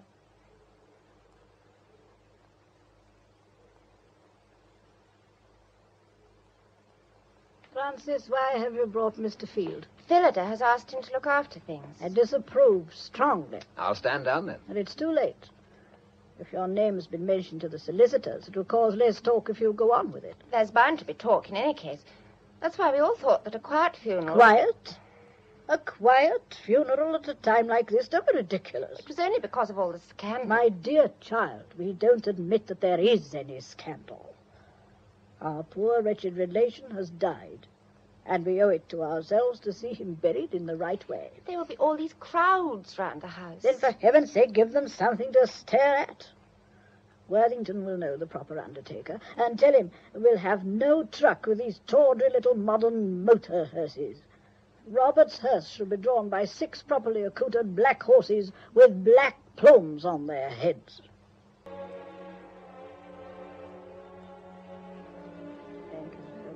Goodbye, Very kind. Goodbye. Thank you. Goodbye, Mrs. Ivory.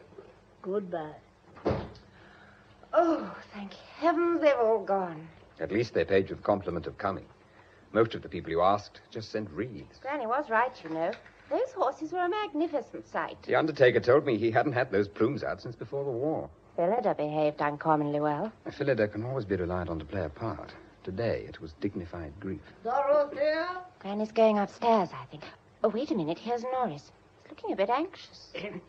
Mrs. Ivory, Mr. Godolphin is here. Godolphin? Mr. Godolphin.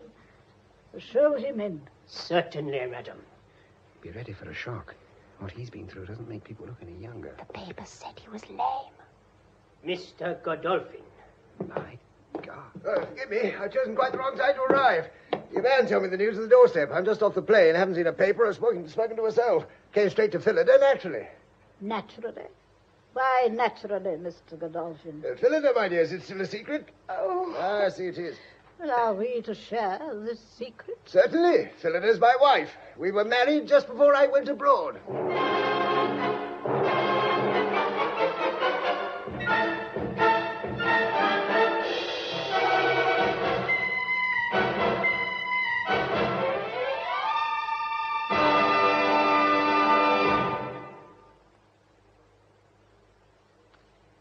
Still in the breakfast room. It's 40 minutes now. Do you think we ought to go in? Leave them. They are the two people it concerns. They'll come back when they're ready. You knew about this, Mr. Field. Yes, I did. I was a witness at the wedding. Phillida said it had to be done in secret because Dolly was broke or something equally undesirable, so along I went. It was just before I went back to America.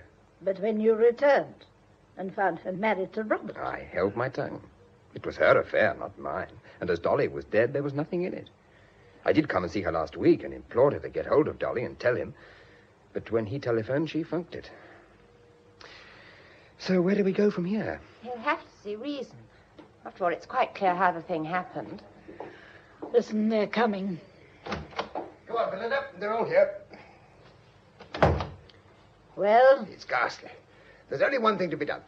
I've been explaining that to my wife. We must all pull together and get this mystery cleared up, and then she and I must start afresh. How very sensible. And what will you do while the police are finishing their inquiries? Go abroad again? No, dear lady. I've just spent 3 years in a filthy Lamasserized cell, or correction cell, as they're pleased to call it, thinking of my home and my wife, and believe me, I'm not going to lose either of them again. I see. And what do you suggest? That we get on with the work at once and see the whole hopeless affair settled. Since it principally affects me, I'll do it myself. He doesn't understand. He wants to stay in the house. That is out of the question. I don't think so. Here you are, a house full of women completely at the mercy of the police. Your solicitor appears to be worse than useless. Field can't do much because he has no authority and isn't even a permanent resident in the country. You must have somebody to manage things. There's absolutely no reason why I shouldn't stay here as a guest and do what I can to clear things up. But, my dear chap, use your imagination. Don't ignore what's happened. Phillida married Robert in all good faith, and he's barely in his grave. I realize that. That's the one thing I do realize. I'm sorry, but you forget. Where I've been rotting slowly out of existence, the niceties have been absent. I don't care if the thing's good form or if it's socially dangerous. I want to take Phillida away. She's my wife, remember, not Robert's. If she won't come or can't come away with me till this blasted mystery is cleared up, then I'll clear it up, and no one on earth shall get in my way. Is that plain enough? If you won't have me in the house, Mrs. Ivory, I'll stay in the nearest hotel, but if you've any sense, you'll use me, not frustrate me. Thank you for your kind offer. Yes, Mr. Godolphin, we shall be very pleased if you will consider yourself my son's guest for a few days. Thank you. You will behave like a guest, of course. You're very wise. Yes, I'll behave. I'm very tired. Now, Dorothy, I'll come presently, but not yet. First of all, there is something I have to say to all of you. I am an old woman. Half the time my mind wanders abominably. But at this particular time, I think I may be saying things more vividly than any of you because I have one great advantage. I am apart. My life is at an end. I do not care what happens to me or to anyone else. What are you trying to tell us, Granny? Simply this.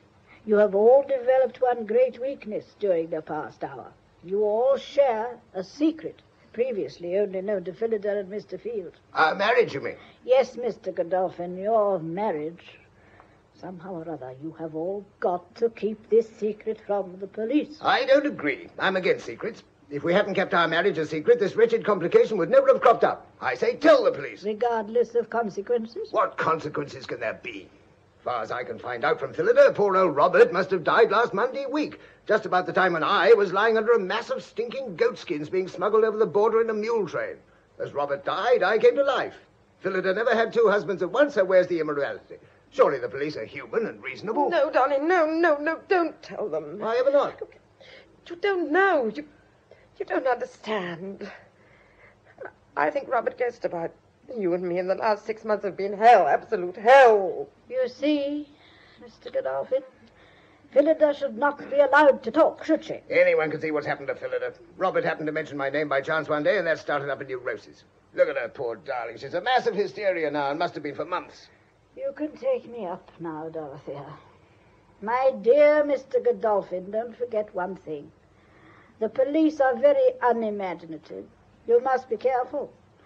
Given that story, they might almost consider poor Phillida had a motive, mightn't they? Your arm, Dorothea.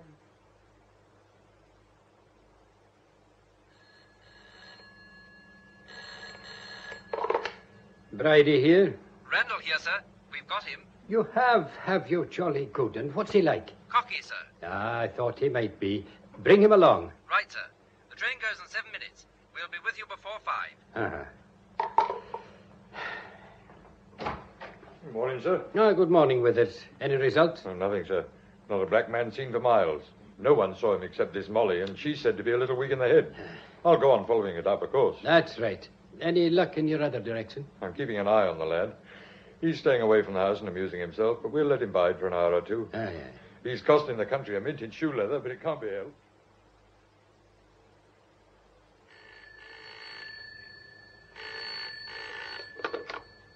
Hello? Hello, Duchess, is that you? David! Why on earth haven't you been round? Why haven't you been round? Oh, funk, I suppose. Will you come out and eat with me tonight? Oh, it's so embarrassing. But I rather thought we ought to meet. A gossip writer phoned me this morning to ask if our engagement was still on. Oh? What did you say? I was very upstage. Put on a nice blue dress and I'll fetch you at 7:30. Gabrielle says we're all to wear black for a month. Does she indeed? Good for her. Have you got a black evening dress? Yes. 7:30 then.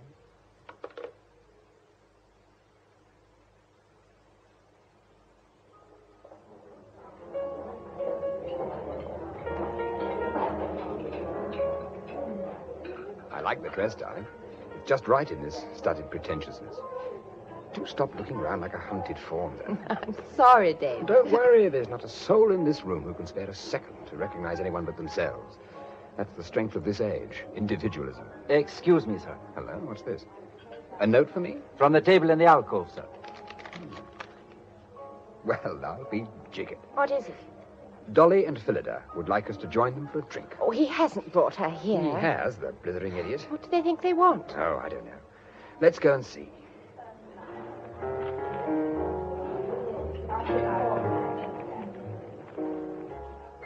Do sit down, will you? Very queer you should have decided to come to just this one restaurant, isn't it? I don't think so. We probably chose it for the same reason. It's not overcrowded with our particular set. I think you're both mad to come anyway. Cigarette? No, thanks. That's rather a sensational diamond, Phillida. It's new, isn't it? Dolly bought it. Dolly, you are nuts. You'll get the girl arrested. Now, listen to me, Field. I was going to talk to you tomorrow, but we could have it out here better than anywhere else. Francis ought to be in it, too. What's the trouble? This is straight. You can be absolutely frank with us. There's nothing we won't do for you, but we must have this thing settled. Did you kill Robert? My dear chap. That's not an answer. When you're fit to walk without that stick, I'll be happy to oblige you. I take it you're asking for horseplay. You still haven't answered me. No, Dolly. I did not kill him. You were the last person who could possibly have been with him. You came out of the garden room and told Francis he was going for a walk. That's common knowledge. I did. I thought he was going out. Damn it, I fetched his hat and coat from the hall for him. You fetched his hat and coat? Yes, I did.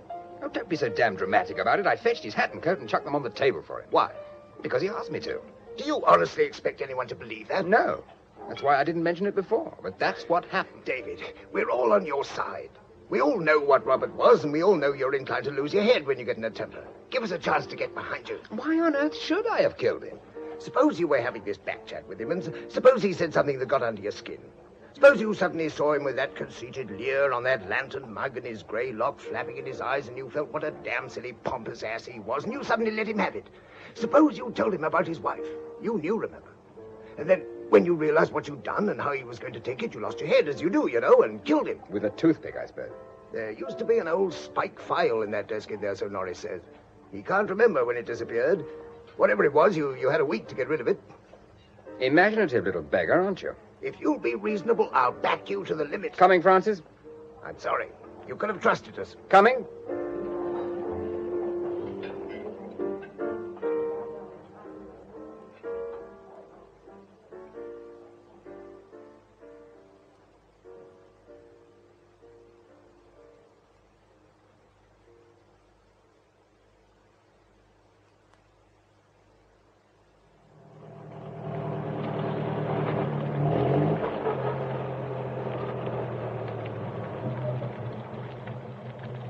Well, here we are. I'm afraid Master Godolphin put a bit of a damper on the evening. What do you think after all that? I don't. You don't what? Think I'm guilty or think at all? I don't think anything, except that I love you. That's a blow below the belt, Duchess. Do you mean it? Yes. Darling, this is dangerous. Don't go and do it. Don't, please, sweet. You don't know anything about it. It's all right for me, but not for you. You're so new. Do you love me? For my sins. I hit him. That's what happened. Luca was there to begin with, but I pitched him out and he went off like a streak. That must have been when you met him, 10-ish. Yes, that was the time. He looked furious. No, not so much as I did. Robert was livid himself, unfortunately. He said something quite unpardonable, and I hit him very hard. I barked my knuckles on his chin. He went down like a tree. He lay there goggling at me, and I stood looking down at him for quite a long time. I know. I saw you. Did you? Where from? The yard? Yes. But I told everyone I saw you and Robert talking. It seemed safer. Ah, I see. Well, when he recovered, he was awfully worried about his face. He kept saying, "What will the servants think?" Like a parrot, until I nearly hit him again. Finally, I went and got his hat and coat for him with the idea of carting him down to a doctor to get him patched up. I told him to put them on while I came up and said goodnight to you. Well, that was all right as far as it went. But when I came down again, I heard him talking inside the room. Well, I assumed that Luca had come back, and a deep feeling of no enthusiasm for them both descended on me. So I thought, oh, what the hell, and pushed off. When he didn't show up in the morning, I took it for granted he was hiding somewhere, getting his face presentable. Why didn't you tell them all this? Who, Dolly? No, the police. Oh, it wouldn't have been a good idea, would it? Luca had brought the entire boiling down on his head by clearing out. You weren't trying to shield Luca. No, naturally not. But I saw no point in going into a long story about what Robert had said and why I was irritated. In fact, you were shielding me. Oh, Duchess, if you make a hero of me, you're going to come such a howling cropper. I don't think I care very much about that. I don't believe you do. Heaven help us both. Oh, excuse me, Miss Ivory. Excuse me, sir. Oh, hello, officer. What can we do for you? I'm extremely sorry to disturb you. That's all right. We were just coming in. There's a message from Detective Inspector Bridie, miss. He's very sorry to bother you, but he'd be most grateful if you'd step down to headquarters for a minute. At this time of night? Well, it sounds funny, I know, but he asked specially. I was to say it won't be for long. It's only regulations. Well, that's that. Better get going.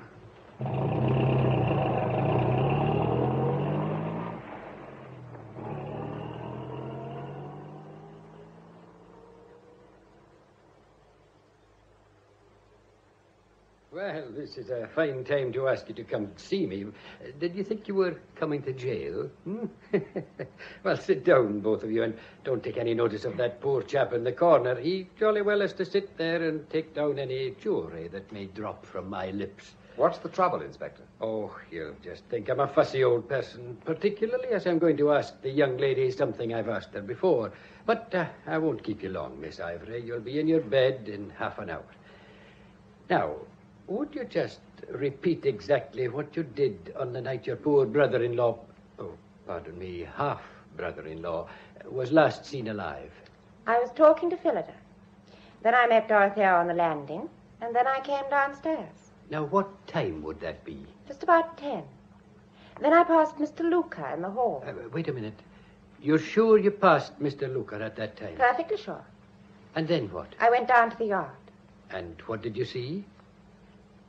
I saw David and Robert talking. Just talking? Yes. Talking. Ah, well, that's a fine stroke of luck for Mr. Luca. What on earth do you mean? Mr. Luca has returned to this bonny island. Luca's come back? Yes. We picked him up at Plymouth this morning, and we've got him here now. He's a lucky man. Fortunately for him, there was a good, conscientious woman working late at the gallery that night, and she can tell how he came in for his hat and coat and how they walked to the tube together and took a train. We know his movements after that. The woman gives him a grand alibi. Miss Dorset? Aye, that's she. She's an honest, sensible woman, isn't she? Oh, yes, she's all right. She's absolutely cast iron. There we are, then. Mr. Luca can sleep in his own house tonight. And it seems that you, Mr. Field, were the last one to see Mr. Madrigal alive.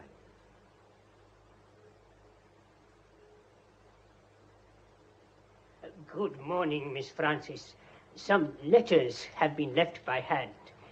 This one's yours, and this one's for you, Mr. Godolphin. Same handwriting. Who are the others for? Old Mrs. Ivory, sir, and Mrs. Madrigal. And there are also two for Miss Dorset and Mr. Field, with instructions for immediate forwarding. What's all this about? Evans, it's from Luca. Glad if you'd give me your attention for half an hour at 3 o'clock in Merritt's office at the gallery. Yours the same, Francis? Glad if you would get...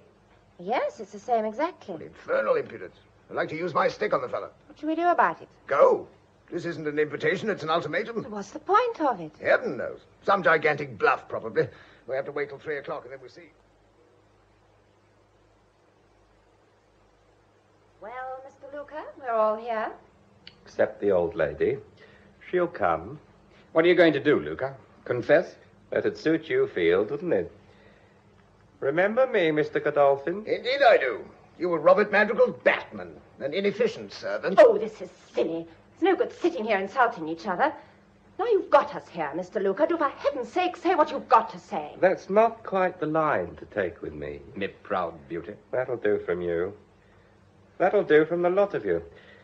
I've got you, and you know it. But I'm going to put the position to you so clearly that you can't make any mistake. I'm only waiting for Mrs. Ivory. In that case, we may as well go home. Is Granny likely to come all the way up here just because you've asked her to? It's cheek of you to ask her. Appalling cheek. Hold it, Duchess. Here she is. Good afternoon, Mr. Luca, is it? Thank you, Dorothy. I'll sit here. Yes. Now, what have you got to tell us that you feel we might find interesting? Perhaps you'll explain, first of all, Luca, what the devil you mean by cutting and running the moment poor Madrigal was found dead. Didn't you realize you'd have the police after you like a pack of hounds? Not very politely asked, but I'll answer you. I went before I knew he was dead. Anyone can tell you that. Why did you go, then? Oh, very simple. The night before the discovery, I happened to hear that a certain collector in London was interested in the Gaylord Venus. That information came into this office, and I saw an opportunity of doing myself a bit of good. I couldn't find Madrigal, so I went down to the bank, drew out all the cash I had, and nipped on a boat for New York. Without telling us so? Of course. In a deal of that sort, the fewer people you tell, the better. Why did you come back, then? Simple again. The news about Madrigal's death came through on the radio in mid-ocean. I put 2 and 2 together and sent a wire to the police that I was coming back. They met me off the boat. Mr. Luca, I really don't see why you had to take your own money. The information on which you acted was the gallery's property. Never mind that, Miss Dorset. I don't imagine Mr. Luca asked us here to discuss a piece of very ordinary business chicanery on his part. Once again, Mr. Luca, why are we here? Well, you know, I thought we all ought to have a little chat. You see, I've got my position to think of. Your position? That's right. The governor's coming back, isn't he? And I may decide to stay with the firm. I don't think we understand you, Luca. Oh, that's a pity, Field. I rather hoped you would. You particularly. I'm afraid I don't, all the same. Oh, you don't? Then I'll tell you. You're in a jam, aren't you? All of you. While I was out of the country, I was a good enough scapegoat.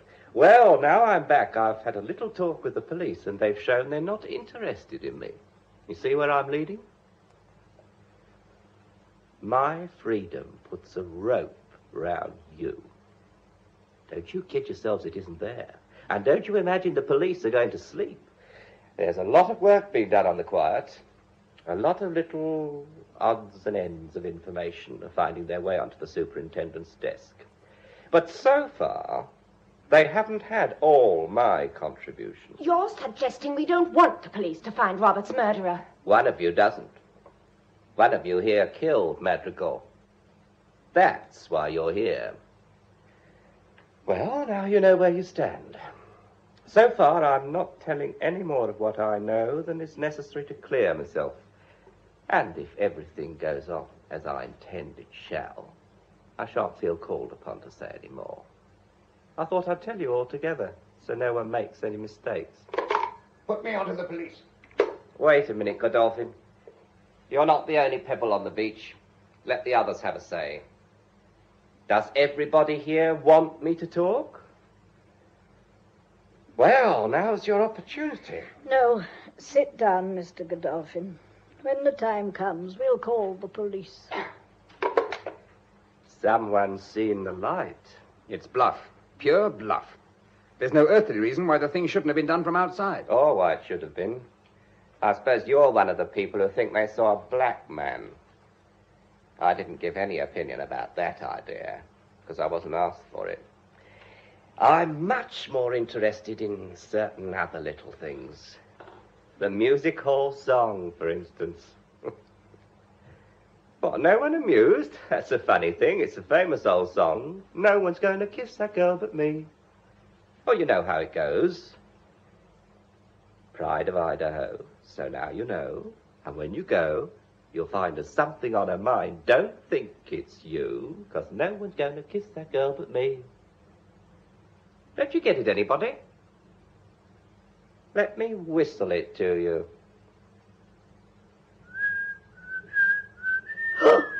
The whistle on the telephone. Was that it? Phillida, what are you talking about? I haven't been told about this. Ah, so you recognize it, do you? Miss Dorset, I'm speaking to you. You seem to have heard that tune whistled before. Yes. Yes, I have. It was about 8 months, no, nearly a year ago. A call came through from Mr. Madrigal here at the office.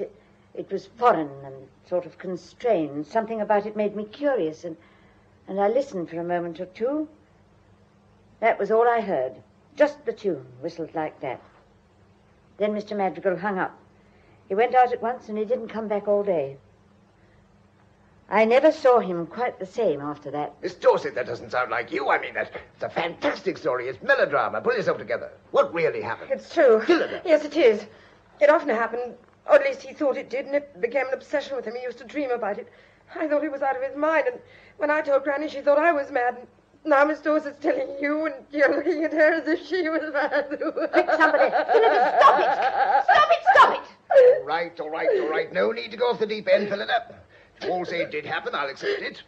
I knew Robert pretty well, though, and I can't say I saw him as a nervous wreck. You saw he wasn't pulling a leg? Oh, you're on the wrong tack entirely there. Why'd you say that? Robert had changed. Last time I saw him, that's exactly how I should have described it. A nervous wreck. I only heard it once. You said that, Miss Dorset. Yes, but I always knew when it happened by the way he behaved. It was only last summer he began talking so wildly about it, and I began to think he was insane. There's nothing insane about it if Miss Dorset heard it, too. Exactly. That's my point. Well, there you are. That's all I'm telling you at the moment, but I've got a hunch it's going to be enough.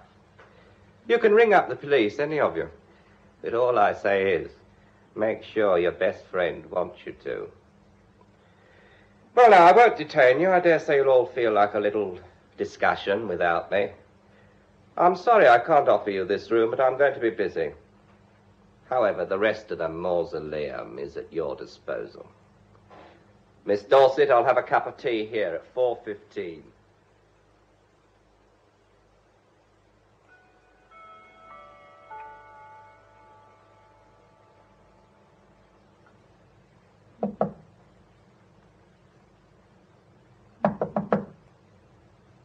Mr. Luca, here's your tea. Can I come in?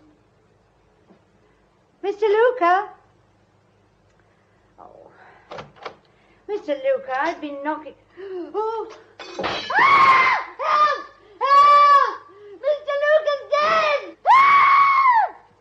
Help!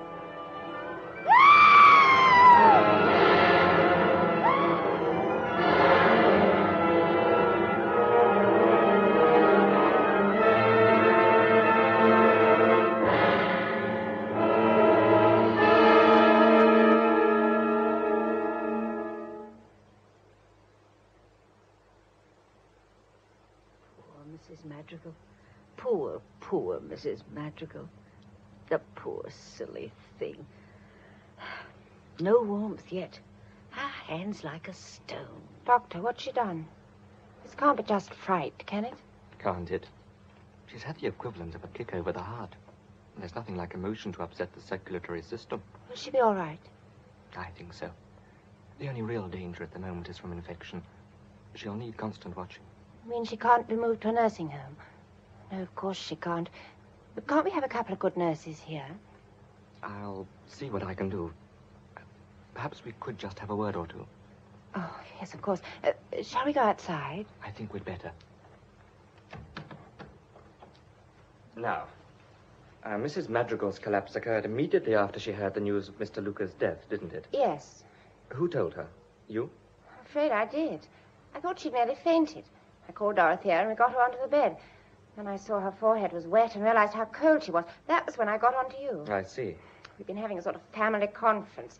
Mr. Luca called it himself in my father's office in the gallery next door. When it was over, most of us stayed there for a bit. In the building, I mean. But Phillida felt rotten, so Mr. Godolphin brought her back here at once. Look here, this isn't quite ordinary inquisitiveness, but there is one point I would like to know. What's that? Is there any connecting door between this house and the gallery? Yes. It's my father's own door. No one else ever dreams of using it. Where is it? It opens from the back of the cupboard in my father's bedroom, and it leads into his office. Where Mr. Luca died? Yes. I suppose it was kept locked. It was bolted from this side. Who occupies your father's room now? My grandmother. But when Mr. Luca died, she was over in the gallery. Well, it's all extremely awkward. I shall have to make some sort of explanation to any nurse who comes, and we don't want anyone second-rate. May I use your telephone? Please do. There's one in the hall. Sorry. Look here. Take my advice and lie down for an hour or so. I think I will. I'll be in my room. If I don't come and disturb you, it means the nurse is okay. All right? Thank you, Doctor. You're very kind. Doctor? It's not the doctor, miss. It's me, Dorothea. Oh, come in. I've just heard something I think you ought to know before anyone else. Poor Mr. Field. What's happened to him? Oh, be brave, my dear. They've got him. Oh, no. Molly got it out of the policeman on duty at the back door. They found his address and sent and took him down to the station. Poor Mr. Field. You won't believe it, will you? No, of course not. Oh, heaven. Now, don't sit there moping. You won't do no good that way. Is Granny asleep? Not when I left her. Very active she is. These things seem to stimulate her. You go and see her, dear. She'll make you feel better. I'll be seeing after Mrs. Madrigal. Nobody's looking after that poor doctor. He must think this place is a madhouse.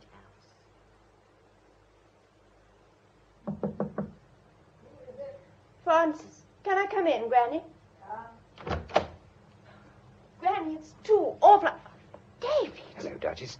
For goodness sake, keep your voice down and shut the door. But I just heard that you'd been arrested. He was, but he seems either to have been let out or to have escaped. Never mind about me. I've been asking Mrs. Ivory to shut the house, split up, pack the servants off. If Phillida's ill, let her go to a nursing home. You can go to a hotel. Mrs. Ivory herself can return to Hampstead. Get the house empty. What, tonight? Oh, Lord, yes, it must be tonight. But, David, we can't. The police wouldn't let us. There's one on duty in the front hall now and another on the back door. Didn't you see them as you came in? No, I didn't come that way. I heard his tapping at the cupboard. I thought it was the police, so I let him in. He has not cared to explain how he came to be in my son's private office. And in any case, his suggestion is quite impossible.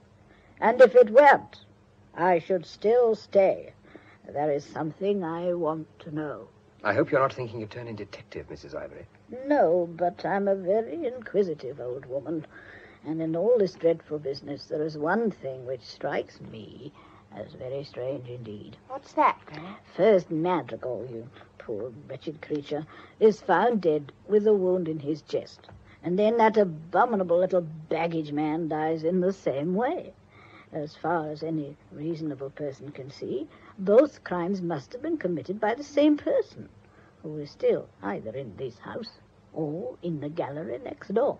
Well, we're all agreed on that. One moment. The thing that seems to me so extraordinary is this. Both houses have been searched over and over again, and no weapon has been found. Now, I find this so peculiar that I've given my mind to it, and an idea has occurred to me which may eventually explain a number of things. May we ask what it is? No, I am not going to tell you or anyone else, because if I'm wrong, then I have made a very serious and unjust mistake. So I shall stay here until I find out for myself. Now, what is the matter, Mr. Field? That's a very dangerous statement. Have you made it to anyone else? Have you? No, I have not. But you come to me with a suggestion, and I am explaining to you why I am not adopting it. And now, forgive me, I am tired. Francis will take you downstairs. Mrs. Ivory, you mustn't. For goodness sake, think of everybody else. One more day. One more day. David, what did she mean? One more day. Keep your voice down. Now, quickly, is there a fire escape to this house? Oh, David, no. Sorry, Duchess, but it can't be helped. Where's the bolt hole? Up the back stairs, onto the roof, then over the parapet to the next house. The gallery? No, the other way. It's only offices, so there's no one there. The ladder goes down at the back. You'll have to drop the last 8 feet. Oh, be careful. Come with me. Where? Holland. God knows what I'm letting you in for, but come and we'll risk it. It's pure selfishness on my part. Why? Oh, darling, at such a time. Are you coming? Oh, how can I? Phillida is ill. Granny's alone. I can't. I must stay with them. Yes. Yes, of course. Francis, be careful. Don't hear anything, don't think anything. Turn yourself into a mindless vegetable and keep your grandmother quiet. Never let her be left alone, not for a minute. You're going to Holland? Oh, damnation, I shouldn't have told you that. That's the one thing you must never tell anyone, never whatever happens. Promise. Word of honor? Yes, yes, of course. Word of honor. Goodbye.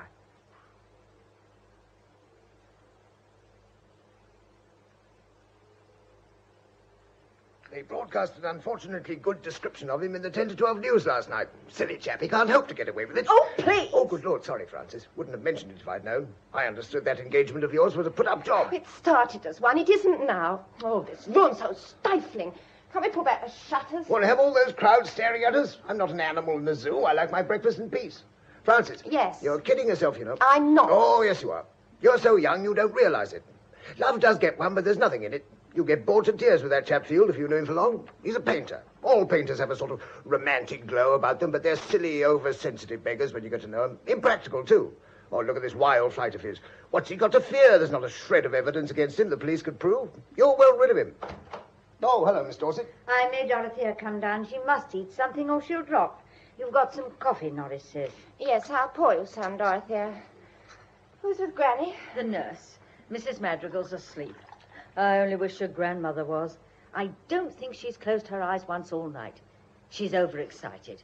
I thought she was going to fly out of bed when the police asked if Miss Dorset could come through the cupboard door. Your coffee, Dorothea. Why did you come that way, Miss Dorset? Well, the inspector thought it would be better if I avoided the street. The crowd's waiting, hoping to see a woman. Me?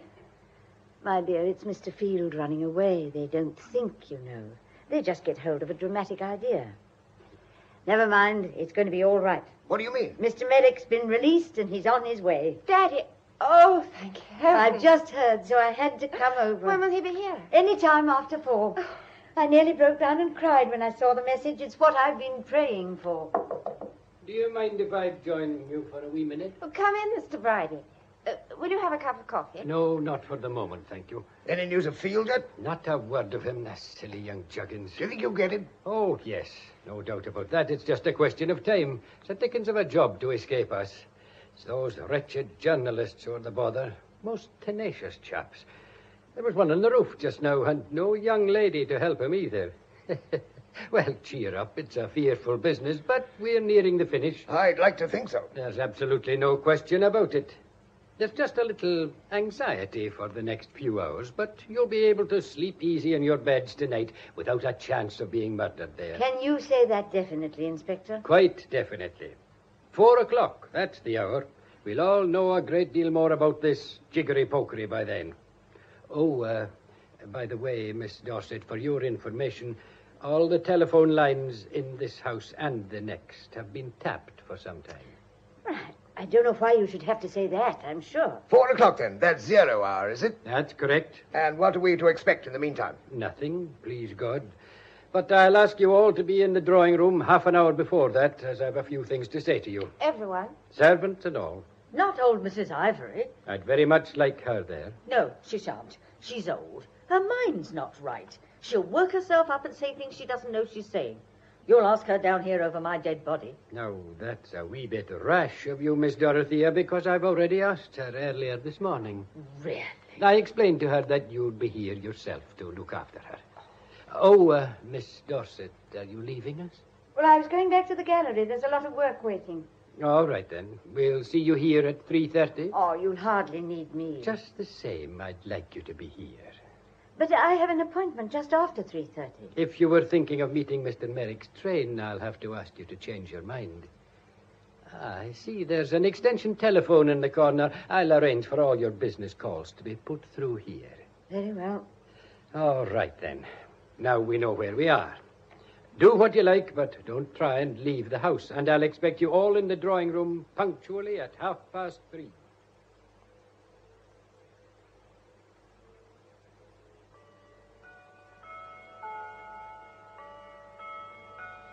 Well, no, I'm not proposing to keep you all here in silence, so I've decided to give you a sort of general lecture on the two crimes. And when I come to any bit I'm not so sure about, perhaps you'll give me your intelligent cooperation. Will you do that? All right. It sounds an admirable plan, Mr. Bridie. Thank you, Mrs. Ivory. Now, since you're none of you professionally skilled in the art of investigation, I'll commence my observations with a few general remarks. I want you to get into your heads a half-finished jigsaw puzzle. You can see by the shape of the hole which is left that you need a human head to complete the picture. A human head with a recognizable face. Oh, dear. What's that, Miss Dorset? Nothing. Please go on. The missing pieces of the puzzle are held by different individuals, and as soon as they're all on the table together, the little juts and corners will begin to fit, and the face will gradually appear. It's jolly ingenious. Jolly good work, sir. However, the first thing to do is to define the outline of the head. The background of the picture has to be built up, and the main art of this piece of construction is to weed out all unnecessary matter. Maybe I'm too complicated for you? On the contrary, we find you extraordinarily clear. Go on. I'm glad to hear it, ma'am.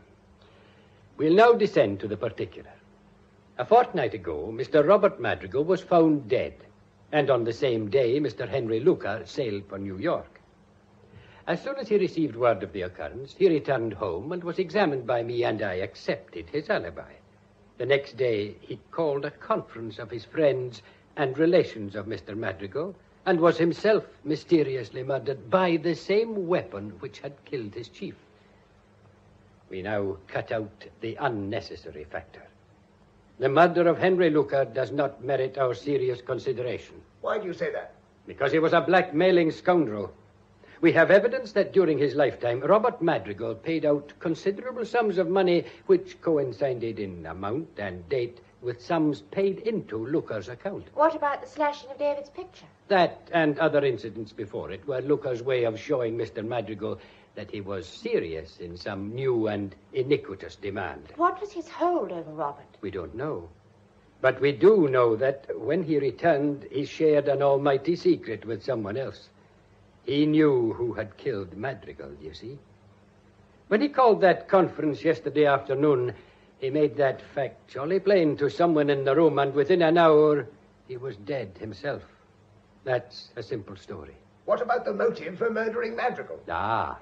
That's the first piece of the puzzle we need. The textbooks tell us there are 17 motives for murder, but I've never bothered my head about more than 3. Love, money, and revenge. And the principal one in my experience is money. It'll probably surprise one or two of you to hear that you all had the best money motives in the world for killing Madrigal. Why do you say that, Mr. Bridie? He was ruining you all. Unless something drastic was done, he'd have steered the firm into liquidation. From the very first, he'd proved a dangerous and unbusinesslike person. Isn't that so, Miss Dorset? Yes, yes, from the beginning. Mr. Merrick Ivory did his best to, shall we say, divert Mr. Madrigal's attention by persuading him to go on an overseas journey. But when he returned, he undid much of the good work that had been done in his absence. His wife did her best to reason with him. Then, when Mr. Merrick Ivory had to go abroad himself, things became worse than ever. Right, Miss Dorset? You don't know what it's been like. Quite so. Now, a great firm has as many traditions as a great school or a great regiment, and it often inspires the same kind of jealous loyalty.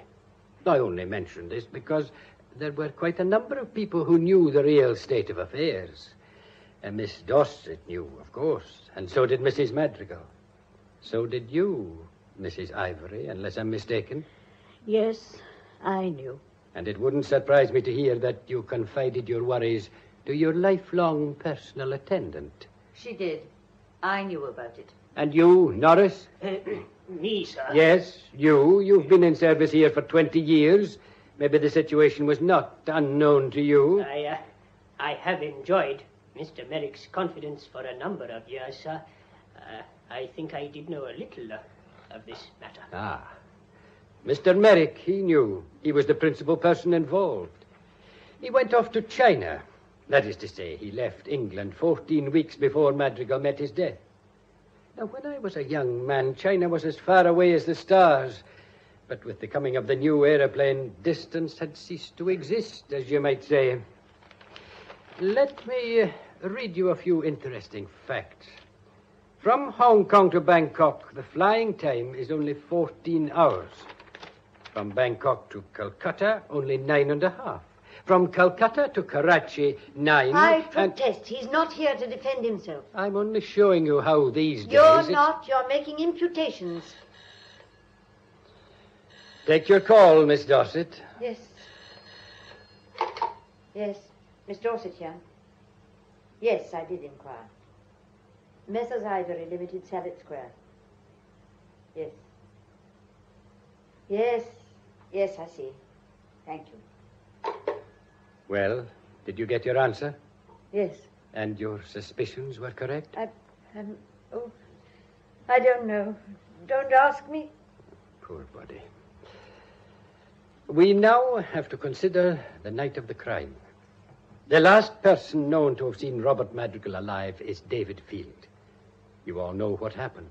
There was an argument between the two in the garden room. According to the evidence, Madrigal turned to Field and said, "You've waited a long time for a woman with money, and now you're not taking any chances, are you?" Not a very nice observation. How like him. David hit him, I suppose. He did. He hit him on the jaw, scraping his own knuckles and putting the man clean out for an instant on the floor. At least that's Field's story.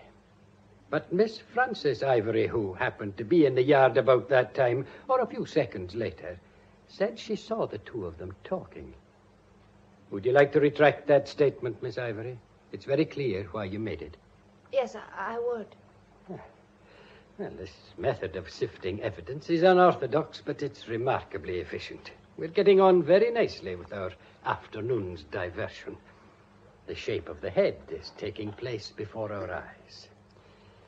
Now, Field went into the hall and fetched Madrigal's hat and coat for him. The idea was to take him to a doctor and have him patched up. Then he went upstairs to say good night to his young lady. Then, he says, he came down and heard Madrigal talking to someone and, thinking it was Lucar, turned away. That is Field's statement. And you may feel, as I do, that it's highly unsatisfactory. Still, he admits handling the hat and coat, and that is highly significant. Anyone might have seen him do it, and this whole story might have been an invention of his to cover that contingency. One thing is clear to me, that the murderer threw the hat and coat into the cupboard after the dead man. No, you're wrong there. What makes you think that, Mrs. Ivory? I know you are, because I put the hat and coat over the poor wretched man myself. You didn't. You didn't. You don't know what you're saying. Be quiet, Dorothy. I told you she'd come out with things she didn't mean. Don't believe her. Don't you dare believe her. My dear Dorothea, you don't really think I killed him, do you? Oh, please sit down. The inspector is doing his puzzle. and I must contribute my piece. Will you tell us what happened, ma'am? Certainly. I went downstairs that night. It was my first evening in my old home, and I was restless. Dorothy had left me sitting by the fire. I got up and walked about the room and found I was much stronger than I had supposed. I made up my mind I would go down to Robert and talk to him. It was dark, but I know every inch of this old house, and I paused in the hall to listen. It was quite silent, but I saw the garden room door was open with the light on inside. So I went along there. I shouldn't have left you. I shouldn't have left you. Oh, do be quiet, Dorothea. The blinds were down, and at first I thought the room was empty. And then I saw the cupboard door was slightly open. Open? Are you sure of that, ma'am? Yes, slightly open. I went over and looked inside. Poor fellow, so undignified and grotesque. Did you touch him? Touch him? Of course not. It was perfectly obvious the man was dead. I have seen death too often to mistake it. I went across the room and I sat down to think. It was an awkward situation. Frances is a young girl, Phillida a neurasthenic. Obviously none of us was capable of handling the scandal of a police inquiry. I decided that Robert must wait until my son could return to see to things. Great heaven. And then I saw the hat and coat. Naturally, it occurred to me at once that if Robert vanished with his outdoor clothes, no one would look for him in the house. I placed them on his body quite reverently, and then I closed the door, using my shawl to cover my fingers. And then I rested a little and went back to my room. I told Dorothea to cable my son, but I didn't tell her the rest. But what a ghastly secret to keep to yourself all those days, ma'am. If you had lived when I did, my dear man, you'd have learned how to keep a great many secrets.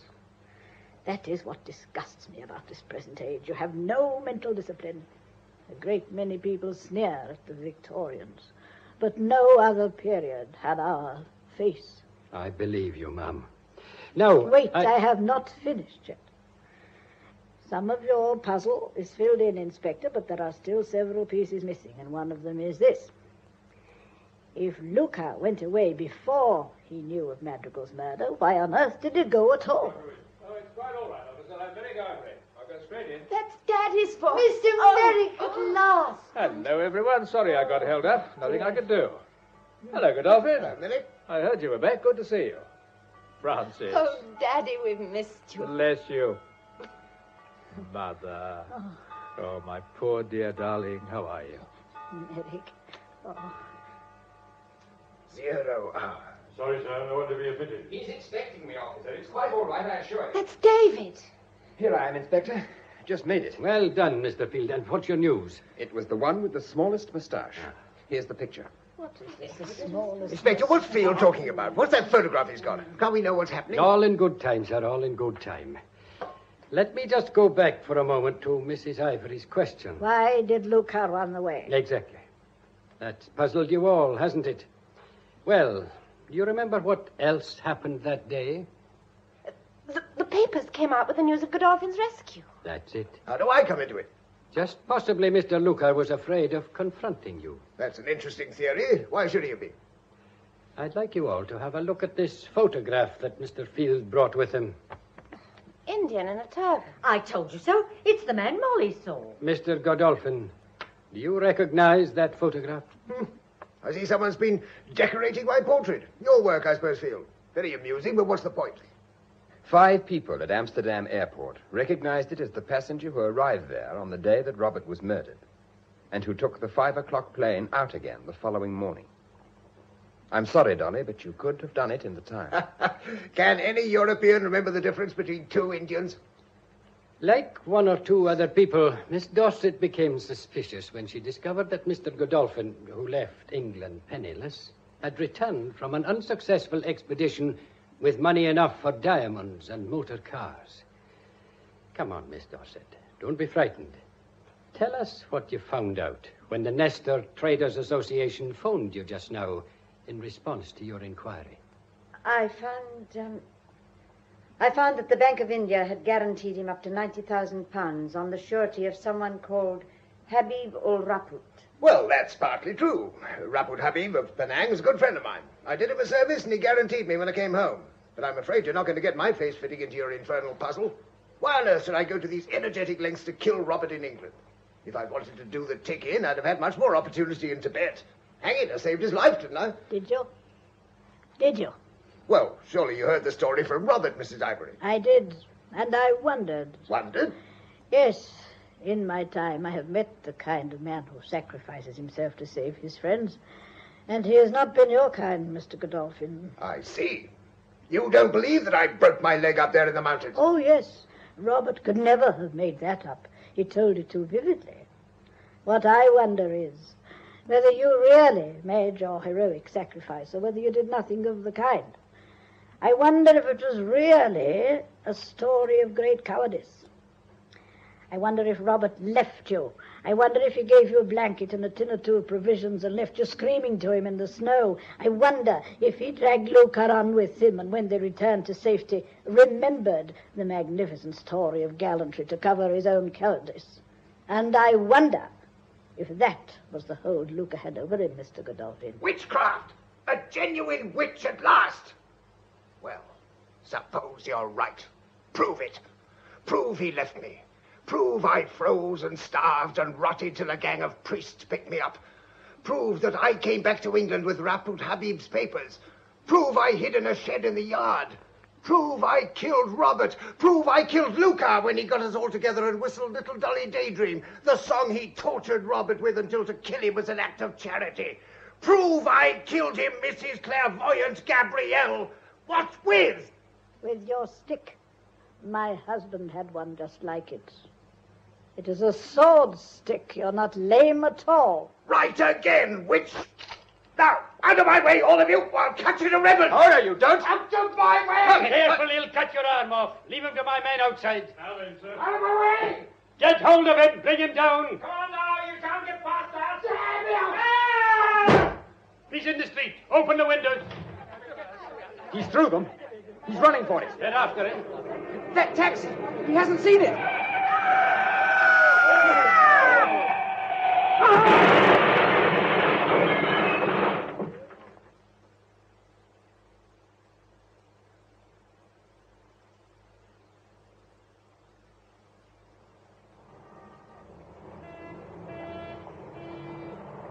Ironic, isn't it? Risks his life all over the world and then gets knocked into the next one by a London taxi. Do you want to go in? Not yet. It's restful out here. Poor old Dolly. He had great provocation. And guts, too. Did Phillida guess, do you think? I'm sure she did. You knew, too, didn't you? Yes, I knew. When? That night he called us over to their table and accused me, do you remember? He worked himself up describing the scene and suddenly gave himself away. How? He talked about Robert's grey lock flapping in front of his eyes. Now, Robert went grey in the last 6 months of his life. He told me so. As soon as Dolly mentioned it, I knew he was describing a picture he'd really seen. I was so startled, I thought he'd seen it in my face.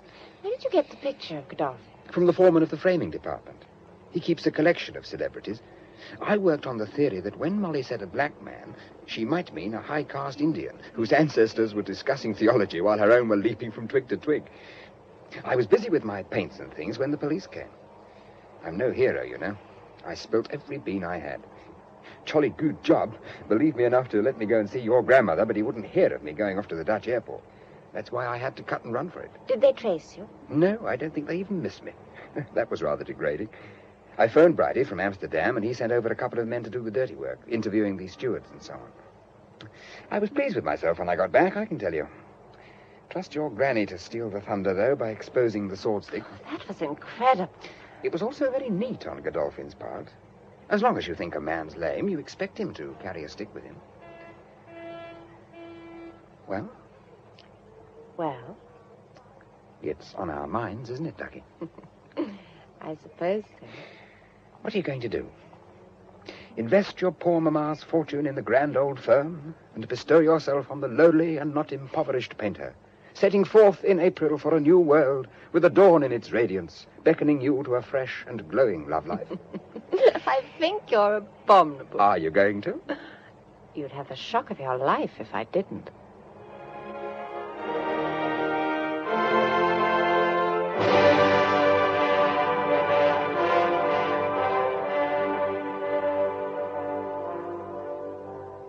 That was Margery Westbury as Gabrielle Ivory, Patrick Barr as Dolly Godolphin, Monica Gray as Frances Ivory, and Duncan McIntyre as Divisional Detective Inspector Bridie in Black Plumes, a play for radio by Felix Felton and Susan Ashman from the novel by Margery Allingham, with John Pullen as David Field, Mary Wimbush as Phillida Madrigal, David March as Henry Luca, Betty Hardy as Miss Dorset, Godfrey Kenton as Robert Madrigal, Ella Milne as Dorothea, Norman Claridge as Merrick Ivory, Timothy Harley as Norris, Glyn Dearman as a doctor, Hamlin Benson as P.C. Withers, Arthur Lawrence as P.C. Randall.